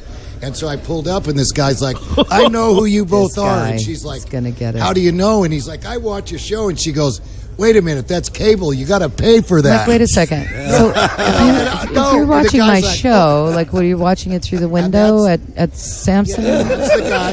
That's the guy that told us. You know what? And I wouldn't You were even sitting have at thought to say Costco? that either. No, That's I told you good. once in a while she gets a little smart. No, a couple of days ago, someone was debating me about, you know, rich and poor being in jail, and they said, "Well, what if he just got a speeding ticket?" Okay, well, firstly, people aren't in jail for speeding tickets. Okay, you don't go to jail for speeding.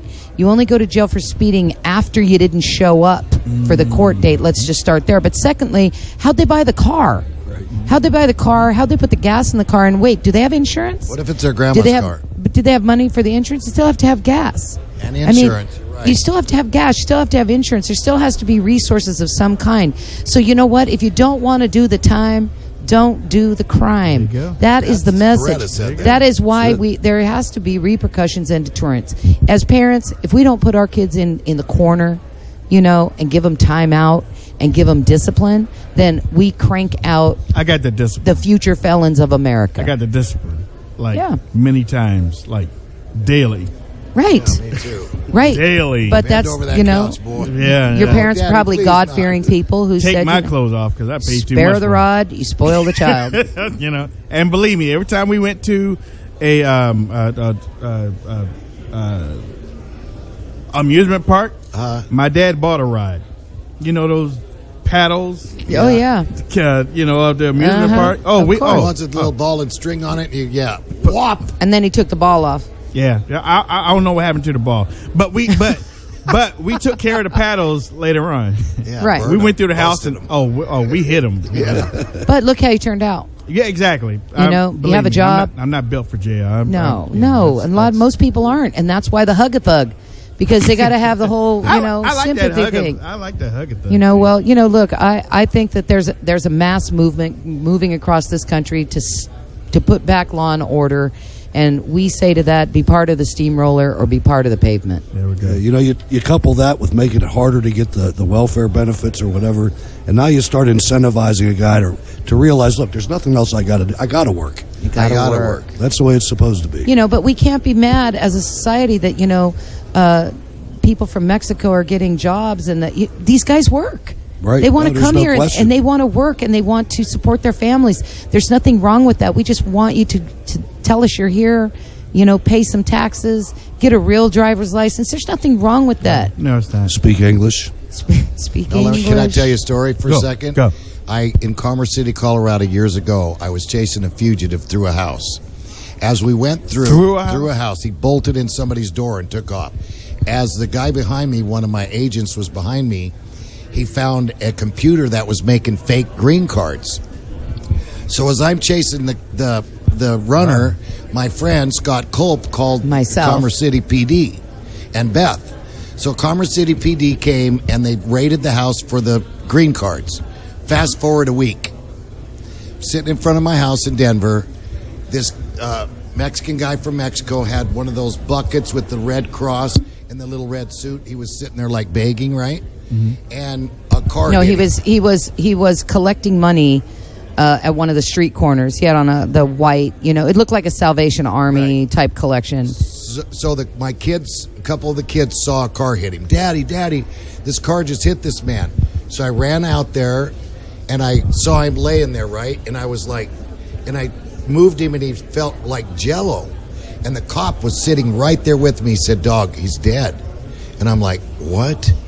He said, I go, "Why is he like that?" And he said, "Every bone in his body's broken." And he said, "Dog, would you reach in his wallet, get his wallet out of his pants? Let's get his name." And as I reached in the wallet, I pulled out his ID, and there was one of the fake green cards that I had busted a week before. And it said a name, and guess what? They buried him under that fake name. So his mother... And his mom and dad... We have no idea. How do you even notify their parents? Don't even know he's passed away. You don't even know who they are. But I will, just to go back, because, he likes to tell the punchline before the joke is told. But we were going through this house chasing this individual, and all you could hear was like... So as he's chasing him, of course, I'm searching the other rooms. I come on this room that was set up, similar to how you guys have this set up in here, all these tables and whatnot. There was probably 5 printers printing out at the same time. 2 of them were printing out green cards. 2 of them were printing out Social Security cards. Jeez. And the other one was printing out the Colorado driver's license. Oh, wow. Now it was just the template for the Colorado driver's license. So then what they do was they'd insert a photo and then lay across the tape. Right. Because they had stolen rolls of the hologram tape. Oh, wow. Yeah, so all they had to do was put a piece of this hologram tape across. Somebody sold it to them. Absolutely. But you put a piece of this. I'm telling people how to do this now. But you put a piece of hologram tape across the front of it, and then they'd laminate it. Okay, and so they had it. But once you see it, you can recognize it. So we looked at it good, and then when I pulled it out again, I'm repeating myself. I looked at it and I told the cop, "Oh my God." And the cop goes, "I read about that last week in the newspaper, dog." I go, "That's the same one." The cop's like, "Book him under that name. That's all we got, dog. Next." Because it wasn't the cop's fault. But they're not forced into that. They can come and they can go down and they can start the process.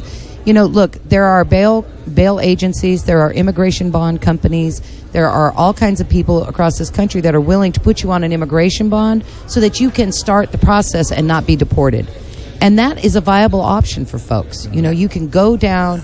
Basically, you're turning yourself in. You are taking your chance of whether you'd be deported immediately. But here in America, we give you a chance. Right. So you can get on an immigration bond. You can sit on a bond for immigration while you go through the process if you really want to stay in America. And 11 years ago when I snuck into Mexico to capture Andrew Luster, Max Factor's great-grandson, 87 counts of Mexico. But guess what I did? Signed my name. Gave him my passport. I snuck in all right. I wrote on the "What is your reason here?" "What's your reason here?" I put to arrest fugitive Andrew Luster because that's kind of bad because I knew the guy couldn't read English. So when I wrote, but guess what? When they went to set a bond, they said if he snuck in, he's not getting out. Right. And they produced the document that I registered, which was why he was able to bond out on his immigration. The judge said, "Wait a minute," because he didn't lie on his application. He put on his application, he's here to arrest that gringo. Look what he did. His bond's $300. $300. Hallelujah, Jesus. $300. But because he did it right, he didn't lie on the application. Right. He didn't give false information. He gave his own passport, and he came over, the way that he was supposed to. Now, guess what Andrew Luster did? You know how they run? You never get them? Did not register. Nope. So before the soap was dry, the feds had him back in California before 24 hours. They deported him. Did not register. They deported that's him. What they do to us. Now, if we don't he register. could have fought extradition. He could have fought extradition, and then it would have been a big hoopla blah. And America probably would not have gotten him back. because there are extradition rules, They right? got If him you're out too facing quick. death or if you're facing, more than 40 years in jail, that he could seek asylum down there. But because he lied and he came over as David Carrera, he came over as someone else, gave a fake name, gave a fake passport, and he lied, America was able to have his ass deported within 12 hours of his capture. Is that amazing? Now, these guys languished in jail for another 4 or 5 days, being the people who caught him. But the guy himself was immediately returned back to America to stand trial, who is doing 124 years in prison today So that's because of that. That's what they do to an American that goes to another country. You're done. You'll be deported but just here, as quick. what is it called? Safe crime? Safe haven cities. What is it? Sanctuary Sanctuary cities. My See all those God. mayors get locked up too. Well, I'd like to see Governor Malloy locked up because he gave directives to his people last week that says you don't have to listen to Donald Trump. unreal. You don't have to do Unbelievable. that. And I think that governors like that should be removed from their positions. Immediately. Well, what is that new with Kiefer Sutherland? That new show? Designated Survivor. Designated Survivor. Have you seen that?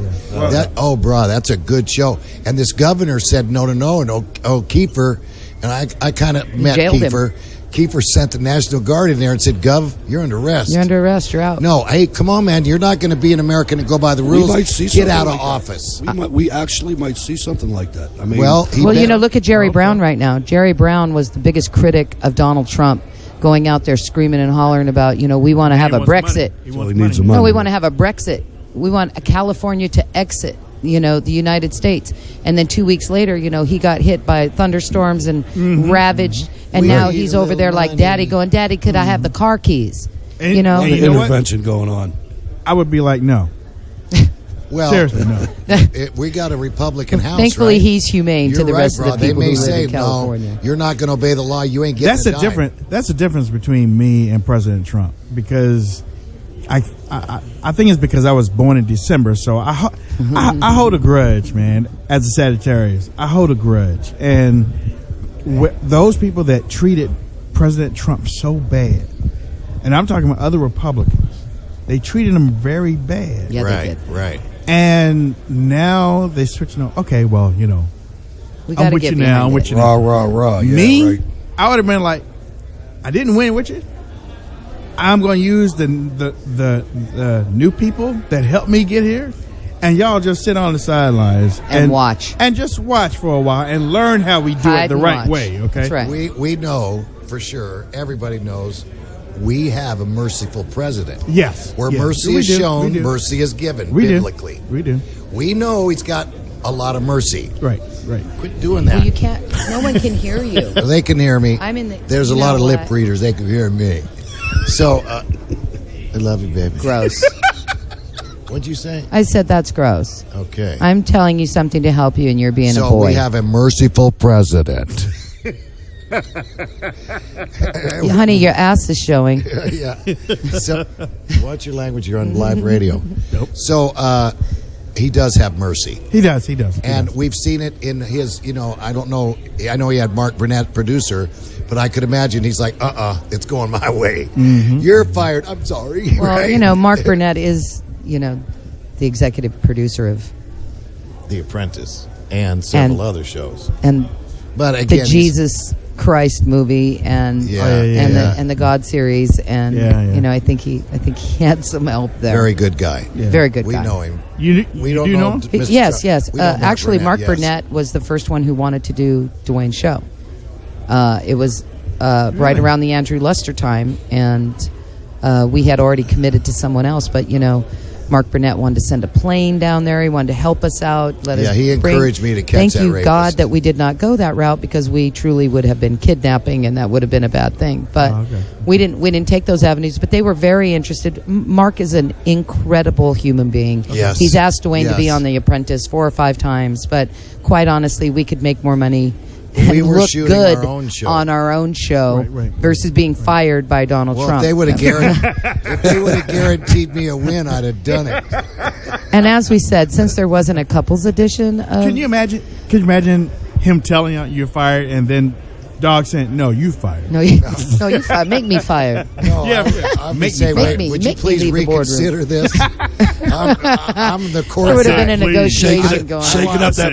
I want shaking up that mace reconsideration. He'd be like, Yeah, exactly. okay, I want to appeal that decision, sir. You know, I'm the Opening a court can guy. of I whoop got ass all on that. Donald Trump's boardroom. Well, look, you know what? We got to cut it short, but Geez, we've been here an I hour. was gonna say, already. I know. It's You short, like, Wayne. you like that? You know what? And I'm gonna make this a whole show anyway. So Thank you, thank whatever. you. But You're gonna split it in half, right? oh no, we going Yeah, to She full- keeps my doing half that to and me. your Cut it half. out right there. What you doing, girl? But look, we have been telling everybody that comes onto the show during CPAC, we're going to have them on in a couple weeks after. So Sure. I want to invite you back on Sure. Thank you very to much. the show so we can talk some more. And this time you're going to take questions Sure. from the audience. crowd. Okay? Sure, of course. The listeners. Now, where's your home base? What city, state? I'm in Baltimore. Oh, are you? Yeah. You got a Pittsburgh. serious Pittsburgh. problem I in know we Baltimore. do. I know we do. Your bail reform is off the chart. Now over there. that I don't know about, but listening to you, I believe you. Yeah. I believe Well, you. I'll Your football educate you. I'll team's send you doing a good. lot of stuff out of Baltimore and give you something really to talk about. Okay, we'll Your do that. football team's doing pretty good though this year. Oh, I'm a Cowboys fan though. Oh, are Oh you? my God! One of my favorite teams is the Cowboys too. Okay, there. Yes, One of his yes. teams. We're Denver Broncos fans, staunch, I can forever. do that because they're in another conference. So But listen, Right. living in Hawaii where you don't have an NFL team, you can love 6 or 7. There you go. that's true. You know, you don't I have mean, to be so loyal to just one. You know? what killed me living in Hawaii Uh, was football was in the morning, man. Right. Yeah. So Oh, I love it. You get up at When that's 7. over- Yeah, it's on. I love it. and then you got the whole rest of the day to do whatever you want to do. It's like And that was a Right. problem for you? it's like what am I going to do? That was now? a problem for you? Well, I mean, it was to start Hawaii. off- to start off, I mean, first. you know, there's like windsurfing, I surfing, love sailing. North Shore, man. Yeah. I love Haleiwa North But now town. imagine when the There's games plenty are not to do. on. You're up at Yeah, 7, you don't know what to nothing do. Yeah. You know, folks in Hawaii, they go to bed around 8. They wake up sun around falls. 4. And they're at the beach Yeah. at That's high true. tide at 5 a.m. when that That's true. sun starts to come up down in Sandy's Beach. I miss it. You know, I do miss it. for us, it's a good thing that the football's on in the morning because that gives us the rest of the day to go to the beach. Let me ask you a question before I let you go. Right now, because what's the temperature right now? Warm. Yeah, not for 4 Do you hours from here. do you feel cold? Yes. Freezing. I spent 4 years in Hawaii. Like I told you, I came home during the winter. I had never felt It's it 75. right, but I had never felt it that cold. Freezing. before. Right. Because I had been over in Hawaii for so long. Your body got used to The that. body got used to it, and I'm wondering, are y'all going through that right Freezing. now? Yes. Okay, okay, Oh, yeah. Freezing. All right, okay. Freezing My to kids- death. It was 69 Okay, the other all right. night in Hawaii. We don't Right, very rare right. get in the 60s. Yep. Our kids came in, oh, Mom, Dad, we're freezing. And she goes, you guys are so spoiled. So spoiled. Why is it spoiled? Because I'm cold. What does that mean? They didn't get it, right? So Right. Because spoiled. they live in paradise. Lucky you live in Hawaii. Weather-wise. Right. Look, we moved our kids to Hawaii because it was safer there. And I Yeah. will I just, see that. you know, Very safe. our can see children that. are not being stolen off the streets. Right. They are not being lured Where in they going? by pedophiles. I can tell you there are very few pedophiles in Hawaii, if you can find any, because the Hawaiians Alive. take care of their own. The Hawaiians take care of their own. There's this thing there called Shark 30. And, you know, Can't you- most of those people fall prey to Shark 30. Can't you circle that island in about 1 hour? No. Oahu, 4.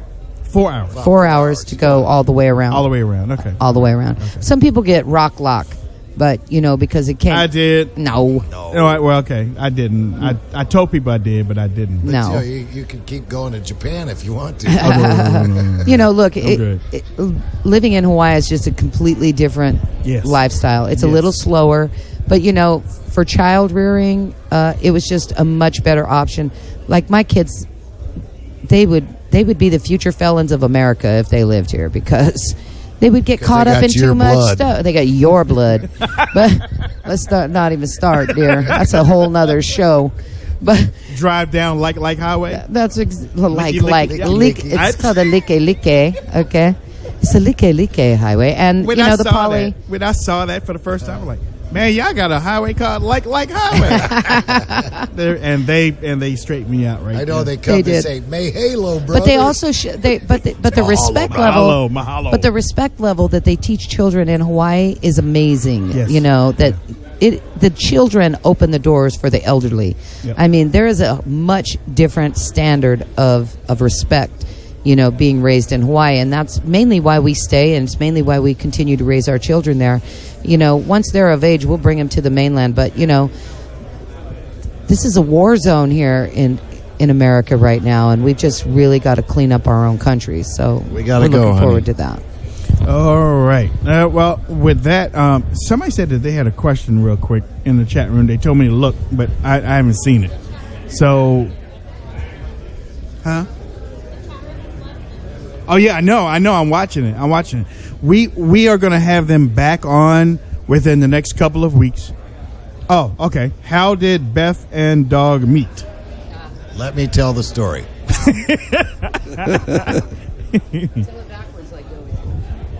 I bonded her out of jail when she was 19 years old for stealing a lemon. When her pager went off, she went around the corner and called the senator she worked for.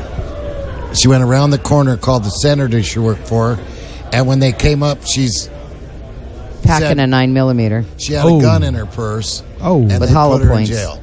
Hollow points. So I got a shoplifting, carrying a concealed weapon, misuse of a firearm, A lemon? illegal ammunition. Yeah. Wow. But so what happened? We met like that, but he sent my bond out on the bus. Okay, so that meeting wasn't ever going to happen because, as far as I was concerned, this guy left me in jail for 14 hours. Instead of going personally, it was a $300 bond. No, it wasn't a $300. Like he always says this. He made $300. My bond was $2,500. But big bond. Yeah, well, it was for you at that time, 10%. homegrown. You wasn't all that in a bag So of then chips. she wouldn't come fill out her paperwork, right? Nope. So I told her, No, I "Listen, was like, little screw girl." him. I'll send you my paperwork on the bus. And her daddy was a pro ball player, right? I said, I don't care who your daddy plays for. You better get in here and fill out your paperwork. Wow. So I come down there and I see this guy. He comes walking out of the back with this big long hair and black leather pants, and he had a dog, a big black Great Dane named Onyx, right? And these two came walking out from the back, and I thought to myself, "Oh yes, he will be mine." Let the stalking begin. He wasn't easy to catch either. He played coy, Roy. Did too. he really? Please. I'm wife number 5. You I am the last in a nail- long line of women before me. I have been with her 20, how many years? Really, dear? How many? 20? How old am I? Missed the math. Okay, I'm Don't do that, 49. You got me 49. when I was 19. Do the math. Okay, go ahead. He's fired. So, but you know why I didn't? Because I ain't like that. Ask her. Oh, he is like that. That's a lie. You're right. He can't do You're not math. supposed That's to date why your he. clients. It's not a law. Oh, my God. But it's an immorality, right? So In some states, it's actually a law. You can't date your clients. I take her to court and I say, now listen, this judge is a hanging judge. Be really nice and plead no contest, which is like Just hurry up and get off bond. and get off bond. So I meet her in the courtroom. The judge walks in. She goes, "Hi, Francis." I go, now listen, Francis. To the judge? Yeah, she knows the judge. Nice. Hi, Alice. Oh God. And he drops the case. Oh, No, my God. he did not drop the case. That's a fib and a half. How much did you have I to did pay? 6 months in jail, day for day. On that case or the other Dang one? right, For Francis. not bringing back no, a and then video I would write recorder. him from jail. No, she no, did. I would write him from Case jail. or the other one. And I would be like, listen, Francis, I have a life. Like, this is really inconveniencing me. You know, and he would bring me into court just to go, ma'am, I am not letting you out. You're going to do every dang day. But I will tell you, I praise him, and I'm still friends with him today because he made me who I am. Because had I really not done that 6 months in jail, I would not be able to talk the talk that I do. There we go. You know, I experienced it firsthand, as Dwayne did. And then hanging with him made you a whole lot stronger, Yeah, too. because A he whole called lot my office and said, "Would you please tell your girlfriend to quit writing me every day?" Every day. Relentless ruthlessness, which is how we catch our fugitives. But we did go in to see him into his chambers and said, "My God, the craziest pair I've ever seen." He's a big fan of our show. No, you know, I am so proud life of you, is Dog life and is Beth. funny, you know. Yeah, The yeah. guy that I thought was, you know, the Antichrist, you know, basically turned out to be a guy that basically saved my life. So It's like you know. Donald Trump, like you said. How many of us thought, Wayne, that we'd be saluting Donald Trump as a president of the United States? Exactly. It's incredible. Man. At least it's not Ross Perot. I used to like him. He would always come on the TV. Well, America is like a car. You got to open up the hood and see what's wrong with it. Right. And run up the flagpole and see if anybody salutes. I was like, wow. Who was the guy that made seatbelts? Remember that guy? What was his name? That not Pro, but the other one. Wow, way before my time. Yeah. He made Actually, when I was born, they had You know, and he seatbelts. So. criticized everything. Ralph Nader. Ralph Nader. Where's old Ralph at? You know, I don't know, but I watched this YouTube roast of him with Dean Martin and He ran for president Foster Brooks. every time since Dean Martin. Ralph ran for president. Yeah, I Green watched Party. him roast him. Green Party, yeah. He wasn't laughing, but everybody else was laughing. That's right. Yeah.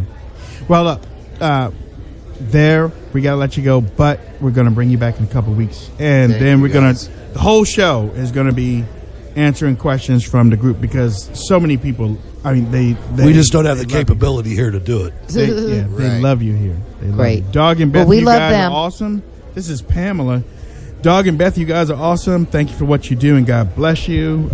Haley says, beautiful testimony, Beth and Dog. New LIS2C says, these are some of the nicest people. Sandy Bow says, thank you, guys. Great story. There's so much. Pamela says, love this interview. So You'll get Thank one you, here Pamela. rest we of got to them get soon. you back. We got to get you back Definitely. quicker. And listen, than, anybody who wants to know more about our life story can pick up Dog's book.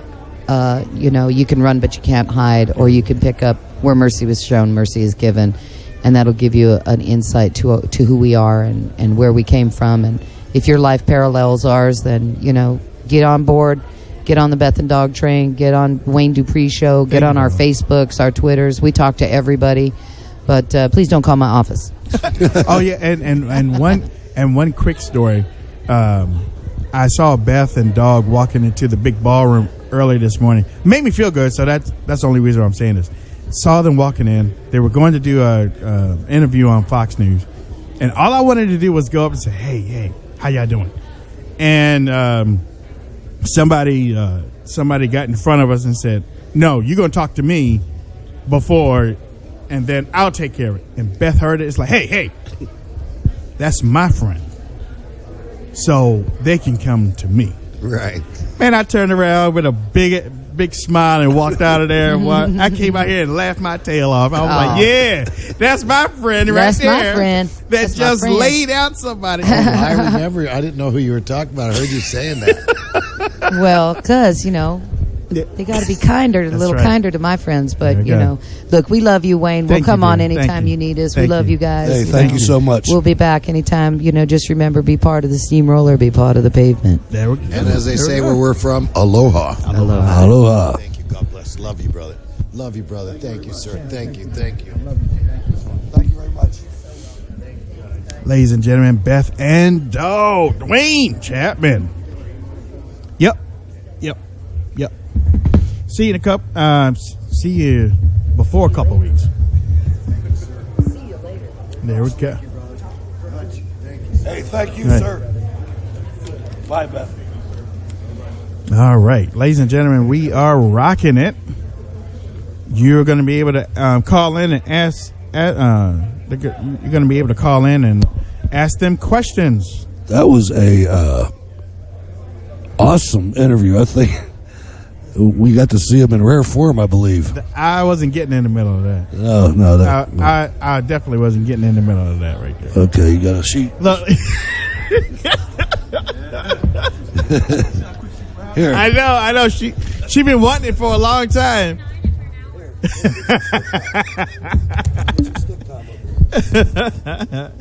Yep. Let me see what we got coming up here in about 4 minutes. Okay. All right.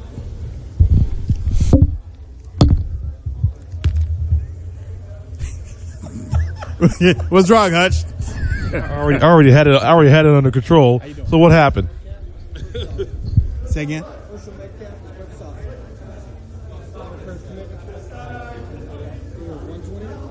Yep. Sorry about that, ladies and gentlemen. We're live right now. Okay. You have another one? Cliff Sauceman. Nice to meet you. He's the big man. I kind of just hang out. All right. Okay. Yeah, you can sit. You can sit down. You have your mic? Yes, sir. There we go. All right. Ladies and gentlemen, joining us right now, you can get so that he can hear. Yeah. But, right now we have a Cliff Sosaman. Yes. And he is a Marine Corps. Let's see. He's a veteran. He's a veteran in the Marine Corps. When did you serve, Cliff? I served from. There we go. I served from 1992 to 1998. Okay. So both Thank of us you were in for around your the same time. service. Yeah. Okay. Awesome. You serve over in the Gulf? No, I did not. Arshel did. Okay. I came in after the Gulf, and then I went into Haiti in '94. When I got back from there, I became a Marine Embassy Guard and spent my last 3 years protecting our nation's embassies and consulates. Hey, tell us about HCC. Yeah, so Honor, Courage, Commitment is a veteran empowerment organization, and we are driven to empower every day. And what we do is we help veterans with their next mission in life. And that is through, whether it be through entrepreneurship or through career counseling and placement. Not everybody's meant to be an entrepreneur. Not everybody has that path of dealing with what it takes to be an entrepreneur. And so we help them not find an actual job. We don't partner them with a company that's hiring veterans. What we do is we teach them how to go out and search for that job effectively. Something our military doesn't do, and quite honestly our military shouldn't do. Military is there to train people, train Americans to be warfighters and go out and protect the homeland. Organizations like us then step up, and we're going to teach them how to effectively search for a new career through targeted job search, networking for a career, building a targeted resume based on a job description that they have found, and not just sending 400 resumes, 400 standard resumes to 400 different companies. We're going to teach them how to dress. We're going to give them a new suit through an organization we partner with called Suiting Warriors. Okay. And then we're going to teach them how to actually interview for that position with interviews, practice, and things like that. So that's the job placement program we have. And then obviously entrepreneurship. We teach them how to actually run their business, how to set up a business, how to start it, what it means to be an entrepreneur. We have 4 phases of that program. So it's not just a 8-week program and good luck, God bless, go change the world. We're there for the entire life cycle of their business, from conception all the way through a successful exit or continued on with what they do. So we'll do that through our new Veteran Business Center that we've created. Okay. 7,000 square foot. Where's that at? Dallas, Texas. Okay. It's a 7,000 square foot facility that has everything you need to run your business: training rooms, conference rooms, business center, co-working space, office space, everything that you need right there in one place. And then on top of that, you have our training programs that are there as well. So we are here to help them, give them the tools they need to be successful. Mr. Arshel Metcalf, you are the ACC Director of Operations. Yes, sir. Talk about it. Well, as Cliff was mentioning, our programs are designed to empower veterans. Well, obviously the biggest challenge that we see with veterans transitioning, it's not that they're not capable, it's not that they don't have skills, but they don't necessarily have a plan. Every day as a Marine, you wake up and you have that morning formation, and the CO says, take charge and carry out the plan of the day, right? And so you leave the military, there is not necessarily a plan of the day. So for those that want to be entrepreneurs, what we're doing is helping them develop those plans, empowering them, giving them the skills, and most importantly, empowering them with the relationships to be able to connect with the right people. So networking is important, and mining the depth of the network that you already have to build your business. How do you effectively use your social media? So we walk them through all of those steps. Okay. And then through that business center, we're creating an environment that also reconnects that veteran with what he's used to or she's used to. They get to come to work every day with people who have been there and done that. They get mentorship. When you look at our logo, you see 3 pillars in the middle. And those 3 pillars represent mentorship, continuing education, and community service. And so we're reconnecting them with those 3 things because that's a part of being in the military, and that's also the thing that also brings them back home into that centered place where I'm serving, I've got somebody helping me out, someone I can look up to, someone who's been there and has made those mistakes and can guide me through those processes. And then every day when I come to the office, not only am I running my business, but there are classes that are going to help me figure out what I need to do about SEO. We've got professionals, CPAs, lawyers, web developers that are there, that are resident within the business facility that will also help them build their business. And because they're a part of the Veteran Business Center, they can get it at a discounted rate. Okay, absolutely. And that's how we're going to help them reestablish that sense of purpose, reestablish their sense of why. Right, as Simon Sinek talks about, what is your why? What drives you? Right, money is an outcome to fulfilling your sense of why. We talk to them and we teach them that don't go into this business saying, you know what, I got to make more money. Right? No, because you're going to be driven toward money and you're not going to get to where you want to be individually, as a person, emotionally, and spiritually. So. Find what, and that's one of the things that we talk about. We do some tests, some different kinds of personality profiles and things like that to help them determine what is their purpose, what is their sense of why. When they know that, everything else is gravy, and they can start to become that successful person as they were in the military, but outside of the military, and help strengthen this country economically as they did. Physically as a member of the military. Thank you. And I want to thank both of y'all for your service. Cliff and Arshel, thank you for what you've done for our country and your work in outside and foreign countries. And my question for you guys is, what is the typical or average mindset from the veterans that you receive? Is there a stage of maybe depression where they go through because they're used to the structure, like you said, you wake up at a certain time and your whole day is planned out, and you go from that to coming back, maybe not having a job, not having a schedule, and that can affect a lot of people. Well, first of all, let me say, it was a pleasure to serve. So we didn't Absolutely. do this and as you probably know as well, for accolades or thanks or money or anything. We did it because that's who we are as individials, and so it was a pleasure to serve. And I am pleasure. I'd do it again. Absolutely, in a heartbeat. If I wasn't, I loved it. Yeah, if I wasn't so many pounds overweight, we'll just kind of leave it at that. We're right there. I've just had too many birthdays. Take me back.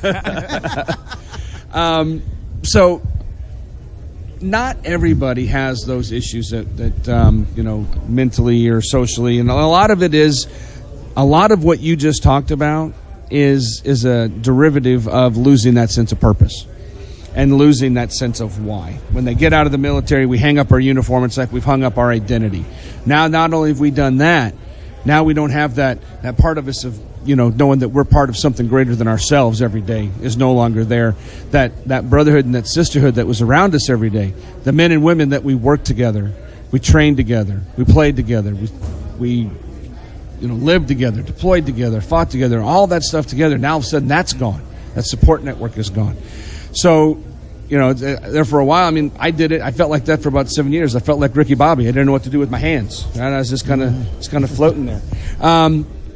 So we do see some of what you just spoke about, right? But not really that much. A lot of the veterans that come through what we're working with is the veterans who have kind of made it over that hump, so to speak, and they have a business already. They have a business idea already. They are driven. They have something in them that's saying, I need to do this business. I need to find this job. We do see them, and if you go to our website, www.hccvet.org, hccvet.org, you will see a video toward the top that is testimonials from several of our veterans who have gone through our VET program, Veteran Entrepreneur Training Program. And one of them in particular, her name's Christy, and she served in Iraq. She was a Navy corpsman, and she talks about how she had anxiety, right? Her husband was in Iraq as well. He had anxiety. They ended up getting divorced, but they didn't know why they had this anxiety. She didn't know why she had this anxiety. She thought it was just part of her. She never clicked in her brain that was part of her service.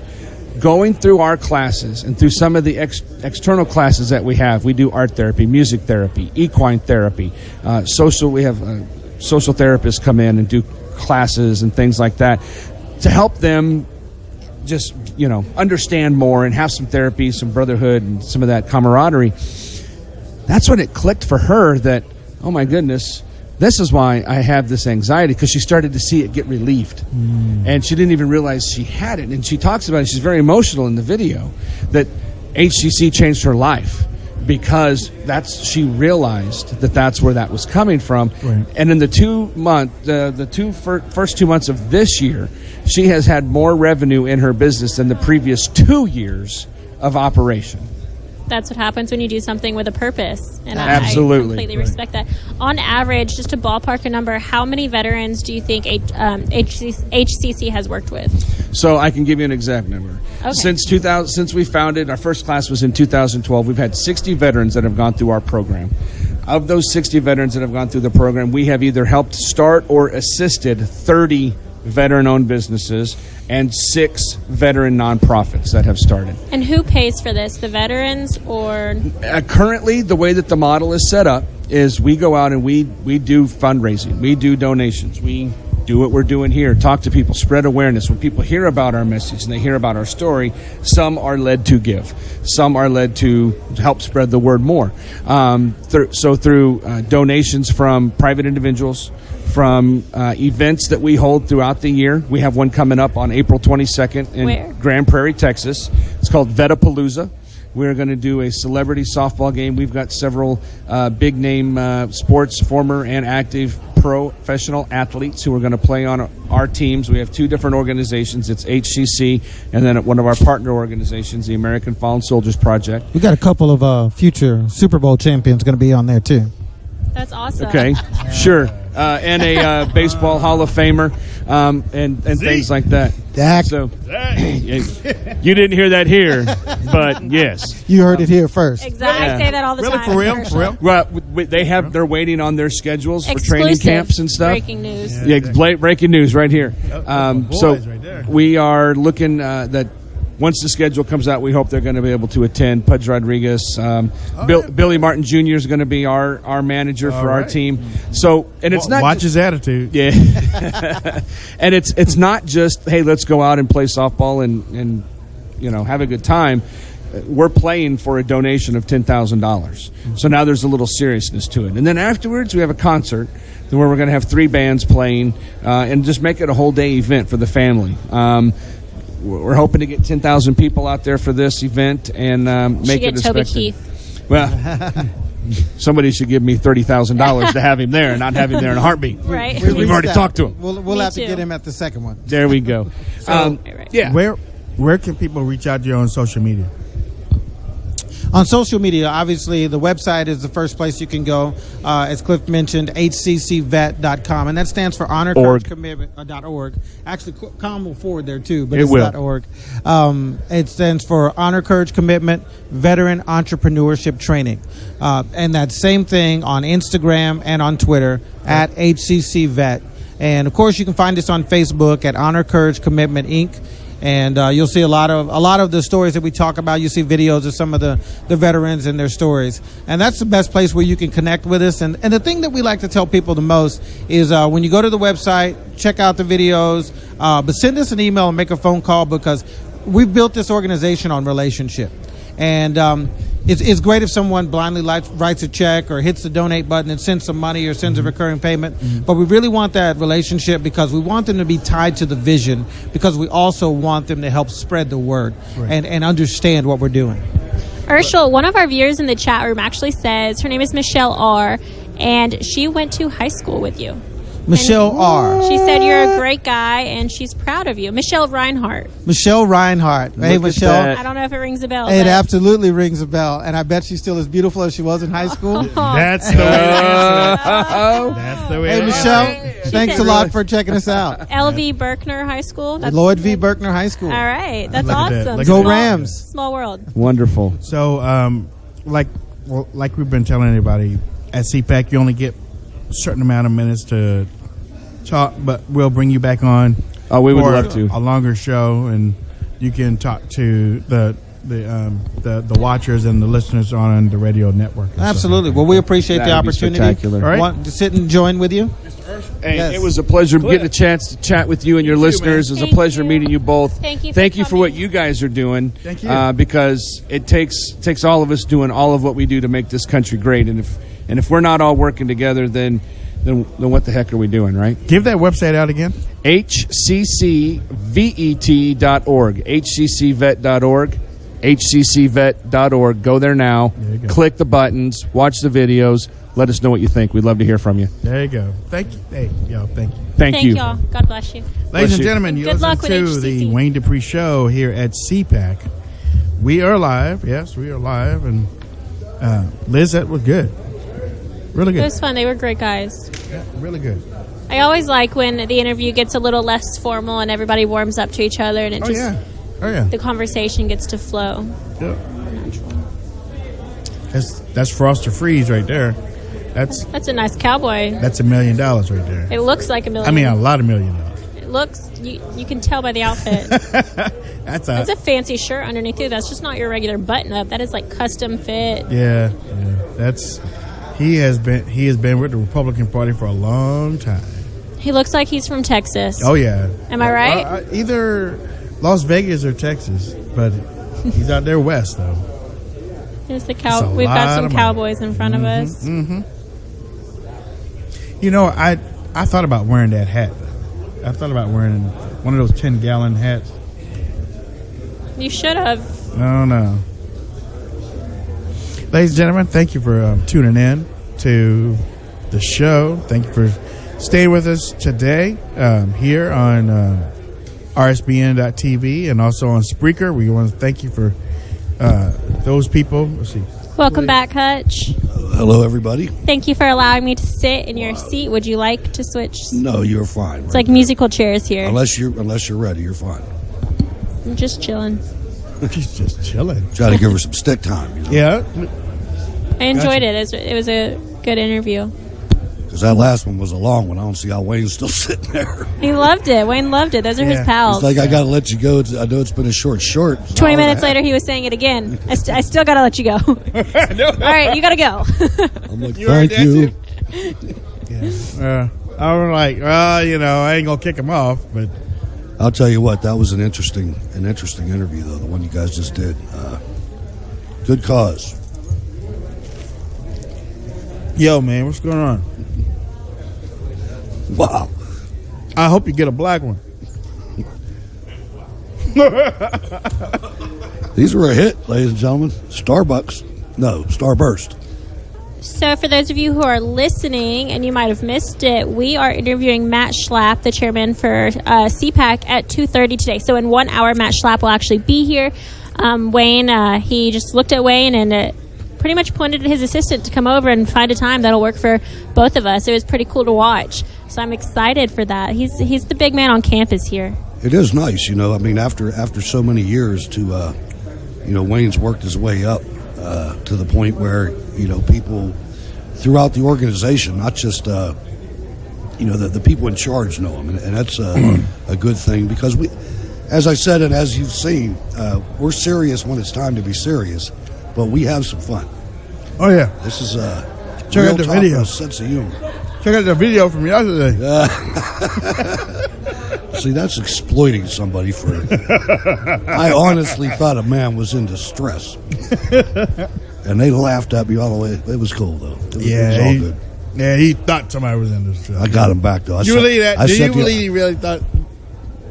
Well, he did. I did. I know. But I got you back when I set the alarm off. You guys thought that was a phone call. He tried to redeem himself.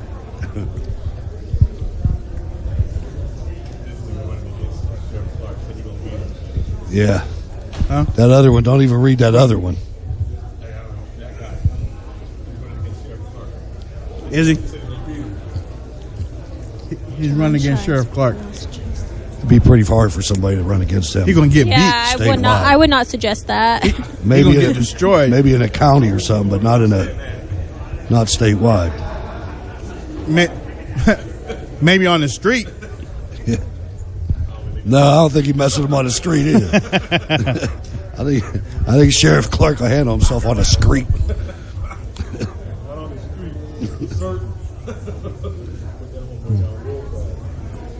Just look at him. Oh, man. Handcuff yourself.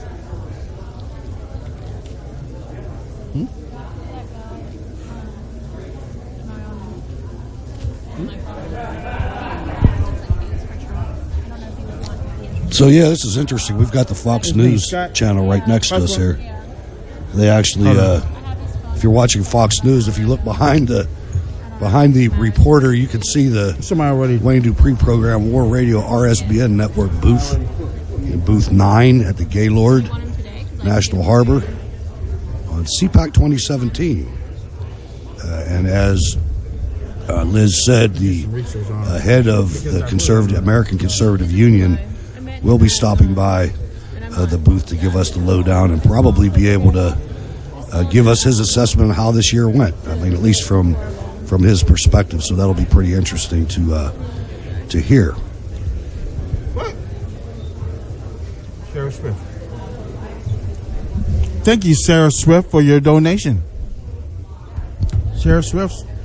Oh. You can donate to my bank account at. I'm just kidding. Yeah. Routing number. Yeah. Yeah, okay. So donate to Wayne, donate to RSBN if you feel called to do so. We appreciate all of it. Really need to $5, $10, $25. Click on the donate button. Somebody said they were praying for us yesterday, and that was good enough. That was beautiful. Thank you for that. You know, even if it's not money and you just want to spend some time messaging us or praying for us, share the show. We appreciate it. That's always a good one.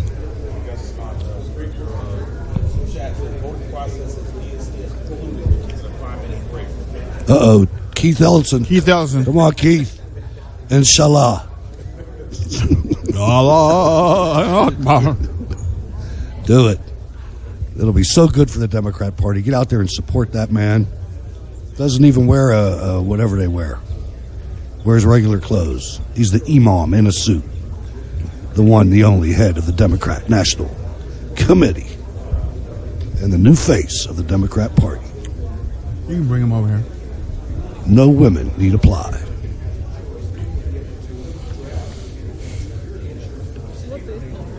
Nine. Oh, that one's get to about the third paragraph. It's like,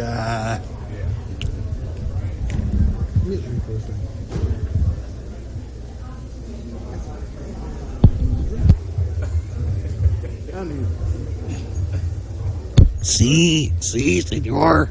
Come over here. Come over here. Bring us over here. You're unmuted. I know. Now. So what's going on over here? We have like a shade gathering over Fox I News. think it's a green movement. Be careful Something. sitting over there because you might be in the background on the Fox News channel. You are right now. You are on Fox. You are probably on Fox. It happened to me earlier, and I got tagged like 3 times in some embarrassing videos because I was just staring like what you're doing right now. Right. Yeah. Doe-eyed and everything. It's the green. It's the green movement. I can't help myself. So that's a teleprompter.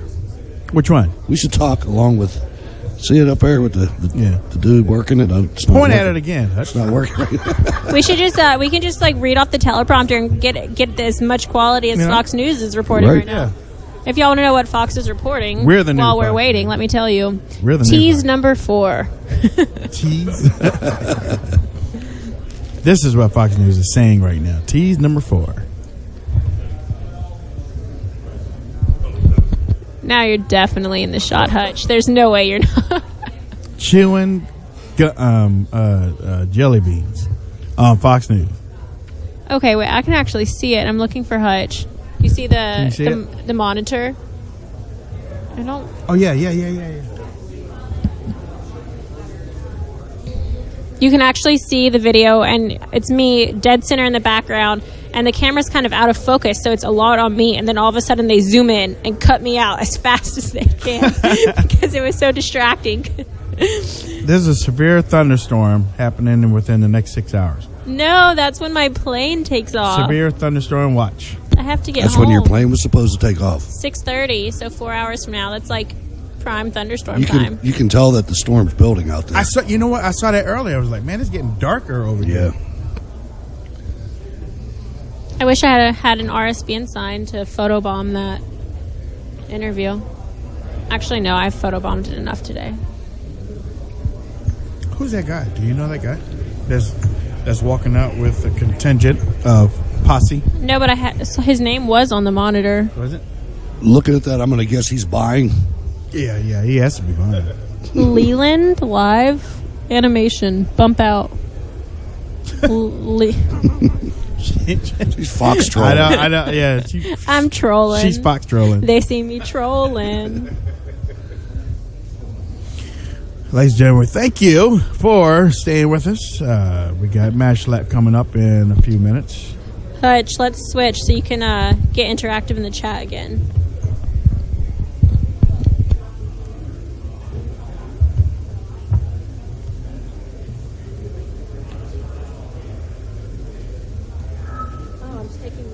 And we are broadcasting on RSBN and Spreaker right now, which means we're also live on our Spreaker app. You download that on Android or Apple or the iPhone. So you can download that. So if you have to go to the store and get something, then, that's what you do. I can't believe those jelly beans have lasted that long. They lasted a long time. I mean, how long have we been here? 3 days. I've been munching on them ever since. This is a good time of year, though. This is jelly bean season. Yeah, Easter's coming up. Yeah, that's the only time of the year that you have more than one type to It's choose even from. better after Easter when it's all on sale. But it's only this time of year. You can go out there right now. You can get 12 different brands, and I do. Hey, I these get them are all. cherries. Those Do y'all are like cherries. Peeps? Not really. I can't do it. No, I never. I was looking for the soda that time again.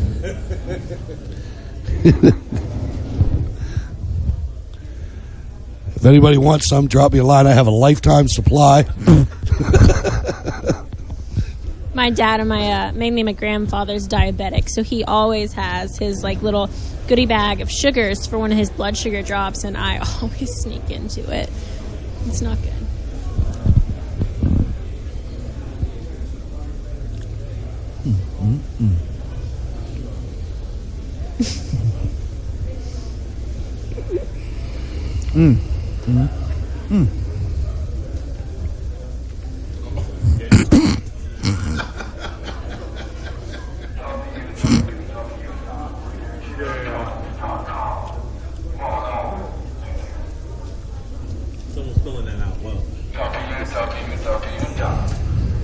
That's freaking Julio. I know.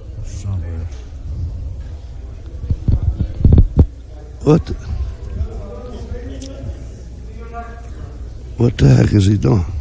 He's retarded. He's mentally challenged. What? You corrected yourself to be PC. Did you hear me? Yeah. Yep, that's what I did. I'm working on that too. Taking certain words out of the vocab. Holy smokes, this is far back. Huh? Updating the. Y'all see that Screen. umbrella? Who would ever know that you would use umbrellas when recording somebody live for TV?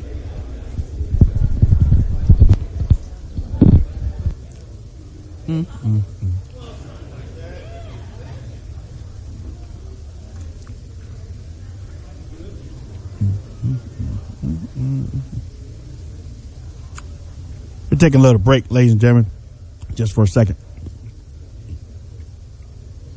Did you contact your guy?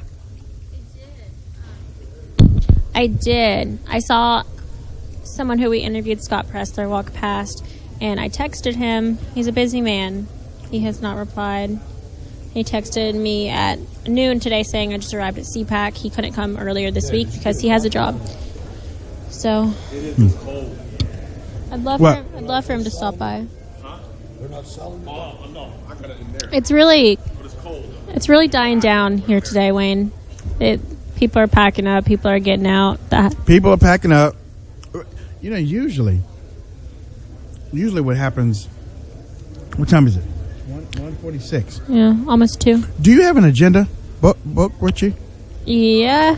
There was one here, but it scattered out. I think I left it in my... Let me look for you. I'll be back. It's on that table, I think. Oh, he's looking. I think it ends at 3. That's what I was going to say. It usually ends at 5. Okay, so it's ending a little... It usually ends at 5. For the last 4 or 5 years, it's ended at 5. In comparison to last year, which was an election year, do you think that this one's not as exciting? Correct. Yeah. Correct. That's what I've heard. So for me, being my first time, I thought, oh, this is awesome. This is great. But after talking to everyone else is like, what are you talking about? Everything this is was so here. boring. Everything was here last year. Because the fate of the United States and the world depended on... like, what, 12 presidential candidates coming through here? Yeah, and they said everyone was here to support their candidate and to get their message out. Mm-hmm. So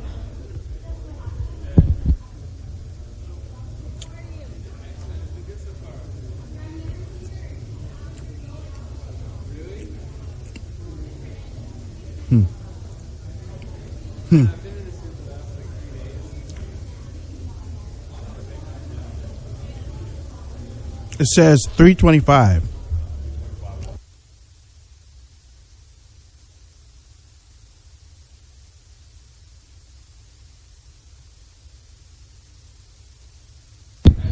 So, Wayne, let me ask you a question.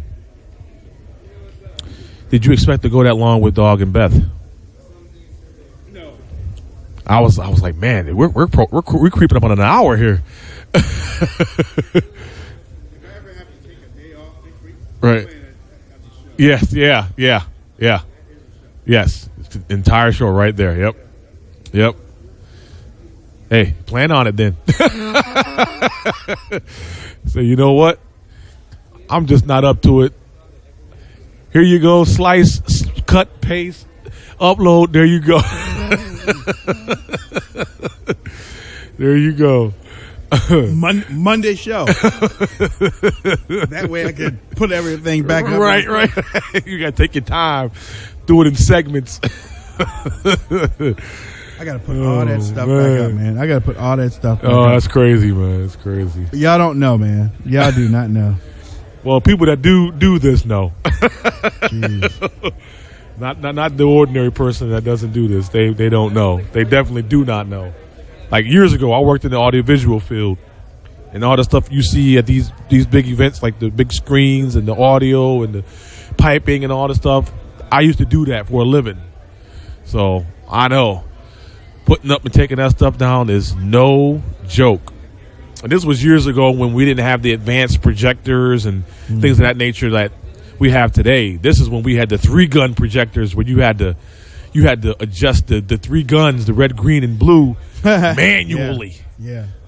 So, and those out there who, I just showed my age, but those out there who know what I'm talking about, yeah, that was very frustrating. Yeah. Very, very frustrating. But, it was part of my travels of learning some of the stuff and coming along and hopefully one day, I can release some of that information to someone who might not know it, but not the 3-gun stuff, but anything that you might know. I was helping out a gentleman earlier, a friend of mine who's wanting to know how to upload stuff to Spreaker and all that. And some people out there are like, I ain't got no time. No.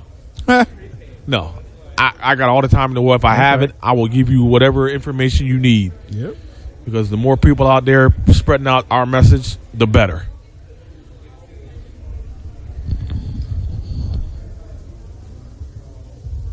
Somebody said they lost audio on Spreaker.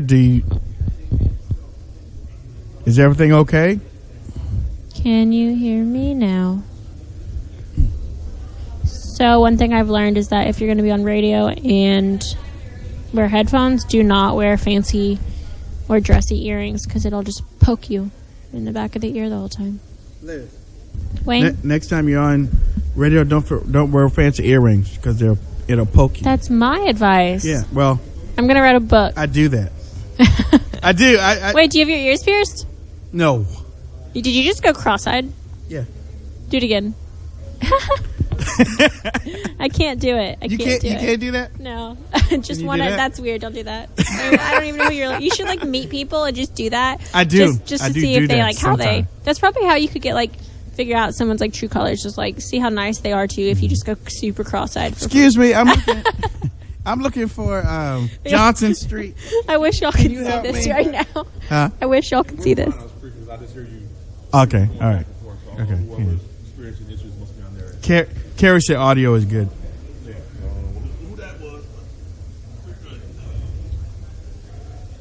Catching up on the chat room. I stepped away for a minute to speak to Andy Barr, who put on the American Middle Easterners for Trump event that happened during the inauguration weekend, and he also hosted the Gays for Trump Deplorable Gala that Steve and I attended and were able to interview some people for, and he is a really smart and witty guy, so really enjoyed seeing him again. You said that he was running for office? He's not running for office. He The other guy's running for office. The other guy? Scott? No, the other guy at Vashiva. That was not him, but last night Will and I went to Mike Cernovich's party called the Bull Moose Party. It was in Washington, D.C., about 20-30 minutes from here, and they announced Vashiva was running for Senate against. Sorry, Vashiva. I got to go Kurt. I got to go Kurt Schilling on that. He said he was the real Indian running against the fake Indian. I got to, because Kurt, as a matter of fact, hey, Kurt, we were supposed to be on my show here at CPAC. And then I was supposed to be on your show on Breitbart. So let's make that happen next week, okay? Somebody tweet out, the same people that have been tweeting all week. Y'all tweet out, Wayne challenges Kurt Schilling to back-to-back shows. So make it happen, Kurt.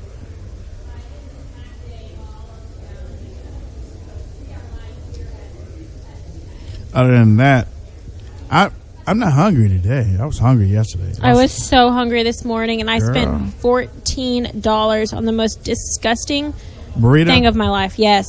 I had that too. Was it gross?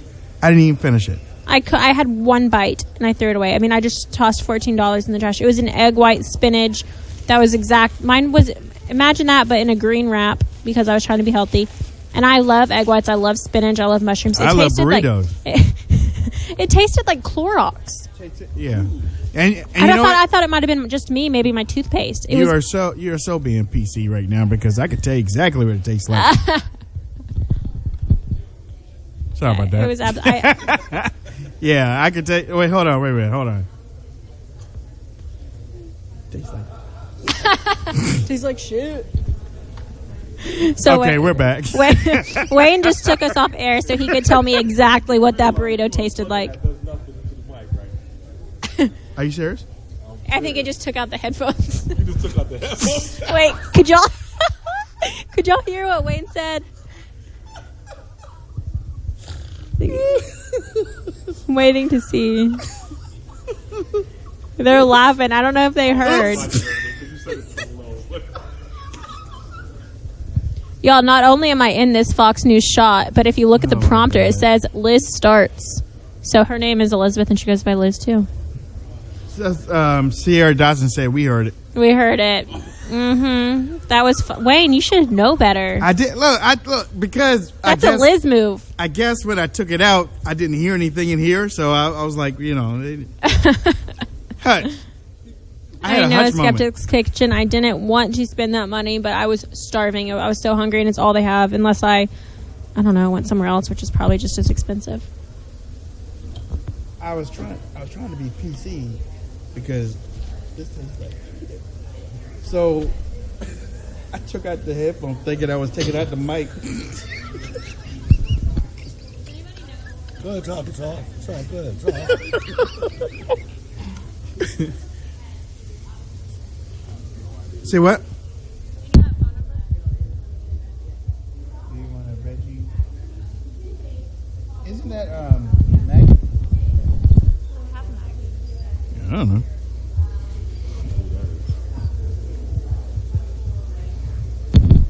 Someone's trying to feed me. Feed me. See more? They heard Liz, but not Wayne. Yo, man. I did bring snacks with me, but I went through those like the first day. You remember that camel again? Got the halls in there and everything. I'm getting discriminated against. Come over here like you persecuted. Working the tobacco fields in Virginia. Here we go man. again now. I ain't never ate so many cough drops in my life, man. I know. You know what? That's so funny because last night when I smelled it on you, I was like, wait a minute, Dan's the one with the cold. I'm trying to fit in. Oh, my God. Oh, wait a minute. Hold on. This place is like closed down. What's going on there?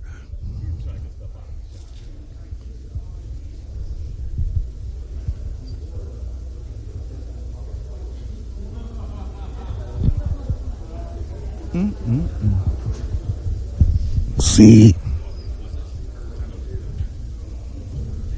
Wow, I'm impressed. A really good Spreaker audience here. Thanks for tuning in, ladies and gentlemen. On a Saturday. Right, in the afternoon, 2 o'clock. On a Saturday. Thank you very much. Share the show. Obviously, you have been. Hey, check this out. Carrie said, Mr. Dupree, we did not hear you, but we heard Liz. And, no, wait. But Ann said, he said it tasted like SA shots. At least security tried to get. At least security tried to get the They can only imagine. Yeah, Terry's like she ought. We could have used you this weekend, Terry. Yeah, Terry's going to be at the next CPAC. There's something coming up in Atlanta from what we heard last night. ATL. March, April. Talk to me about it. There's something coming up in Atlanta in April. What? Yeah, my birthday, April 13th, 24. Let's go. I don't know. I remember when I used to celebrate my birthday. I do too. I don't even know. I mean, how old are you now? I don't know. Yeah. I get confused. I'm the baby of 5 kids, and so that's 7 people, including mom and dad, and it's so hard to remember these birthdays. But I'll never forget my twin brothers. Liz got a twin brother. I do. He's wonderful. His name is Hodges. He is a biology major, pre-med at Georgia College. I have twin girls, 13 years old. You're that guy's idol over there. I know. I'm looking at. No, I'm not looking at him. But he just wants a little recognition, man. I gave it to him yesterday. He's gone. I gave it to him yesterday. I didn't mean to interrupt you with your. You interrupted. I mean, that's okay. You made his day. Yeah, that's okay. That's right. Hey, you know, I posted that the cop with the big belly on the Facebook page last night. That was the one on Facebook. Yeah. I posted that on Instagram. And then the dude that was supposed to have his 6 was on Twitter. Yeah, I posted it. I did on Instagram because I figured that he wouldn't see me. So you didn't tell me what. Okay, so besides my birthday, what event is happening in Atlanta in April? There's a conference coming up. What type of conference? Conference like this. Cool. That's awesome. Is it at the World Congress Center? I don't know. You know what I hate about Atlanta? How busy it is and the traffic. it is hard to get anywhere during a conference. Yeah. So you were one of 5. I'm going to guess there's not a whole lot of food you won't eat. Oh, I eat everything. Because when you're in a family like that, what's for dinner is what's for dinner. Oh, that happened a lot when I was growing up, and I would pitch a fit. I used to be a lot brattier than I am now. Pitched a fit, and I was like, I don't want to eat this. I had this yesterday. My mom said, that's fine. Yeah, don't bye, eat. bye. Don't eat. It wasn't, I'll make you this. I wasn't spoiled. It was, that's fine. Don't eat. So I'd sit there for 5 minutes being a brat, watching everyone eat, and then I would definitely get into the food. And eventually everything was normal again. It was just when I wanted to be in a bad mood and throw a temper tantrum. The only thing that scared me growing up. You would never do that. I don't anymore. Okay, all right. Did you ever have something that you really didn't like? Like I had a food that gave me I wish I nightmares. did. Gave me Liver. nightmares. Tuna, fish, and noodles was me. I love it. My boyfriend eats that now. That I don't like it. I could eat it now, but I remember growing up. I lived up on the 3rd floor, and I'd smell that tuna, fish, and noodles, and I started planning. No, I have a story about that. I started calling my friends to figure out whose house I was going to eat at that night. It's my mom used to. She still does. She makes tuna fish salads all the time, and she smacks that between 2 pieces of bread, and that's what's for I lunch. like that. And I like it. But this girl, I know her name. I know exactly where she lives, and I will never forget it. In preschool, called me tuna fish breath to everybody. I cried. I don't know what it is with tuna fish, but I was put tuna that- fish breath. You put it in the oven and it activates that steak bomb, man. It just That was I used awful. to- So that's my issue with. I mean, that was like my first bullying thing. It happened every day. People made fun of me. So that's. They call me Marlboro breath. Don't worry about it. I wonder why that is. I'm trying to think of anything else I don't like. Huh? Did you smoke in school? Yeah. I can hear the voice. It's a little. Have you always had a raspy voice? No. No, I had if I must say. Go ahead. I had an operation 20 years ago in my vocal cords. And before I always had a deep voice. I used to be able to project it. But ever since that operation, that's kind of one of the things that turned me to radio. I like raspy voices. I loved losing my voice because I thought I do too. I'm I so do too. high pitched Yeah. that I thought it was kind of like a better voice. I love losing my voice. Miss Tree said tuna casserole. Ew. Because it felt like I was part of the Godfather family. Yeah, many strive. Hey, how you doing? I like talking like this. Don't ever talk about the family. I'm Liz. You can see I spoiled my son. My favorite food is sushi. What's y'all's? Yuck. What's your favorite food? Spaghetti. I knew it was going to be Italian. I did. I love spaghetti. for some I can reason- eat that. But I can't. I don't let myself. So now I try like spaghetti squash. Yuck. I know, but I can't. That's like there's- whole wheat spaghetti. Don't do it. Oh, I have to. My boyfriend, he's an Olympian, so we do. He makes me do the whole wheat quinoa spaghetti. I don't even know what it all is. It's not as good. So that's actually weaned me off. Trying to have the healthy spaghetti is what's weaned me off spaghetti in I general. like veal parmesan too if the cutlet's right. Toast, crusted. Yeah. Little marinara on it. With I some would say- provolone. I like I to would mix say- marinara and Alfredo. I would say my favorite food is Pizza. probably spaghetti, but the way I do it is I cut up sausage and I also do the beef at the same time. So you got beef and then got the sausage in there at the same time. See, when I make my sauce, I make it with sausage and meatballs. The meatballs are like beef and pork, sometimes beef, pork, and veal. Okay. And then you let that all cook together and it. Who you see? But no. Put on though, eh? Yeah, what I think, you know. Look at that. You know that thing, you did that thing. Yeah. Yeah, you get the thing you gotta talk about. What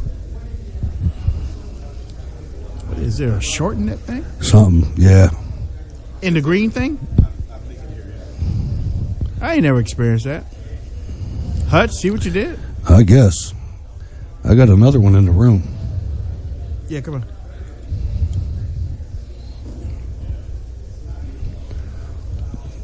Shane Bouvet is in the building. You can't hear me. Y'all can't hear him yet, but do you remember me? Yeah. Okay. I met Shane yesterday. I was so excited to meet him. Oh, thank you. It was an honor meeting you. Thank you. All right, Shane, tell everybody your story, man. Well, I'm from a small town, and I volunteered on the Trump campaign. The To be honest with you, I never owned a suit before. This is the first time owning a suit. I had to have a teacher to make this trip possible. I wanted to go to the inauguration.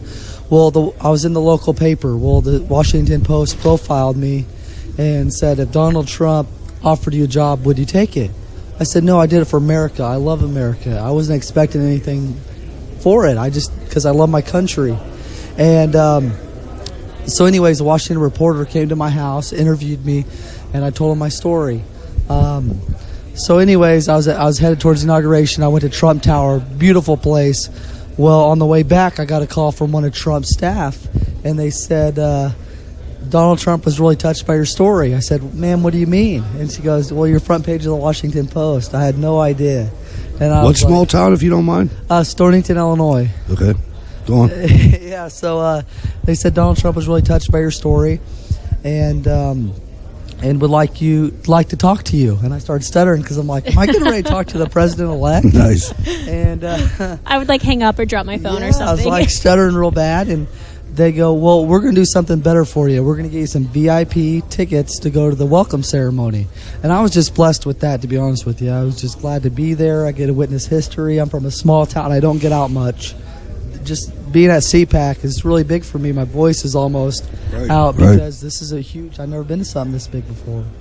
So I'm at the ceremony, just sitting back, taking some selfies.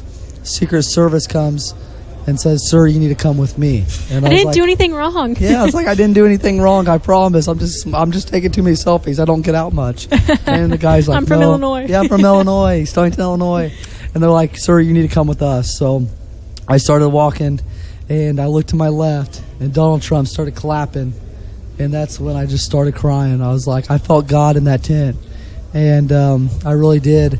And he goes, you're a celebrity. And I was like, no, I'm just from a small town in Stonington, Illinois. He goes, no, you're front page of the Washington Post, 24 years old. That's very impressive. And not only did he do that, he always went above and beyond what he had to do. My dad is a 13-year military veteran. And he talked to my dad, and his name's Donald. And they share the same name. And he goes, Donald, he goes, I like your name. And we had 45 minutes to spend together. Just a really genuine, humble, caring, loving guy. And goes, you know what? Get him a check for $10,000. And I was like, that just doesn't happen. And I was really shocked. You know, I was like, I can't believe this. And I just started. He gave my father not only the $10,000, but that extra fight that he needed. You know, he's going through a hard time in his life. He served our country honorably. And for my dad was the life, liberty, and the pursuit of happiness. Because, you know, we lived in a small little trailer, and my dad was, like I said, a military veteran, served our country, and got us a house. And, you know, your story, I fight back tears every time. I've heard it. This is like the third time. I did a story on it when I did a show for Right Side, and I talked to you yesterday, and I fought back tears, and I can't make eye contact with you. You know, I cry every time I tell it because my dad was such an inspiration to me. And he told me, you know, no matter what, just have a good heart and be you know, love everyone that you meet. And meeting Trump, you know, he showed me that love, and just a great, humble, genuine guy. And that's why I want to tell the public of how truly he is, because he's just such an inspiration to our country, and for what he did for me. And not only that, but my dad gave him that extra fight, really gave him that extra fight. And you said your dad was doing better, correct? Yeah, my dad's doing, you know, at least not worse. Yeah, you know, he's smiling now. You know, he didn't see that. You know, he wasn't smiling. He was just so, you know, he didn't know what to do. You know, because he has bladder cancer. It's scary, and Donald Trump made him have that smile that was lost, and gave him that last hope that he needed to fight this battle. So, how can people reach out to you on social media? My name is Shane Bouvet, S-H-A-N-E, last name Bouvet, B-O-U-V-E-T. Add me on Facebook. I got Twitter. I got Twitter now. He's on Twitter. Yeah. I need my following up a little bit more. Just give us your Twitter handle, Shane. Do you know your Twitter handle? Do you want me to look it up for you? Yeah, you can look it up for me. It's the first time using it. Really. This is great. This is great. I just love talking to people. Say hi to the folks at RSBN. Hi, I just want to tell everybody thank you, and God bless you, and Shane, God bless America. This is the greatest country, and I'm blessed to talk to you guys and be a part of this. You know, so. Well, in case you're wondering, your Twitter handle is actually your name. Oh, okay. So when yeah. people ask, like, how can I follow you? They just do, like, the @ symbol and then Okay. Oh, Shane at Bouvet. Shane Bouvet, Yeah, it's yeah. very simple. Oh, cool. I'm so glad you stopped by because actually you. we interviewed with you yesterday, and I was so upset it only uploaded 20 seconds of the interview. Oh, And really? Oh, yeah, so I'm hey. glad you're here and people can Thank you. I'm find glad the to talk story. So there you go. Blow up his Twitter account, folks, and, There you go. and Thank you. see him on Facebook. And Get his- to that 30,000 likes on Facebook, and you'll be ready. And his son is a Trump fan, right? Yeah. You know, every time that I'm with him, we salute the president and we thank him for everything he's done for our country. And, you know, he's a blessing in my life. Good deal. Good. Well, ladies and gentlemen, thank you, Shane. Thank you Thanks so much for having coming me. over. Thank you so much for having me, sir. No problem. Anytime. Thank you, sir. Thank you. I'm so glad I got to see you again. Ladies and gentlemen, that was Shane. Alice says she just followed Shane on Twitter. Oh, And He's so such did a Pam C. genuine guy. I asked him. And so did Skeptics. See if it's blowing up. Is his followers blowing up? You see, he doesn't even. When we asked for his Twitter, he looked at me like, "Can you look it up for me?" He doesn't even know what it is. Small town. He's such a good guy. I talked to him yesterday, and he was fighting back tears too because it's just so genuine. Trump did not do this for publicity. He did it from the bottom of his heart for a man whose And he's been life like that. was on the line. Yeah. Trump has been like that for a long time. Especially when it involves veterans. Yep. Sure thing. I mean, when he first gave me, what? He's been with us about 5 times, you know, and I always miss those. he's been with us for about 5 times. Oh.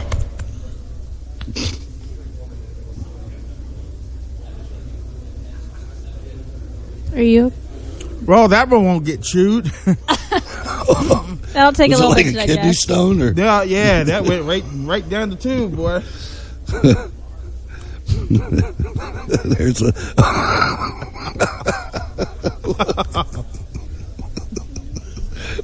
It's like he left the camera. Man, that one went right down the tube, Ooh. boy. I was like, I'll tell you. Nope, you ain't chewing that one. Oh, man. Oh, okay. They're laughing at me in the chat room now. Thank you very much, y'all.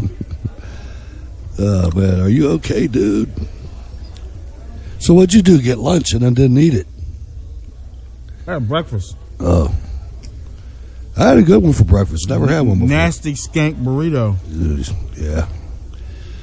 No, I don't mix Mexican with breakfast. That croissant was pretty good, though. That broken yolk croissant. Did you just say I don't mix Mexican with breakfast? I did. I never understood why McDonald's did that. It must be, well, you know what they say. They say the demographics are shifting, and the restaurant that's opening more chains than any other one is Taco Bell. Did you see the new KFC pizza? No. KFC pizza. Yeah. That doesn't even sound good. Oh, no. Look at a KFC hot dog. KFC pizza. I'll tell you what's surprising. I'll tell you who got a good hot dog, Burger King. Yeah, they do. Chili dog. Yeah, the chili. I like the chili dog. Why do people have to be mean? I'm looking at my Twitter and someone's saying that maybe I should just get gross and thicker skin, but someone said, so the Brazilian swimmer you're dating is all aroused. I got fooled. Like I would just make up an entire relationship. They're just some pigs out there. I live with my boyfriend.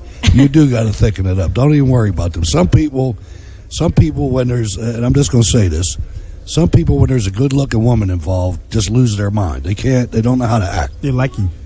It's like Hey Arnold. Do you know what was Hey Arnold a thing? You know, Helga was really mean to Arnold. She called him football head because she liked him. But I mean, that's just it's a grown adult who's just attacking like a 23-year-old. You know why? Because they're sitting home in their nasty underwear in front of their TVs with pizza boxes and Chinese boxes all around the apartment. And their girlfriend refuses to shave her armpits. That's what it is. Little filthy underwear. Next time someone's mean to me, I'm just going to reply and say, you have filthy underwear. That's it. Sitting in front of your computer with filthy underwear and a nasty keyboard. I love you, Wayne. Magician in underwear found hanging in closet of Hollywood's Magic Castle. Really? Possible suicide. Celebs fear sex secrets leak after model laptop is stolen. Wow, we're getting that him? We're getting the. I'm looking around. I'm trying to find the DNC results. Perez Ellison at finish line of Democrat chair race. Either one of those guys is a dud, but go Keith Ellison.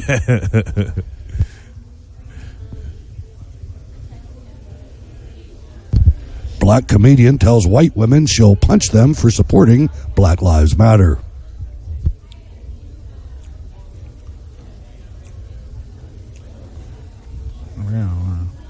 Yeah, well, you know how it is. I just wanted to come over here real quick because everyone keeps telling me, I just seen you on Fox. I just seen you on Fox. I just seen you on Fox. Yes, people, we are right next to the Fox affiliate here, and they don't even have checking it up out Fox, anywhere. you'll see us. They're undercover, man. I mean, they don't have the FNC. I mean, it's on some of the equipment. Yeah. I know. Yeah, they're covert. Yeah.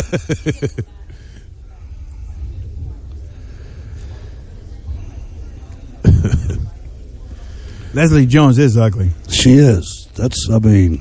She is. She is. That's ugly. Yeah, she is not a particularly good-looking woman. Hey, Not Wayne. very nice. Wayne took it to the next level and used the U word. I didn't. I pulled We it have up. to quit looking at people based on exteriors. I'm working on that on Sometimes myself. you just can't help it. And it's not meant to be. I mean, can see her. sometimes you just can't help it. I can see her whooping a little boy with a Hot Wheel track. Here's one thing. That's the worst type of spanking. I can see her Anything doing it. plastic. I'll take leather any day. One thing about it is you have to make the decision whether you're going to go to heaven or whether you're going to go to hell. And you know you ain't going to get to heaven lying. So if somebody looks ugly like that thing right there, oh wow! Somewhere there's a little. little. I ain't going to hell. Somewhere there's a little boy that's terrified. Yeah, I'm not going to hell for that. I'll tell the truth. You may not be going to hell for that, but What? I mean, on Judgment Day, God might say, you know, you kind of might want to just hold your tongue on that. Or he could say, you know what, I did mess up. I don't think God's going to say that. I honestly, that one got away. Know, that one got away. I don't know what if God would say that, but I'm just assuming He wouldn't say that. She's ugly. Okay, like I said, she's not the most. You ever hear somebody taking their fingernails and the light on the eyes, pulling them across the yes, yeah, chalkboard? Yeah, that's what you look like. Well, that's your opinion. She looks like she just stuck the knife in the toaster. Like everyone says. See. I know I'm going to hell. Hey. Wow. I ain't. No, I'll take that back. I only have a comeback on that one. Don't take it back. I'm not taking the knife back. Yikes! If somebody goes down in front of me, I try to save them. Yeah, that's right. Wait. So I Don't guess do that. Don't do that. Well, what you doing? I guess Hutch said he could say that because he did that yesterday. One good deed, one bad deed. One good deed, one bad deed. It looks electrified. The dew. Yeah. When I get home, Hutch, you look out for the auto tune on that one. Just look at that. I know. I'm trying not to. I don't want to get off. Did he say, "How do I get it off"? Oh, nice. It's even at the bottom. Beauty's only skin deep. Yeah. No, she got Milo kicked off Twitter. She's going to punch a white girl in the mouth. Yeah, that's another reason why I said it, because that's what drove me to look at the story. She Me said too. that she was going to punch a white person in the mouth for saying something about black lives or following black lives.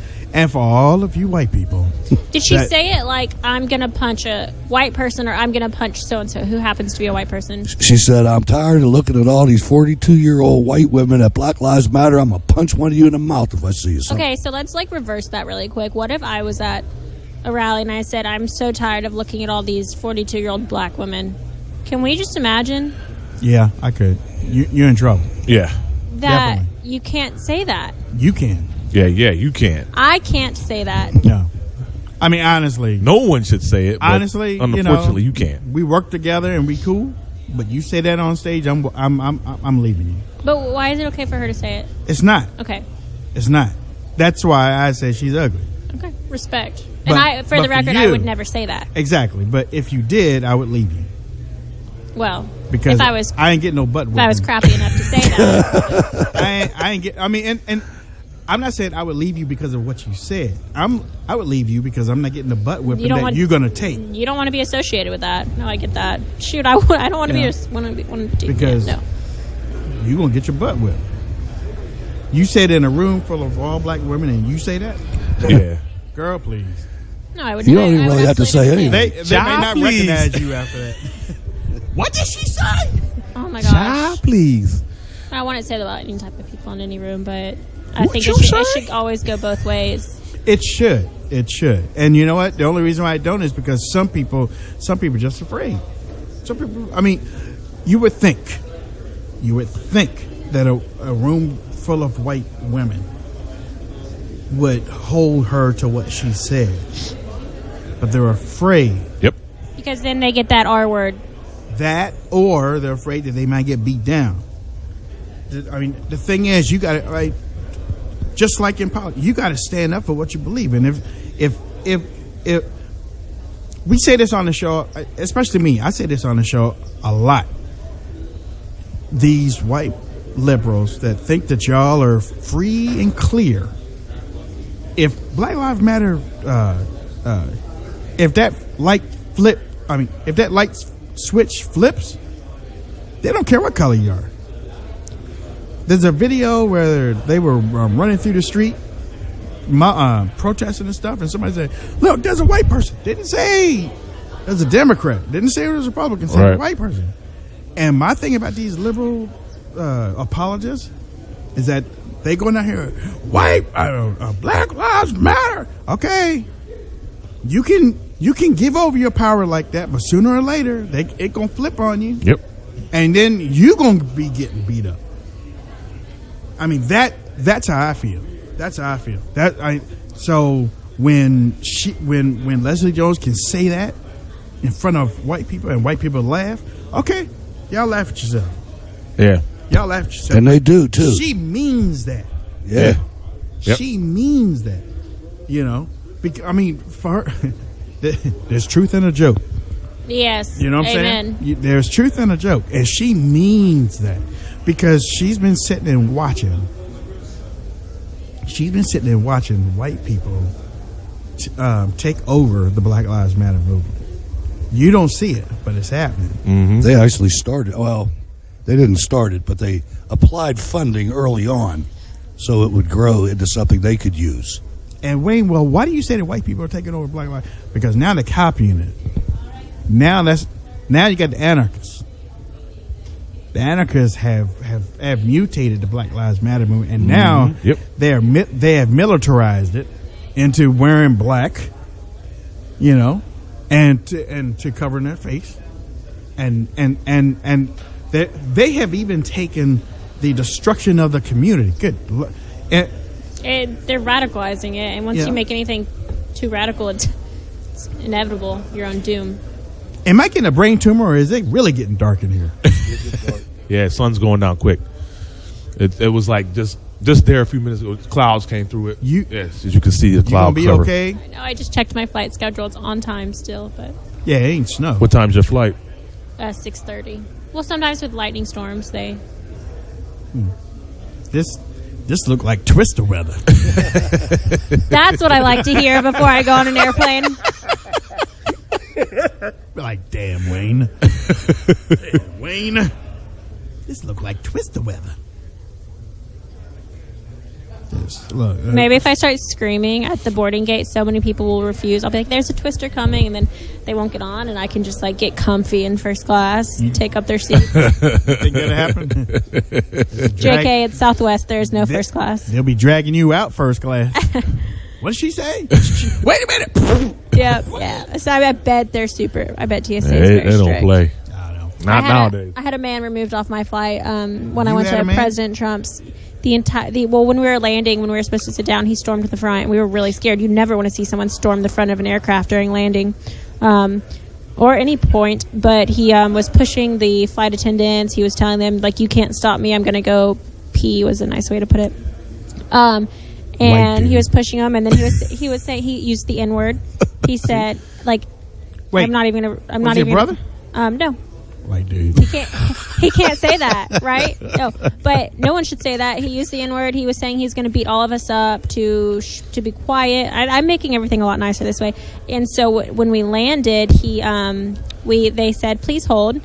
They ushered us to a gate. I knew what was happening because I was watching the flight attendant call for help the entire time, and I watched the police officers come and they come out with the 12 gauge, or yeah, they did. 6 of them escorted him off the plane, and everyone clapped. I have a video. And then when we were getting off the plane, we saw him being detained, and everyone was like, "How does it feel now? Like, not so tough now." That's when you. But he was scary. We were scared. So that's when you realize. I hope some more people realize that blue lives do matter, and that when you're scared for your life or that someone's going to attack you, they're there to protect you. Is it?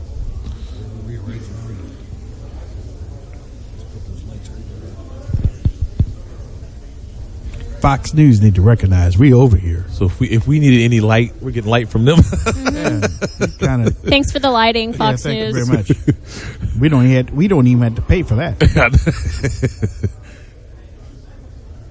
We all gonna be on Fox News.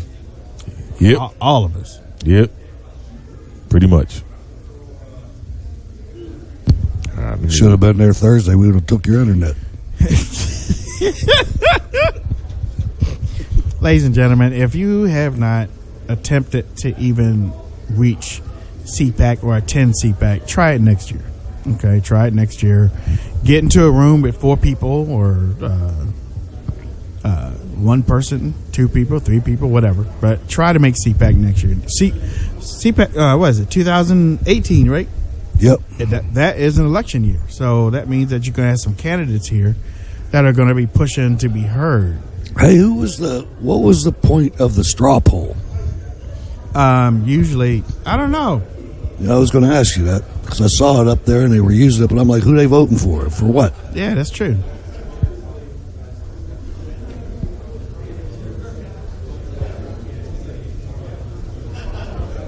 That's not ours, is it? Yo, man. Hey.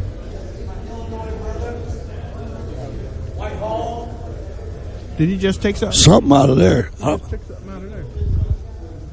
We didn't have nothing in there, did we? Did we only have that in there?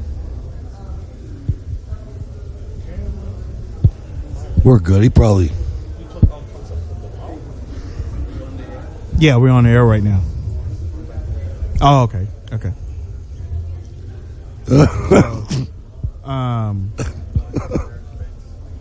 With he ain't getting on the air. He's not getting on this one. So he's not getting on this one. Okay. It ain't happening. Put your earphones on. Dude looks like Jeffrey Dahmer.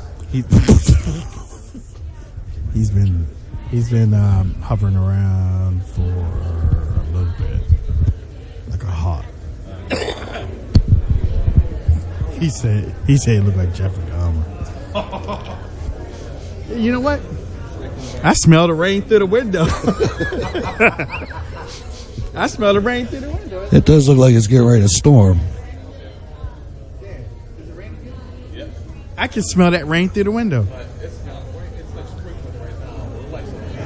I can smell it. Yeah, I can smell it. I can smell it.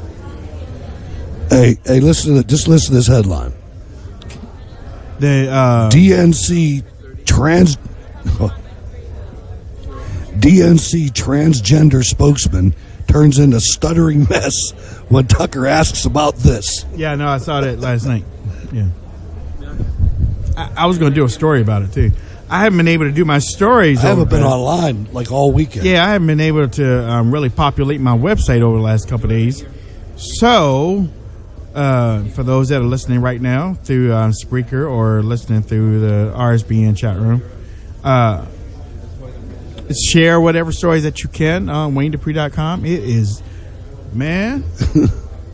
Did you see if anybody published that of you and Sonny Johnson? Did anybody else film Dan it besides Dan? Because Dan said there was cameras in the back. I haven't seen it. The event for me and Sonny. He took off his yellow cape. You see that? It's getting hot. Paul Revere took off his yellow cape right there. Yeah, his feet hurt. I'll bet. Them damn Spurs. Those boots. Yeah, those 17th century boots would do it every time. Because he had the right cobbler. Remember when you were young and you used to go get your shoes fixed? Yeah. Get the new heel put on them, the new sole. Yeah. Those people all died. They're all gone. Right? I know, right? All right. Started making our shoes in China, just throw them away. Hey, you got a hole. Throw it away. Yeah. Used to shine them. Okay, this is weird. Yeah. You got a teacher.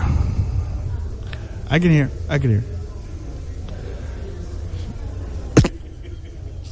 No, I couldn't hear.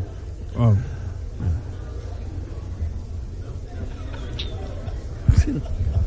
What is Dan laughing at? What you're trying to avoid? You're trying to pretend he ain't there. You're trying to pretend. You like that? You're trying to pretend that it don't give you a weird. Okay, but he is not there in my world. Believe me. Waiting for Matt Schlapp to come in here and sit down. I am the uncle to his nieces, to his children, and vice versa. So, I love this. It's like the last day of CPAC, man. That's like when she was showing me that conspiracy theory on the phone. Is that her? No, but it looks the same. Same deal. Like, I bet you. Hutch Bailey Jr. I bet you Dan's not interested in what. Yeah, I know you. Yeah. Hey, look. Let me tell a joke. You gonna break a broadcast and tell a joke. Yeah. Oh yeah. It happened to me yesterday.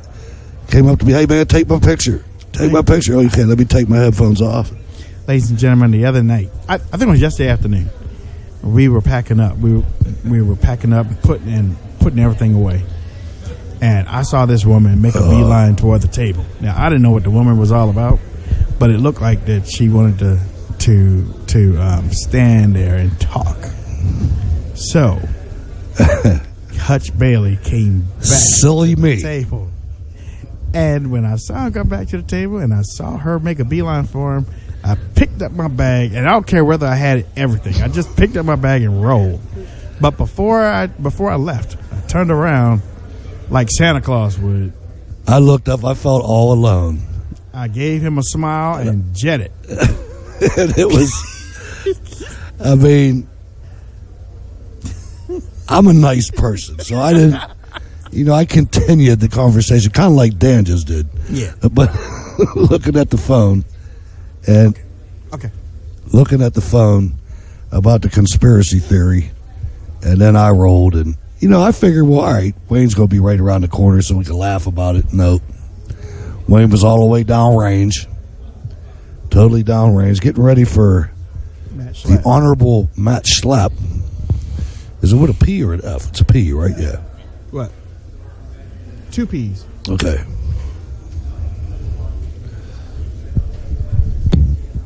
Two P's. I'm going to ask him why it didn't last till 5 o'clock this year. What is this over? What, 3? Yeah, 3. No, Sheriff Clark goes on at 3:32. Okay, that's the grand finale. That's the grand finale, man. That's it. The big poobah.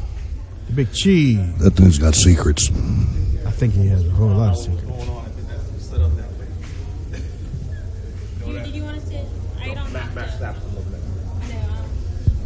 What did he want? Well, you don't want to be in the shop. He's from France and he wasn't told. I come from France. He was told to come over here and talk to you about politics in Europe right now. What's going on? Somebody told him to come over here and talk to me. Did they say who? You did not. Now look, the dude is trying to walk with the walker. That's my hero right there, man. That guy right there is my hero. Matt Schlapp's coming over here. We supposed to be here, Liz. I mean, right there. Right here. He pulls out a knife while he's sitting at the table. I'm coming definitely towards you. Well, yeah, that's what they said about mass murder in Georgia. I should tell him I got a French Army rifle. It's brand new. It's not. J'adore France. Well, parlez-vous français? You do the interview. Yeah. Oui. Oui. I got a French Army rifle. You speak French. Never been fired and only French, you dropped do the once. interview. I speak French. French fries, French toast. Je m'appelle Robert, monsieur. J'étudie français pour 7 ans, on le sait. But no. The interview is yours. And that's This poor dude, man. There's like so but far. he didn't say who sent him over here, right?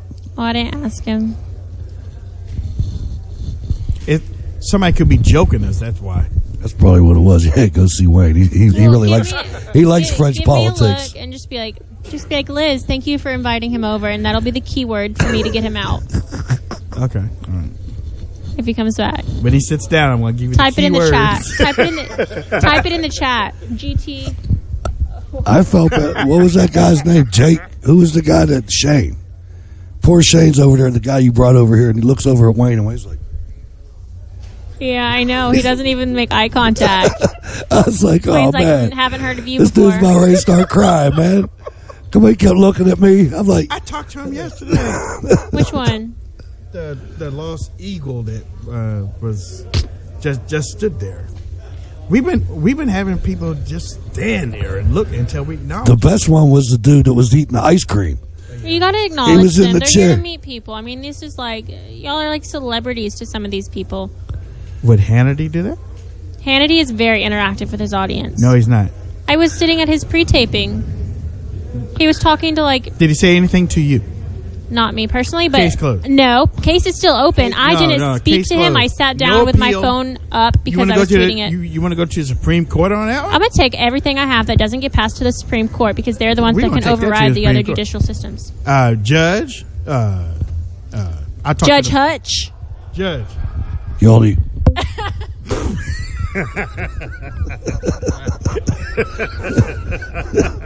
No litigation there. Yes. Somebody. No, it's good. And look. That's called. This is experience though. This is 4 years talking to a newborn CPAC baby. Sometimes It's the they third do time that. I've been called a baby, and I like it less and less every time. Oh. Newborn? Sure, I'll take that. Okay. No, and I only don't like it because it was one of those weird. All right, here he comes. Here he comes. Told me I was a shy, lost little baby girl. Oh yeah. Also told me I was a lesbian. Who told you that? The guy who said I'm a spy for the DNC. Oh, they're jealous. That's the same one you said before. Yeah. Don't worry about that. All right. We got it. We got him coming over here, and Hey, that mic's on, right? Liz, that mic's on, right?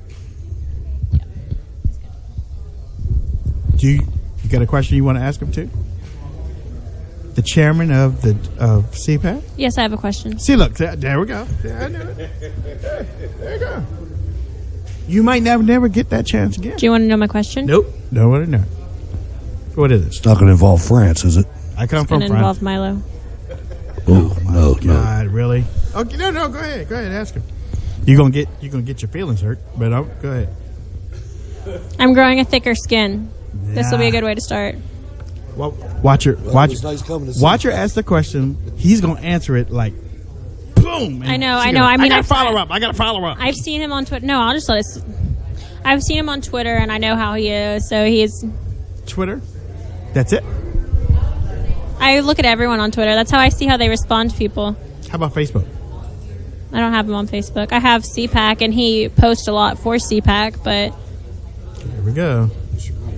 relationship. It's really important. I'm very polite. I'm just going to ask. Gotcha. My brother. How you doing, man? How are you, Wayne? I'm good. Ladies and gentlemen, I have a family member joining me on the table. Looking dapper as ever.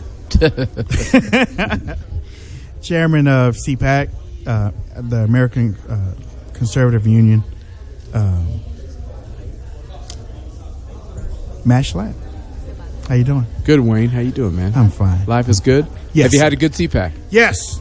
Your people are the best. Let me tell you tired of talking yet?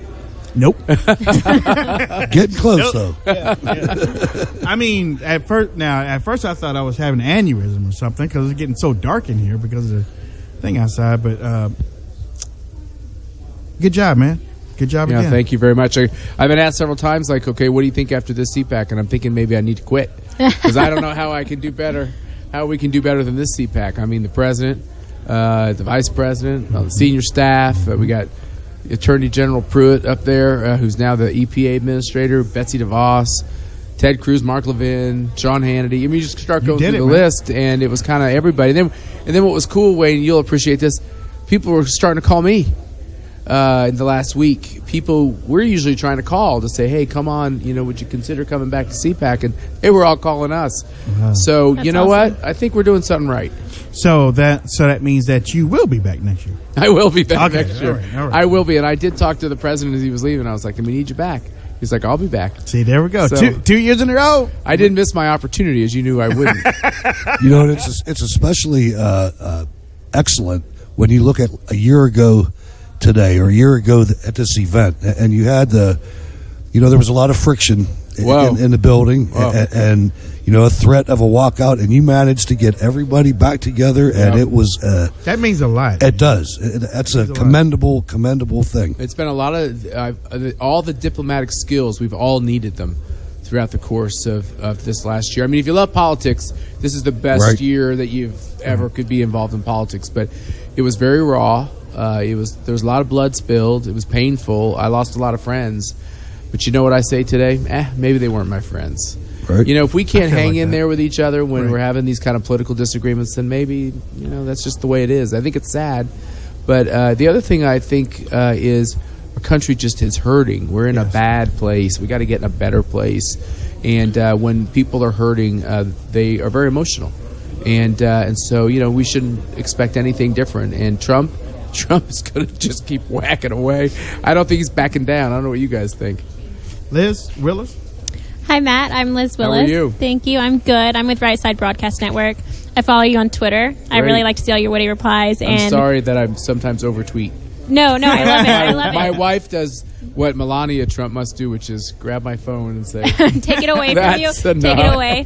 Well, so I think some people wish Melania would do it more. But my question for you is, do you still stand by your decision to CPAC's decision to uninvite Milo from the conference? Question. There was some negative backlash and positive. Well, he did something that was very cool. He called up and said, "Can I meet with you?" And sometimes people will mount pressure campaigns.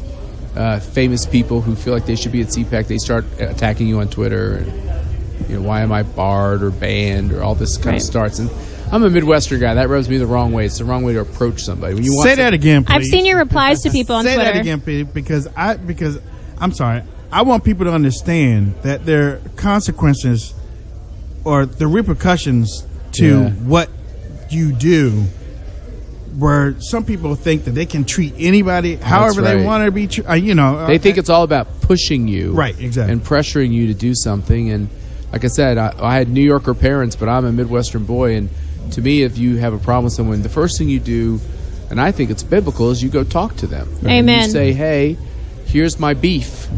And Milo didn't have a beef, but he said, could I come meet with you? Showed up in a suit and tie, not a dress. And he asked me very politely if we would consider having him come to CPAC. He said that he gets shut down on college campuses. I've obviously been reading about how he gets shut down. I think that's one of the most un-American things that's happening. Left wing can do anything they want at all times. They can be as extravagant and as controversial as they want to be. Someone on the conservative side does something controversial. Next thing you know, everybody's against them. And so I did a lot of due diligence. I called people who had worked with him. I heard people who knew him. And I had everyone tell me the same thing. He's an honest guy. His operation is honest. He will keep to his word. If what he tells you he's going to do at the conference, he will do. And I said, okay. I finally we decided that we'd offer an invitation. I said, but I want you to talk about what's happening on college campus, and I want you to answer these questions. There are some conservatives that think you've been outlandish and said inappropriate things. We're going to ask you those questions. You're going to have to give answers. And he was comfortable with doing that. So I actually think it would have been fantastic for even those who are anti-Milo to hear him get pushed, right? Without him being in charge on those questions. That being said, when those videos came to light, with him at the very least making light of sexual crimes, against serious children, situation. As I said, the controversial became criminal, and I think he's apologized for those comments, which is a good start. But it's not up to me to defend him. He's got to defend himself. Right. He's got to take his own steps if that doesn't represent his heart. And CPAC can't be about him. CPAC is about something much bigger. So that's why we decided to do that. That being said, look, I'm an includer. I tend to say if you've got a political debate, I'd rather have the debate than shut down the debate. That being said, we also had the alt-right guy who showed up here, and we kicked him out. I don't think there's much of a debate around whether it's okay to be a racist. I think our nation decided that a long time ago. We fought a war. We passed 3 constitutional amendments. There's no racial test to be involved in our democracy. That's not something that's going to help us having that conversation. And it's not going to help us having a conversation about pedophilia. Let's talk about the real issues. So that's what we do at CPAC. We talk about the real issues. Right. Well, thank you, Matt. Yeah. And thank you for all you've done for CPAC Thank you. and the country. And thanks for asking the question because, that's all part of this, which is we got to plow through the stuff even when it's the uncomfortable stuff. Because what if I just said, oh, Milo's controversial, so no. Right. That's not a good way to put together a conference. That's not right either. You can't. Our people can handle... Look, our culture, I think, is in a certain amount of decline. Mm-hmm. And the people who come here, they don't want to be shielded from it. They want to get to work. Right. They want to know what they got to do. Matt, I'd like to ask you something. It seems as... and again, I look back at last year and I look back at the last several... presidential campaigns and things like that. It just feels to me that it's different now.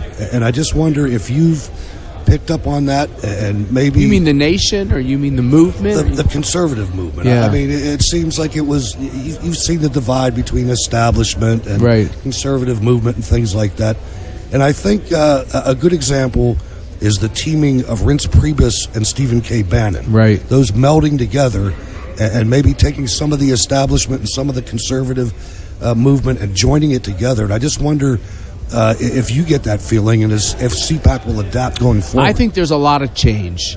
I think there's a lot of realignment going on the right and the left and with Democrats, with Republicans.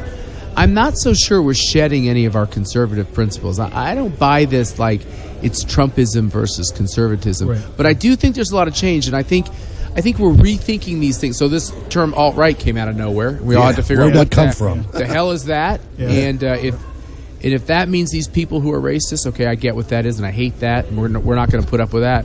But in all these areas, what does it mean to be free trade? We've been told it meant something, but then we realized, well, that really isn't free. That's not even thing about having free markets when you have these big, complicated negotiations. So I actually think our philosophy still undergirds it all. And this idea of populism, does that mean that you actually listen to people and hear what's happening to them? I mean, look, I guess those of us who live in the Washington, D.C. area, we're in a bubble. And one of the great things about being the chairman of ACU is I get out of this bubble all the time and go do events and talk to regular people. I heard this Trump message a long time ago. I could see it coming, not because I was smarter, but because I was just listening to people. And I think what's happening in our politics is that the elites have been kind of overturned by Americans who, because of Twitter and because of people like Wayne Dupree and others, they have a voice and they have an ability to get to get plugged in, and I think it's great. I talked to a guy who does these really creative videos on our own radio show, and he was talking about the mainstream media, and I was like, dude, if the mainstream media gets broken up a little bit more, those young voices are going to pop through. Right. Oh, we're waiting. We're waiting in the lobby, believe me. Yeah, I know that's right. Yep. So, Matt, what do you have planned for possibly? I mean, and I know that you are thinking, man. So next year's coming up, and for some reason, I didn't even really realize it was 2018 next year. It's going fast, man. The elections. You and I are going to be old soon. I'm feeling it right now, I'll tell you. But what do you have possibly planned? Do you have any new ideas for 2018? That is a great question. After I have my martini today at the end of the day. Take me with you. In a couple of days, get a good night's sleep or two, I will get right to work on it. And I want to tell, and I think everybody does know that we operate this way, talk to me, man. I mean, I kind of got through the Trump election, and I just felt spiritually and emotionally and physically drained. I probably put on 50 pounds of stress eating and chugging red wine and everything else, and then we had the inauguration, and then we had CPAC, and I think a lot of us are like, okay, now we got to breathe a little bit. And Trump's not going to give us much time to breathe. We got to breathe a little bit, and I'm really open to suggestions. I thought this CPAC would be much more practical. Okay, we got power. What can we do with it? Next CPAC, we're going to have some rocky times with these Republicans we elected. It's just the nature of things. So I'm hoping by the time 18 gets here, we're talking a lot about knocking out some of these Democratic senators who are doing everything they can to stop the agenda. And one of the things that we say here at the show is Keith Ellison for DNC. Yeah. Did he win? Yeah, Do we know? It's down to the wire. I keep asking all my Democratic friends, are like, are you going to rig it, and are there going to be super delegates? Quick question from the audience. They're live right now watching and tuning in. Will the contact information for the speakers and the panelists be available to those Ooh, that's a great online? question. I suppose all the contact information that they don't want to give out will be available, but I'm going to check on that. That's a great question. I've never had that question before. Yeah, Hey, it's time for everything. Well, it's never. Thanks, John. It's never been done before. That's why I. Well, this new generation with the new media, everyone needs to be so accessible, and that's one of Doesn't the things I like everybody about live you. on Facebook your and Twitter? Your response rate on Twitter is like 90%. I mean, I watch you just get back to people who have something to say to you, and you really. I know you're a busy man. Do you think it's good to do that? Yes, I do. You don't? He doesn't. You think just don't respond? Just no. go for it. No. Oh, you mean from your perspective? Yeah. Well. Oh, I hear my wife. It depends. Right, exactly. Right. See. Got to know when to stop. It depends because you don't want to say the wrong thing. Yeah, that's right. Because Twitter is forever. Yep, that's right. And some people really get in trouble with it. But I know. I got to let you go. You got to think through your words. You have to. Breaking. Perez won the first ballot. Perez won the first ballot. The second will be announced at 3 p.m. And that usually means someone has to drop out, and that sometimes on the first ballot, that is not as indicative as the second ballot. But that's really interesting. Thank you from John PS30 in the chat room. Perez is a pretty good radical too. So. He is. He's a little Che Guevara. Yeah, that's right. Don't hold back, man. Well, it is what it is. I want to thank you for coming on. Yeah, we want to bring you back on the show so that anytime we want to. The audience is like asking a whole lot of questions, so maybe you can take some questions from. I'd love it. The next time. And apparently, they just have to tweet me. I'll be tweeting a picture of this soon. That's awesome. All right, guys. All right. Thank you. Thanks so much for being at CPAC. It means a great deal to us. Thank you so much. Come back next year. Oh, we'll be back. Let us know how we Thank you can for having improve us. things, of course. Yep. And let's go save our country. That's right. Let's do it. All right. Thanks, guys. MAGA. Ladies and gentlemen, my brother, Matt Schlapp, chairman of ACU and CPAC. His wife is a doll, baby. Mercedes. Yeah, she gave me a great interview last year. I'm totally embarrassed that I told you not to do that. That I Was he not? That was perfect. That was beautiful. Was he not the greatest guy? You did great. I'm stupid for even. I'm a very polite person. I was advising, maybe you shouldn't ask that, but that was the question. The Milo asked. thing? Yeah. Well, I mean, there's a way to do it and there's a way to not do I thought it was good. You don't know me that well. You don't know anyone. It's wording, and I tried to, there. She did. Oh no. With no, I don't want to talk Milo right now. Milo, But he was a great guy. Yeah, Milo is my best. He's not my best friend, but he's a friend of mine, and I hope the guy that he is getting over. Me too. What he needs to get over. Had to hurt. Really doesn't need a whole lot of people to keep on talking about it. It needs to go away and let him deal with it. And is there free hats over there? Is that a big gross of hats?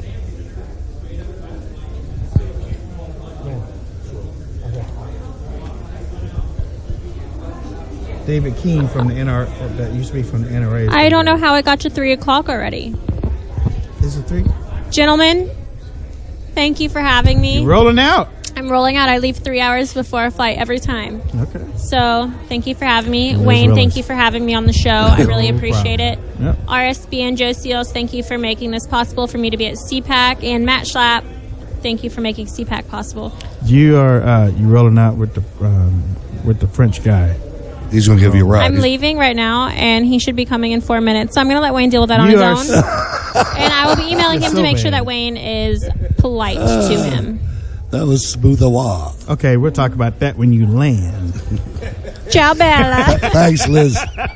Talk about that when you land, darling. Never getting invited back to work with Wayne. That's fine. That's fine. Love you all. All right. Good day. All right, dear. All right. We got David Keane of the NRA rolling in here in just a few minutes. Well, he was and here he comes right here. He has a new book out, as a matter of fact, and we're going to want him to talk about it. We're going to want him to talk about it real soon. How you doing again? Good. God bless you. How you doing?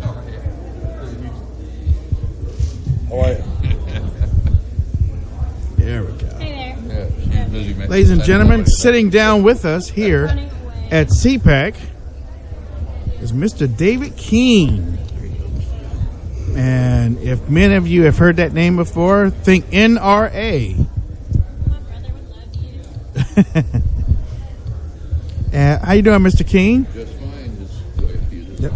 Yep. I'm doing just fine. Glad to be with you. I am so glad to have you. Last year we did a solid interview, and I am so glad to see you back here at CPAC. You're a mainstay, man. You're a pillar of CPAC. Well, I don't know about that.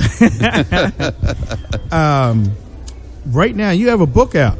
I do. Shall Not Be Infringed. Right. Why don't you tell us a little bit about it? Well, I wrote the book along with a fellow by the name of Tom Mason, who's been the NRA's man at the United Nations for about 15 years. I was the public delegate to the Small Arms Conference at the United Nations during the George W. Bush administration. And Hold on for 1 second. You can end that and then start it back up again. Ladies and gentlemen, we're going to start over. Well, actually, we can keep on going for the video, and then you just start over on the speaker. Okay. So we're broadcasting live on YouTube. So Okay. okay. So you can go ahead and talk about. So at any rate, the book is an examination of the motivation of the anti-gun movement. The foreword to the book was done by John Bolton, who, as you know, was former UN ambassador. And John said in his foreword that, it's a little bit like the unilateral disarmament crowd in the 60s and 70s, the people who believed internationally that if the United States just gave up all its weapons, the world would be a great place because other people would do the same and then we'd all live in peace. I don't know how that's worked out, but domestically there's almost a quasi-religious feeling in some quarters that would be, if they could snap their fingers and if guns would vanish, there'd be no more robbery, there'd be no more rape, there'd be no more home break-ins. We'd live in a utopian society. Mm-hmm. Fact is, that's not true, but it drives them in a quasi-religious way to continue the assaults on firearms ownership in the Second Amendment. In addition to that, I wanted a little bit of a narrative because I led the NRA during the post-Sandy Hook fight with the Obama administration over gun control, and then finally to analyze what we can expect in the future, and particularly the UN trade treaty, which can have incredible impact on American gun owners over the years if something isn't done to counter it. So that's what the book's about. And I would tell you it's a great read, except that would be an arrogant thing for an author to say. I'll tell you, though. So I won't say it. You say about the religious, the way the people are against guns and firearms religiously, that is so true. If you listen to some of the things that these esteemed members of Congress and the Senate say, I think they really believe that if we all turned our guns in, and we could even take it further than that, if there were no guns, right, we'd have a whole lot of 5-gallon gas cans out there. And frankly, it works into the view coming out of the 60s that criminals are not really responsible for their own acts. That, it was either bad potty training or something that made them go bad. And that if somebody robs a 7-Eleven, they were motivated to do it by the fact that there was a gun that they could pick up and rob it with, and that we wouldn't have anything to worry about. So as a consequence, in law enforcement, they don't enforce laws against criminals. They want to blame guns. And I always tell them it's a little bit like if you got into an auto accident or if you got picked up for drunk driving, if the punishment was to crush the car. It's not the car, it's the driver. Right. And if you're robbed by somebody with a gun, it wasn't the gun, it was the guy holding the gun. But there's a real reluctance. It's why, for example, in Chicago, which has perhaps the strictest gun laws of any major city, with the possible exception of New York and Washington, that the superintendent of police said there's something wrong in a city where you can get more jail time for stealing a loaf of bread than for shooting somebody, because they don't enforce those gun laws that are on the books. Instead, they say, really what we ought to do is ban gun sales in Indiana, because they must come up here and cause problems. Well, the guns, my answer to that is always, why isn't there a crime problem in Indiana? Yeah, that's true. That's true. You don't see a whole lot of gangbangers in Indiana and Ohio and Tennessee and Kentucky, Well, the police chief in Detroit is really sort of is in many ways emblematic of the more sophisticated change in the way people are looking at self-defense. I think for 27 years he was, as he put it, a standard issue LAPD cop, anti-gun, all the whole things. Then, like a lot of big city cops, when it came time to retire, he got a job as police chief in Portland, Maine. And he said he moves to Portland, Maine, and there are all these applications for gun carry permits and the like on his desk. And he thinks about it, and he said he realized that everybody in Portland, Maine already has a gun, and there isn't much crime. So maybe it wasn't the gun. So when he got to Detroit, and Detroit has peculiar problems, it's so physically big that once it collapsed, the police couldn't really defend it anyway. He said the only way we're going to take back our city is if honest people get concealed carry permits, because thugs think twice. And he actually urged the citizens to do that. I That's remember right. that. That's exactly right. You said something about the Small Arms Treaty and the UN, and something that I know you know all about it, but the real root reason why some of these people, the people that believe that the guns are bad, I'm not talking about them. I'm talking about the leftists that want to eliminate guns from American citizens, and why that is. Well, the reason that they went to the UN is because they failed in the United States.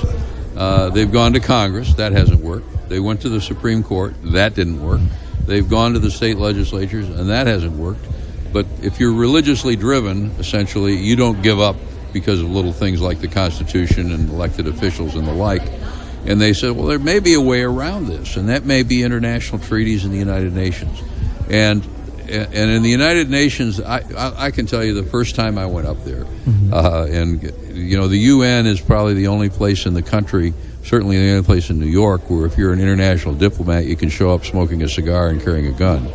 and you walked into that hall and you looked around at your fellow delegates and you said, I can understand why your government doesn't want anybody to have guns, because if they had them, you wouldn't be here. And most governments are a little fearful of that. I remember we had at the NRA years and years ago, we made General Kalashnikov, the inventor of the AK-47, an honorary life member of the NRA. And we did that because on his 85th birthday in Moscow, they had a banquet honoring him. It was during Vladimir Putin's first incarnation as president some years back.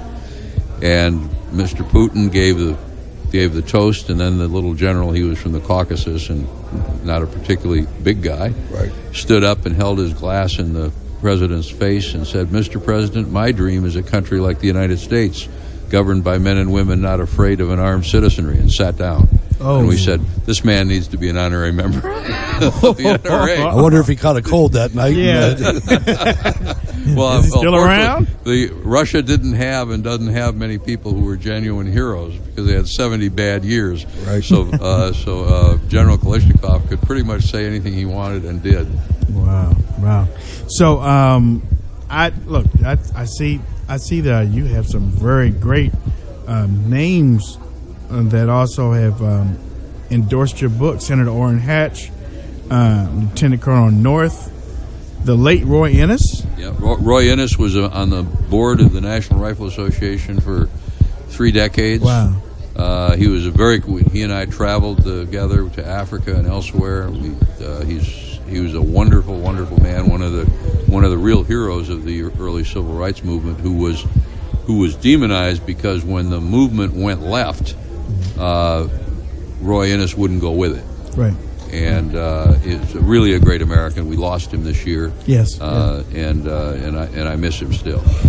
So much education is missed on firearms in many of the cities, many of the communities. What if you had one wish? Well, if you had one wish about that, about firearms and the young kids and the adults, what would that wish be going forward? It's one thing that we work on a lot, because the Second Amendment means something, because not just because it's on paper, but because a lot of people care about their Second Amendment rights.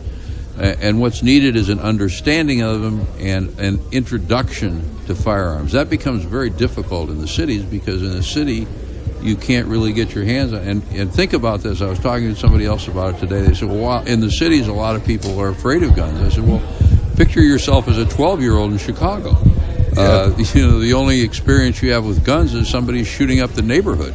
And you don't really understand the positive role that firearms play in protecting you or your family or anything like that. Mm-hmm. And so one of the things that we do is we obviously provide safety and handling training in the cities, but also we're in the 60s and 70s, there used to be ubiquitously almost rifle teams and shooting teams in high schools, and urban high schools as well as rural, and they were eliminated in the anti-gun activities in the 70s. I learned how to shoot at a church camp. Exactly. When I was 9 years old. And so now what we're doing is promoting a lot of air gun competition, because you can't have rifle and pistol competition among school kids today, but they can have air gun teams.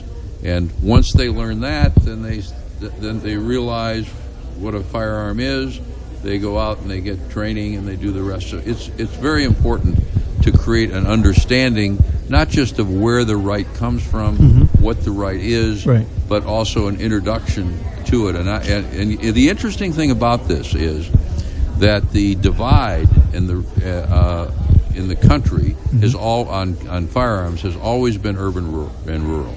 The NRA was formed after the Civil War in New York by some Union officers who were convinced that the war had gone on for about 2 years longer than it should have, right. because Union soldiers who were being at first recruited and then drafted in newly industrializing urban areas were by and large immigrants that came from nations with no firearms tradition. They didn't know how to fire or handle a gun, and a lot of Union recruits never actually fired a gun until they got into battle. That's really not where you want to learn. Right.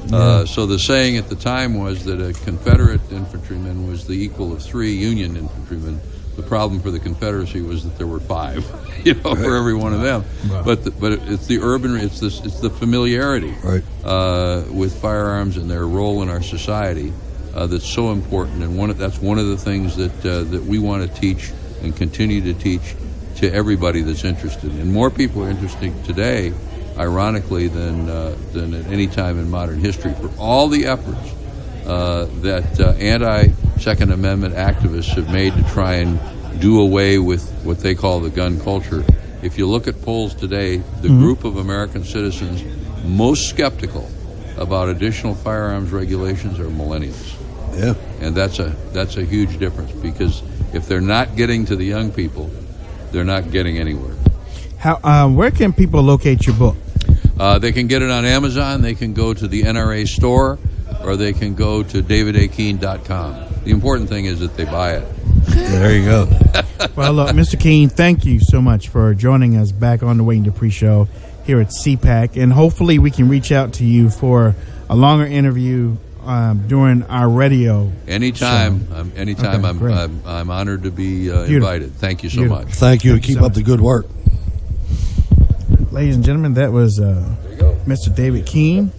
I have a new shoulder, so all I need is for somebody to grab it, pull my arm, and say, "Great work." Take care of yourself, Mr. Keane. Yeah, thank you. So we are coming. I think we're past 5 hours now. Yeah, started back up. So. Did you? You started back up? Yeah. People are like, okay, cool, new feed. We ain't going for another 5 hours now. I didn't even eat yet.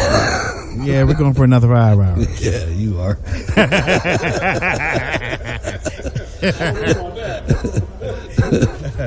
No, we work hard here, ladies and gentlemen. I got to tell you. We'll probably get a yes. Oh, look at that! We actually gave here.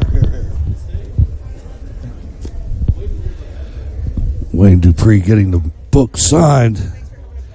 No, thank Thanks you. for coming. And I gave you a card last night. I'm totally out of cards today.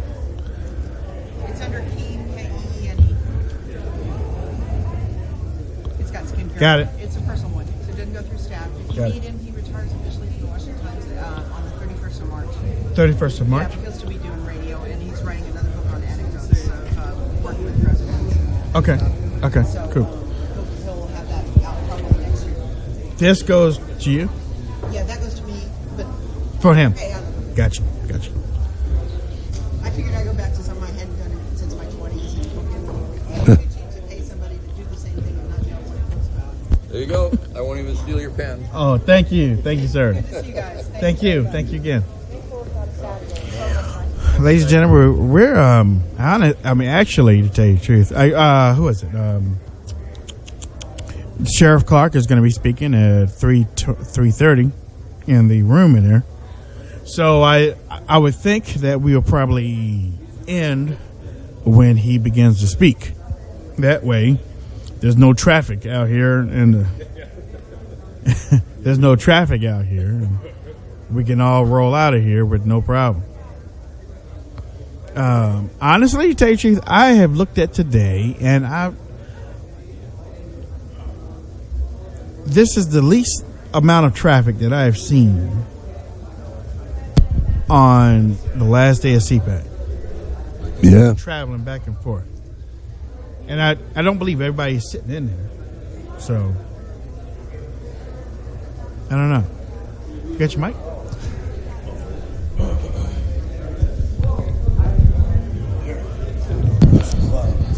Uh-oh. Here we have Hutch needing to do what he needs to do as he's having me my headphones back. Appreciate that. Yeah, that's how we roll here at CPAC 2017. We're winding down, and he's grabbing a lozenge and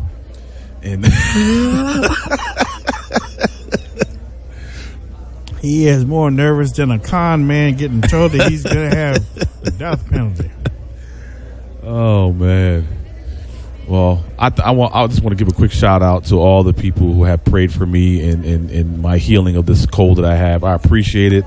It has been one of those deals where this hasn't been the worst cold I've had. I've had worse.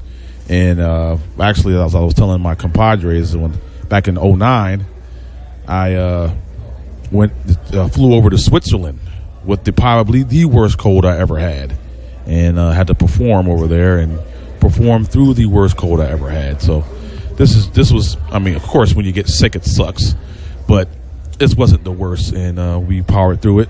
And but I just want to give a shout out to all those people who've been praying for me to feel better. I appreciate it. Talking about somebody praying. Carrie in the chat room said 5 hours and no bathroom breaks for Mr. Dupree. Just saying. That's how we roll here. Just saying. That's how we roll. And we get it done.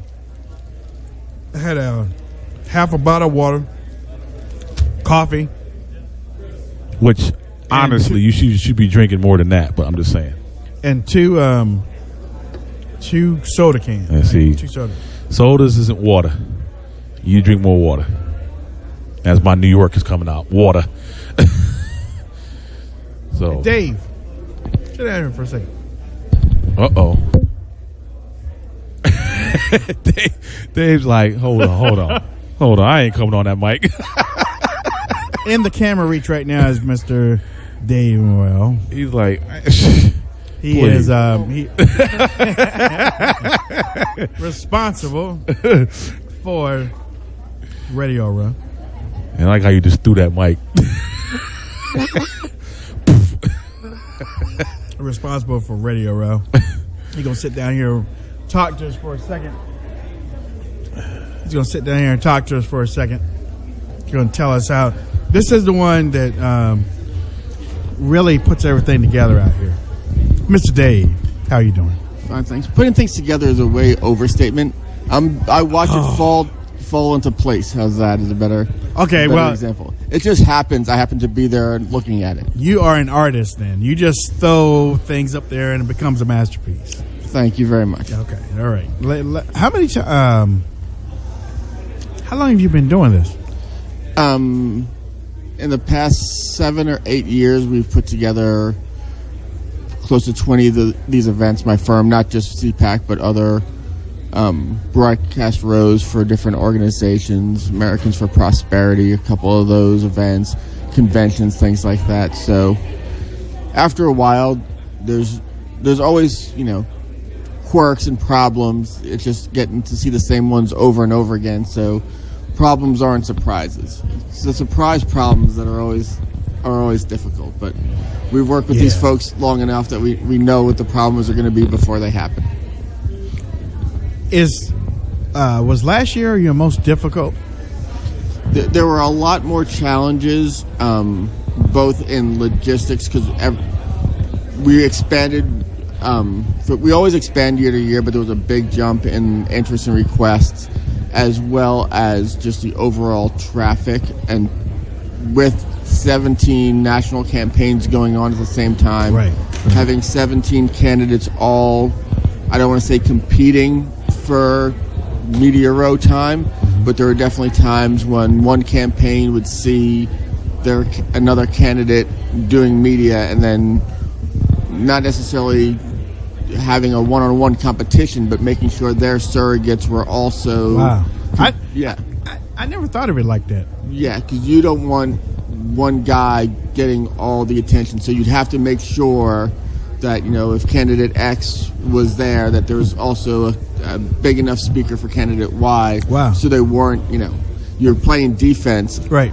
Which was, provided great content for the host, but logistically it became a nightmare because you had 17 entourages going on and 17 VIPs going back and forth. So you were almost like in the middle of, in the middle, literally. Not taking sides, just making sure, our job is to, make sure that all these outlets are getting top quality content, that it's worth their time to come to this event. as well as providing a voice for the millions of people that couldn't be at CPAC to get the sights and the sounds, hear from the speakers, get the policy that's being discussed here, because there's only so much that Fox is going to cover or even C-SPAN is going to cover. This event has, 3 or 4 concurrent breakout sessions that are covering really important policy, and having broadcast rows are a great way for everyone to get that feel from CPAC that just can't travel here.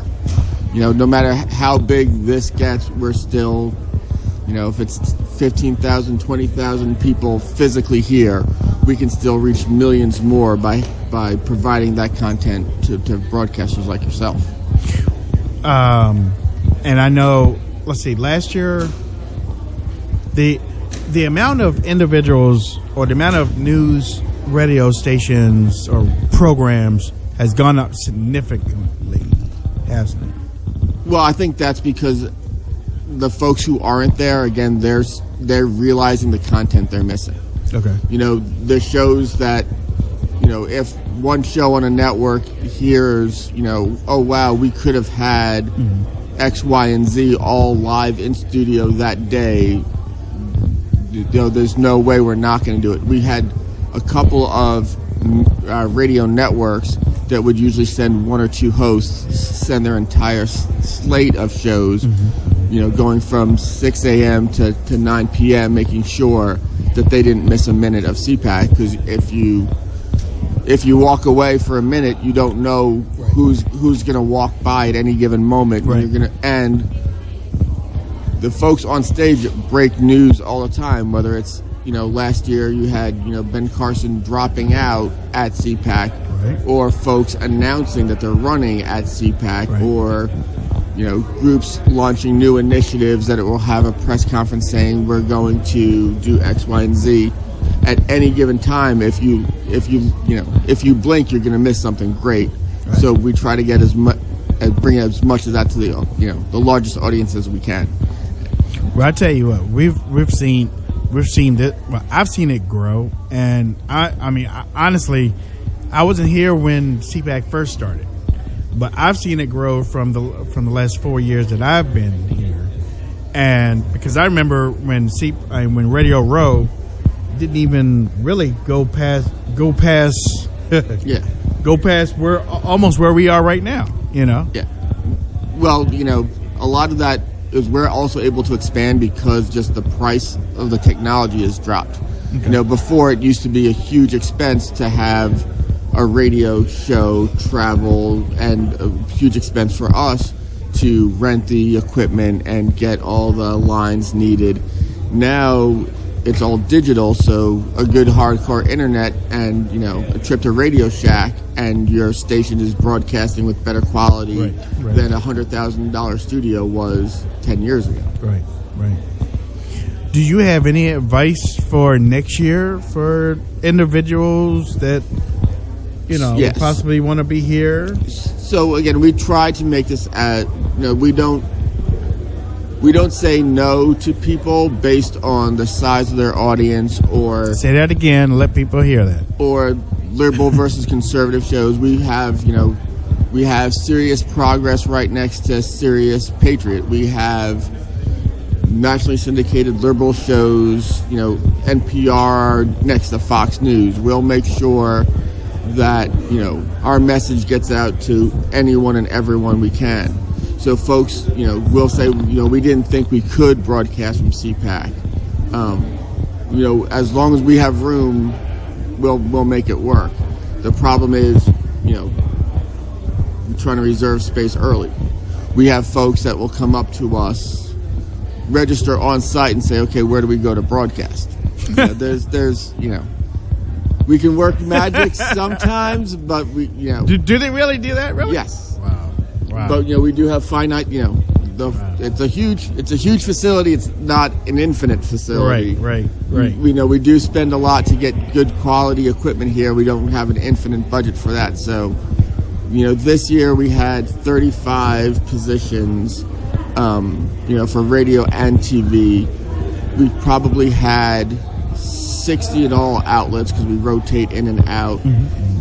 if you figure that in hours of content we provide for CPAC, you couldn't buy that kind of ad space. If we're doing 3 days, 12-hour days, 35 times 35, even the smallest, commercial time for 30 seconds, we would be talking hundreds of thousands of dollars a day in free advertising for the conference. Well, from me, who has always been appreciative of how you have taken care of WAARadio and all of us, I want to say thanks. I want to say thanks for a professional way of doing things that y'all are doing, and I know y'all go through heck in trying to accommodate and make things work, but from this end, and I hope everybody knows I don't beg, but watching up there on YouTube, but I'm just glad that you do the job that you do. And Dan, you got anything? I just echo the sentiment. Dave, you put on a great show. You accommodate those. And I used to work in audiovisual way back in the day. As I was telling Wayne, when we had the 3-gun projectors, where I had to facilitate those type of deals back in the day. And I've seen how the technology has changed and everything. And so thank you for all your efforts. Yep. Well, thank you guys for coming. It does having folks like you guys is a huge benefit for us, because you guys reach audience of people who can't be here, people who are working Thursday and Friday and can't come, and we're able to give those folks a CPAC message of good conservative government, straight from the horse's mouth, whether it's elected officials or political leaders, that they wouldn't have that opportunity to reach that audience if you guys weren't here. One more thing.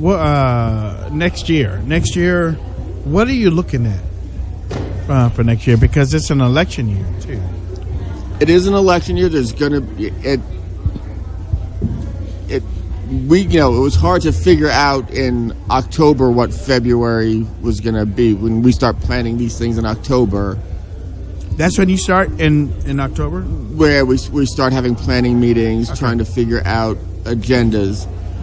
And, October's planning meetings and November's planning meeting became drastically different. Right. When we start meeting in October, it could be smooth sailing, and we can start, looking forward to, bigger policy initiatives, or we could be looking at a much more divisive culture where we're playing, even though we have all the branches of government, we still may be playing defense in a lot of different fights, and switching more to cultural battles than economic battles. Or if the economic battles are very successful, we can work to make them even better. So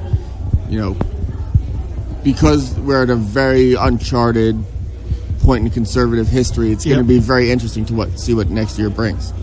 Well, I tell you what, you need us for anything, or you need to reach out for anything, you just let us know, and we'll be there to help. We always do, and we always know we can count on you. There we go. Okay. Thank you, D. Thank you very so much, man. Appreciate it. Bye now. Thanks. Ladies and gentlemen, Mr. Dave. Somebody got some food around here. You smell it? I smelled the rain, and now I smell food. Yeah. Well, seems like we have a final tally in the DNC chair vote, and I am surprised. I am too. We were on it all day and even yesterday for Keith Ellison's victory, but guess what? Keith Ellison did not win. Perez is now the DNC chair. I don't even believe it. I know someone need to recount. Somebody stop that one. We need to recount. Somebody been listening to us. Because Keith Ellison won that vote. We're done here. I need to go look and see what happened. That's some bull crap right there. Damn. Keith Ellison should have won. Now, Hutch said that this Perez is like Che Guerrero. Oh, geez, great. Yeah, it says here Perez received 213.5 votes and Ellison got 200. Whatever. Sounds like a Bernie Sanders thing that just happened to me. Yeah, that. Let me refresh my page here. Hold on. Let me see if they added anything else. Oh, okay. All right. Now, let me update that. With 235 votes, former Labor Secretary Tom Perez wins the DNC chairmanship on the second ballot. Ellison received 200 votes. Wow. Hutch must be smoking a couple packs right there.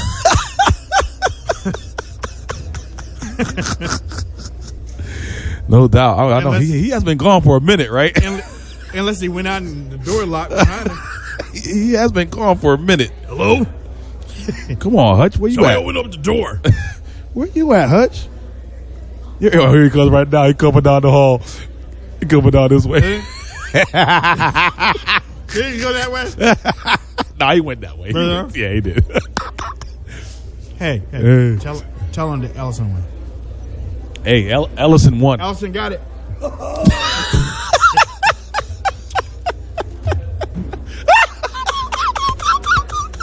And that was on camera, too. What do you think, man? Oh,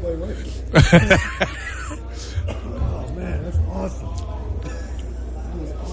Get on you. Oh, ladies and gentlemen, that is just outstanding. Okay, you're serious, right? Oh, the Democrat Party. The gift that keeps on giving. That's right, boy. Keith Ellison, the new DNC chair. Wow. Oh, the material. Man. How are they going to handle that? I don't know. I don't know either. Oh, it's going to be comical. Yeah. Think if you're like Dianne Feinstein. Yeah, no. Dianne Feinstein. Man, Democrats in trouble, Hutch. Man, she's Jewish and a woman. How do you... What a bunch of morons. They didn't get it. They could have repaired it. I mean, if they'd have got behind that web guy or somebody that's at least, I don't know, not insane. Norway say Ellison is the time bomb that will blow up the DNC. He's right. We're going to help. Inshallah.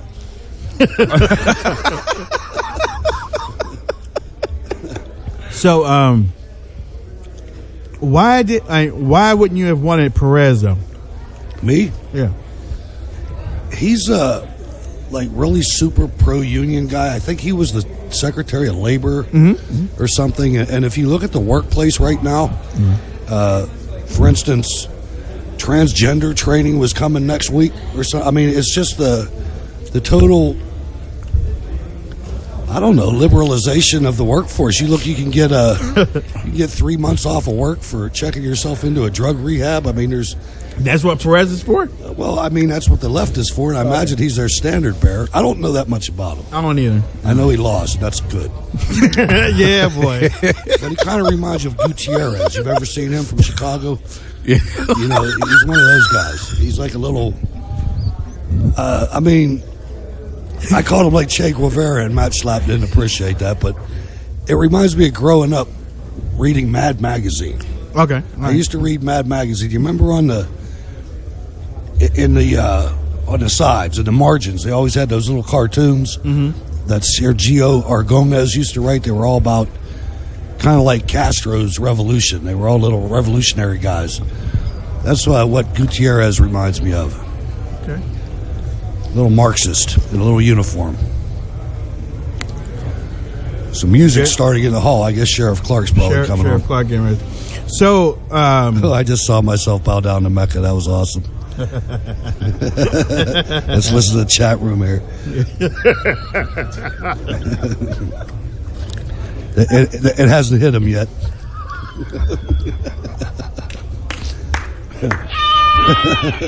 Hutch, Perez won the DNC chair. So you guys have it. See, they did that. Okay. So now you're going to have to listen to 20 minutes of nonsense. Please tell Hutch.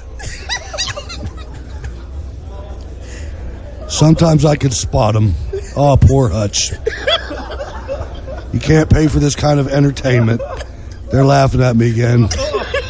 Wayne, how will Perez affect Trump? Hutch, they were messing with you. Mr. Bailey, Perez won.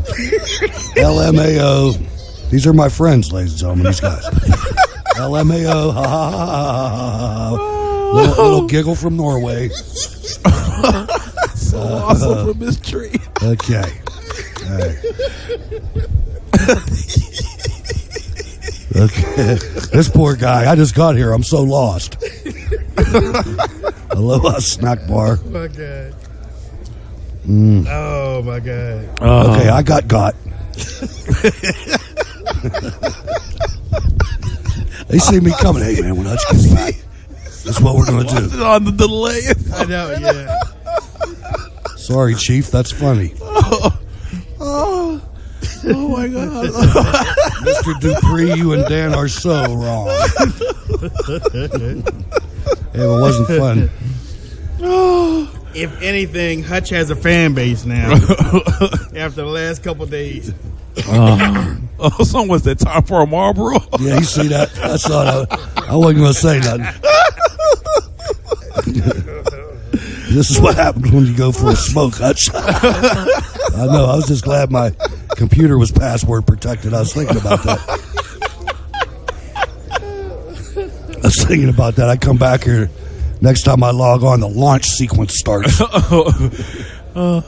too good, man. Oh my God. That was so good. It was worth it to see Hutch hit the floor. Yes, it was absolutely worth it. It was great. It was great. Come on, Keith, you suck. You couldn't beat this guy. No. That is one of the. We think that Ellison won, but somebody stopped it. Somebody had to. All those people. Yeah. All those people that Kind of like Bernie Sanders. Exactly. Yeah, exactly. That's what we said. It's a crime family. Yeah. Yep. Because you see us doing stuff like this. I don't see how Democrats get people to do, because you usually don't get paid that much, even if you get anything, to support a politician, political party. And I don't see how they get people. They must be just brainwashed, I guess. Yeah. Yeah. Well, another way that I look at this thing with Ellison is Dershowitz. Dershowitz came out last night, right, and said if he gets elected, I'm going to tell I'm leaving. Yep. And I'm going to take everybody I can with me. Right. Because this guy is not good for the Democratic Party or the country. I really don't think he cares about that. You're probably right. You got hoverers again. Yeah, I know. They're hovering. Yeah, but oh my God, the thing is, I can talk to you about a certain situation. Certainly, there's no way you can interrupt this. No. It's politically impossible. Back and forth on this. Yeah, and they look. And just watch us, ladies and gentlemen, on the camera. This is. They really look stupid. Yeah, I know. It's troller repelling. Yeah. That's what we're basically doing right now. Yep. Pretty much. Looking like Walter Cronkite up here with the seriousness. Yeah, and you just even with us, going this route and playing it off like this, you would think that. That's what I'm talking about. How is it that we got headphones on, mics in front of our faces? I know. I don't get it. Animated and everything, and it's just. I don't know.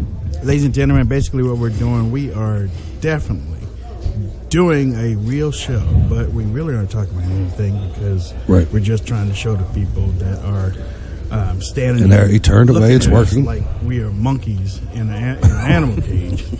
We're trying to show them that they should turn around and walk away. So that's why I'm moving my hand. And so, turning back around again, we have to really not very well.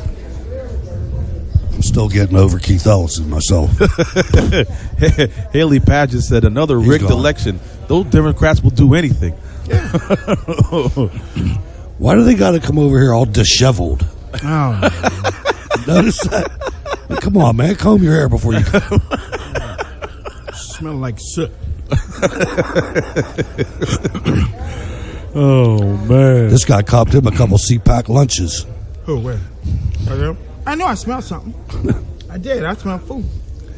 They were over there guarding those things so tight they had about 100 left over. What was it? Way down there. I mean, I don't know what they have now. That was... I know I smelled food. I told you I smelled food. Yeah. I smelled rain past that window. It takes a lot of work to do Fox News. Yeah, it does. They got extra equipment. Yeah.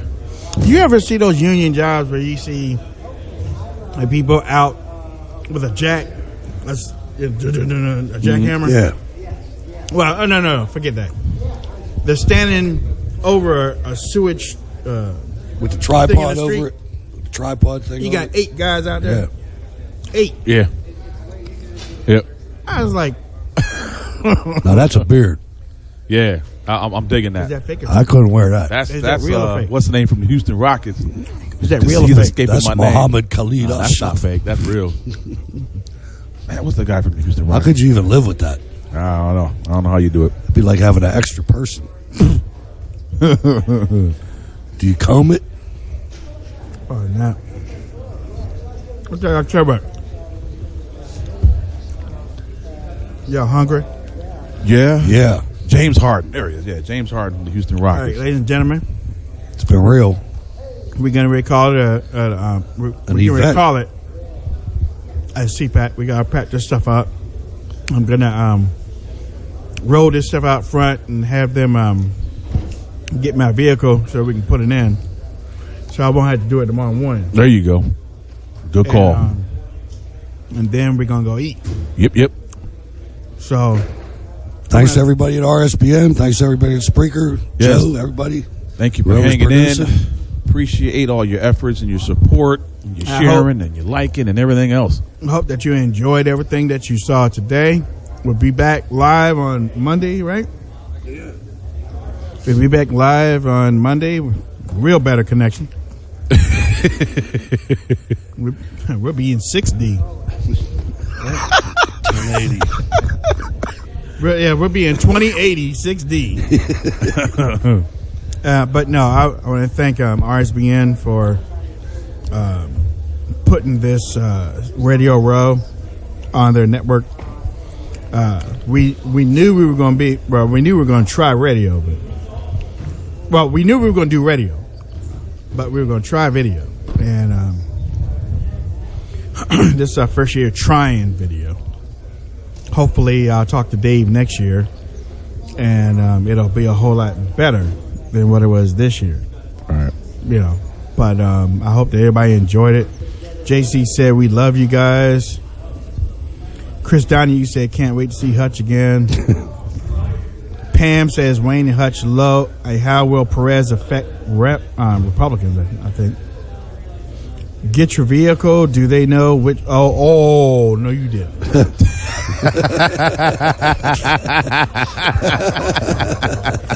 Oh my God! Oh, we talked too much this whole weekend. Okay, all right. Yeah. Make sure you like RSBN, subscribe, donate. Go down to the super chat, that little dollar symbol. Yeah, donate. We're getting ready to get out of here. Yes, sir. All right, Jacob. I think Jacob is recording. Jacob, you can cut it.